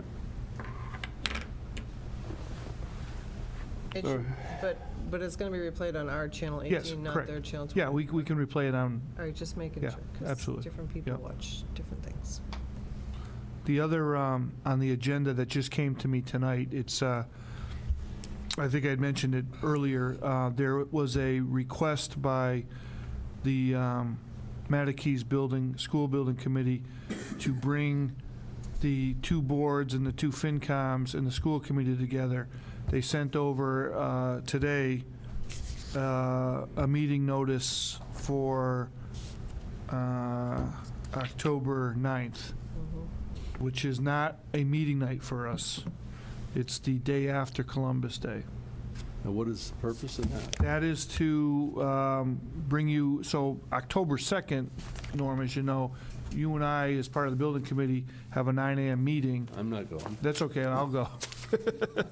So at that meeting, we're supposed to get the final dollar values associated with the cost estimate on the school. And on October 3rd, I was told by administration that the language, they expect the language approval to be from MSBA on the ballot question. So although I won't have the official language for October 2nd's meeting, by the next meeting of the 16th, I'll have it. So they want to bring all the boards and the FinComs together one last time before the ballot question occurs in December, to bring you up to speed on the final, because essentially this is it. This is the final project. So that means the final review and the total dollar amount and the back and forth is going to be complete? Yeah. Yeah. So the question, getting a little ahead of us, but the question for us is, what do you want to, I have a series of recommendations. I don't have it with me, but Ed and his team were working on what's a recommendation for you. I'll get it to you in the coming day as associated with, on their ballot question, the cost of the project is going to be part of the explanation of the ballot question. So how do we want to structure that? So I'll get that information. That'll be subject to debate on our side of the ballot question for how to fund it, right? So.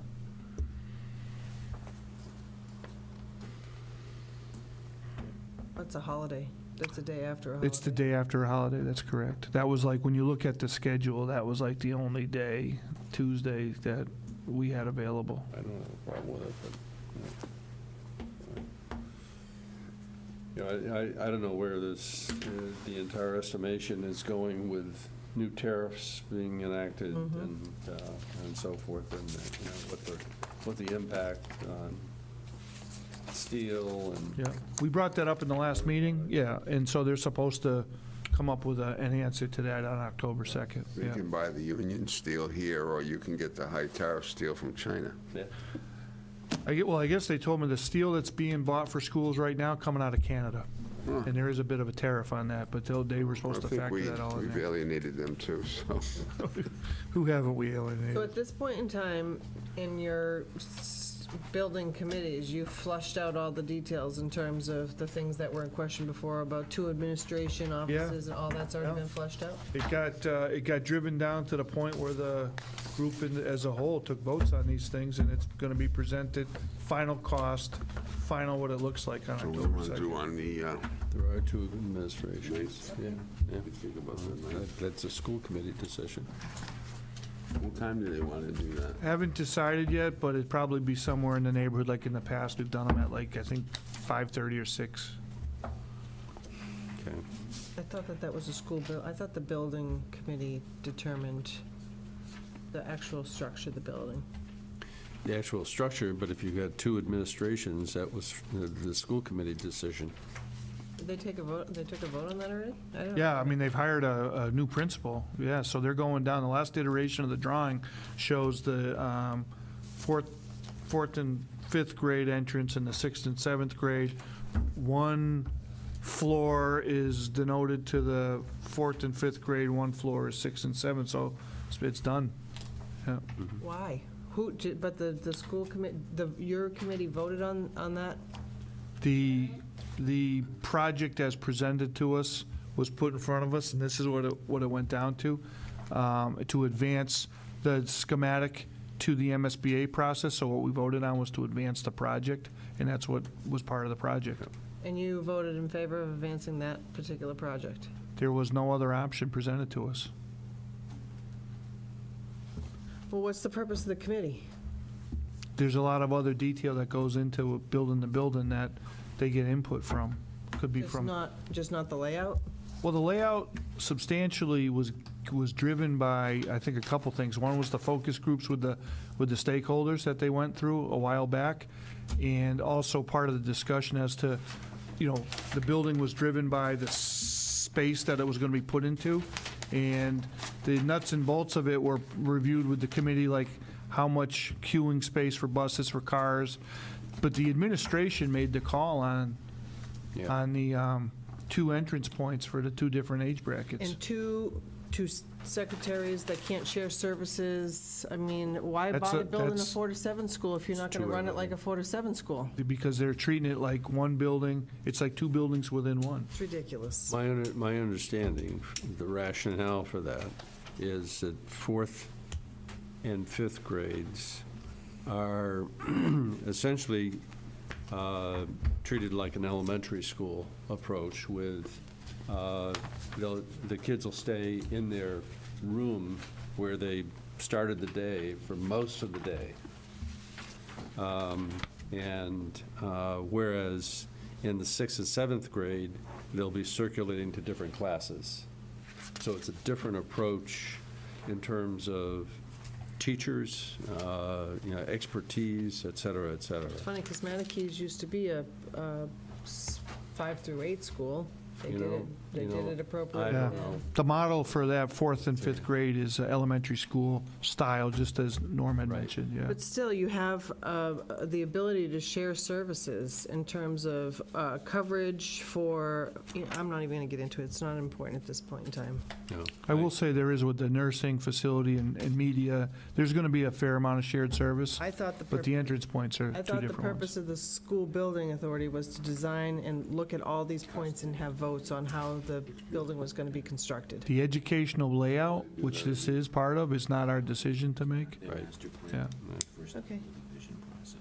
I mean, we did vote on not having the superintendent's offices, administrative offices, not recreated in that building, but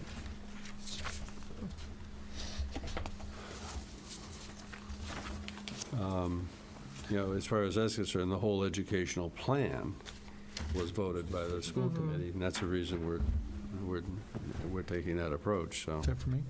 Yeah. If you want. Okay. All right, individual items. Mark? I'm done. Okay. I'd just like to publicly announce the festival, Fall Festival, Taylor Bray Farm, Saturday, October 6th. Rain date, Sunday, October 7th, 10 to 4. Hay wagon rides, all kinds of activities. The farmhouse will be open. And all proceeds go towards the feeding and maintaining of the animals and maintenance of the grounds, educational programs, and the outbuildings. They say, please no dogs on the day of the festival.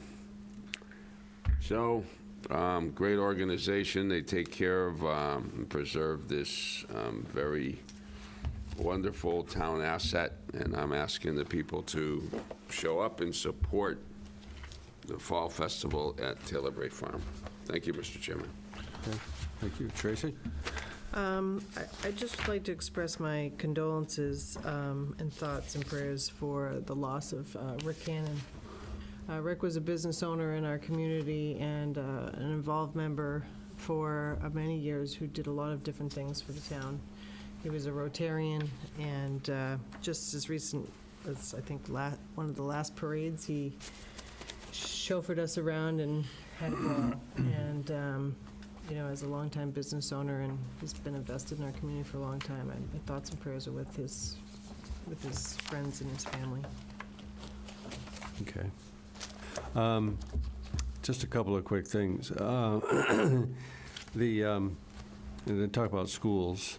The school that I went to, or elementary school that I went to, which was first through That thing eighth. hasn't been mothballed yet? First through eighth, yes, and that's the point I'm just going to make. The first through eighth grades in Granville, Massachusetts, was closed last year because they had joined the regional district in Southwick. And the school committee, in their wisdom, closed the school that was originally built in 1954 and added on to numerous times. When I attended the school, there were only 78 kids there, but it grew over the years and was a center of community activity. Interestingly, I just learned that school is now going to become a Christian school. And I have no doubt that it's going to be K through 12. And I don't know what the population may have doubled in Granville to 1,500 people. But, it's an interesting thought. I wonder what Matakees would look like as a Christian school. And I wonder if, 400 kids went there, how that would change the population dynamics for our community relative to the entire school, the district school situation. Because it would take 400 kids out of our enrollment numbers and change the whole structure of the way things are going. So I think that we should put some words out about, hey, we've got a school with a gymnasium, a beautiful gymnasium.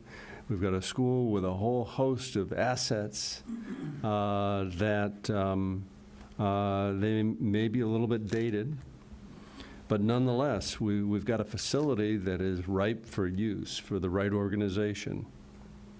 And that school might be an alternative for parents here in this town who might not like their kids in another situation with Dennis. Well, we So- still have to transport them.